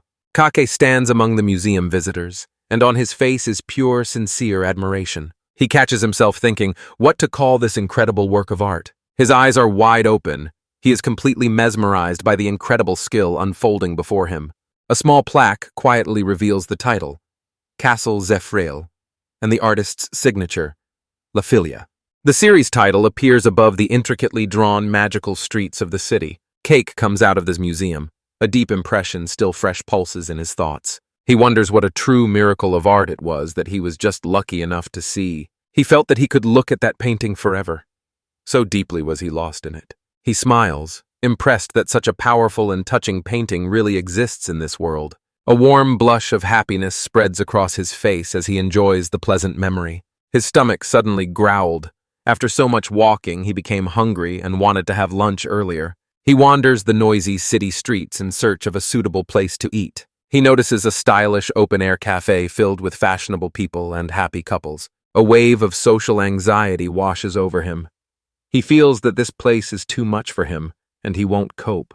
A group of women chat cheerfully, and nearby another couple tenderly shares their intimate moment. Around is noisy and crowded, so lonely decay looks incredibly alien and superfluous. He watches as a woman playfully feeds her partner a piece of cake with a fork. Stunned by what is happening, he feels like a stranger, as if looking into a completely different world. The waitress warmly greets him, and he awkwardly insists that it is too hard for him to enter. He recoiled in panic, deciding that he absolutely could not force himself to go in there alone. Muttering apologies, he decides to pass by this cafe and continue searching. He turned away from the trendy place and walked away, feeling defeated. Wiping a drop of sweat from his forehead, he angrily reproaches himself for lacking courage. He thinks a young woman like Else would definitely recommend such a popular place. He imagines sitting alone among stylish people and knows he will not endure the local atmosphere. He sighs, a pity, but in the end feels that he acted correctly. He decides to keep going, believing that if he just looks, he will find a better place. He passes other establishments. Through the windows, all the visitors can be seen enjoying their dishes with pleasure. He walks decisively, but finding exactly the right place turns out to be surprisingly difficult. He finds another promising restaurant and discovers a sign on the door saying, "Closed." His step, full of hope, falters. He realizes that failure does not let go. His shoulders droop from defeat. He groans that it seems no place is open. He complains. His legs are tired, and now he is truly seriously hungry. He suddenly doubts his choice, wondering if he should have just gone into that first coffee shop. He stops, suddenly realizing that he has wandered into an unfamiliar part of the city. He looks around the quiet alley and wonders how he managed to end up here. He admits to himself that he was just wandering aimlessly and completely lost. Defeated, he decides to give up and simply goes home for Elsa to make him something to eat. He stops halfway. His nose catches a faint but familiar and enticing smell. He raises his head and suddenly realizes this wonderful smell is the rich aroma of freshly brewed coffee. His gaze stops at a charming wooden sign near a cozy coffee shop. He feels as if he has been saved, and little angels are blowing trumpets, announcing his discovery. It seems to him that the name Black Cat's Coffee is so cute and very attractive. With new hope, he rushed to the door, praying that there would be a free seat. He enters a beautifully decorated coffee shop, where a warm, friendly atmosphere with rustic charm prevails. He pleasantly notices how spacious and cozy the interior is. A cheerful waitress jumped out from behind the counter and invited him inside with a smile. She kindly invites him to sit wherever he likes. He is overwhelmed with tears of gratitude. Finally, he has found a place to rest. Gratefully, he settles into a cozy corner near a large window. He pauses for a moment to enjoy the quiet, peaceful atmosphere of the cozy coffee shop. The classic interior envelopes him with nostalgia, as if he is once again in an old Japanese cafe. He decides that this quiet, hidden gem suits him much better than a popular place. The waitress approaches his table, smiling, and asks what he will order. He orders the lunch special, a sandwich and a refreshing iced fruit tea. He relaxes, gazing at the charming and slightly strange details of the cafe's interior. The waitress returned impressively quickly and told him that his order was ready. She places his lunch sandwich right into his tall glass of fruit tea on the table in front of him. His eyes widen in complete and absolute shock when he sees his dish. This sandwich is simply gigantic.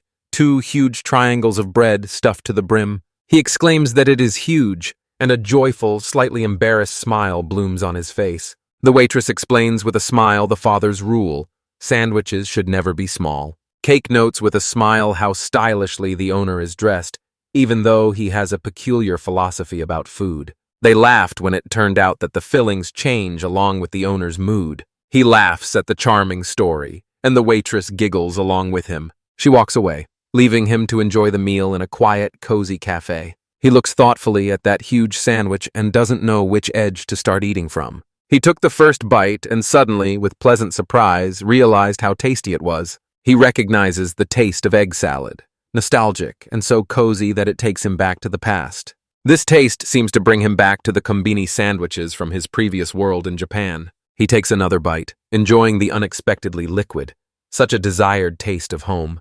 The taste captivates, delicious and, surprisingly, tender, although the dish looks so hearty. He realizes that finding this personal refuge turned out to be the right choice for him. He happily tells himself that he will definitely return to this cafe. He continues savoring his food in the quiet, cozy booth. He ate the delicious sandwich to the last crumb, the plate completely clean. He is happy and full of satisfaction. He finally found a cafe where they serve such a hearty and nutritious dish.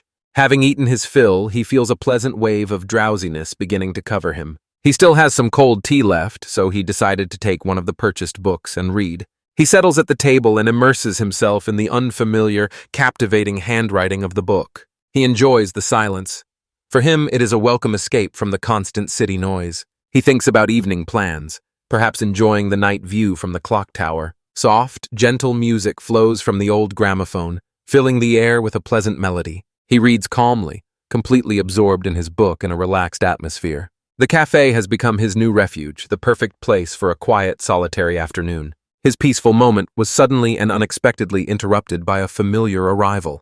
Emilio cheerfully greeted him, leaning over his table with a wide, dazzling smile. Emilio, radiating his signature charm and confidence, wishes him a good day. Cake lifts his eyes from the book, and on his face is a mask of pure, full irritation. Emilio notices an incredibly unpleasant expression on Kakai's face when he sees him, and he finds it amusing. Cake tells him, "Don't be so irritable," but Emilio pulls a chair next to him. Emilio casually orders iced milk tea and sadly regrets Kakai's ruined precious day off. Kakai accuses Emilio of having made up strange things about him and Nina from Elsa. Emilio quickly explained, he only said that Kakai has a close friend, not a lover. Cake asked how he knew where to find him, and Emilio indifferently replied, "Elsa said." In a flashback, Elsa explains that Kaki went to a cafe on a distant street. Kakai is shocked, his maid so easily revealed where he is.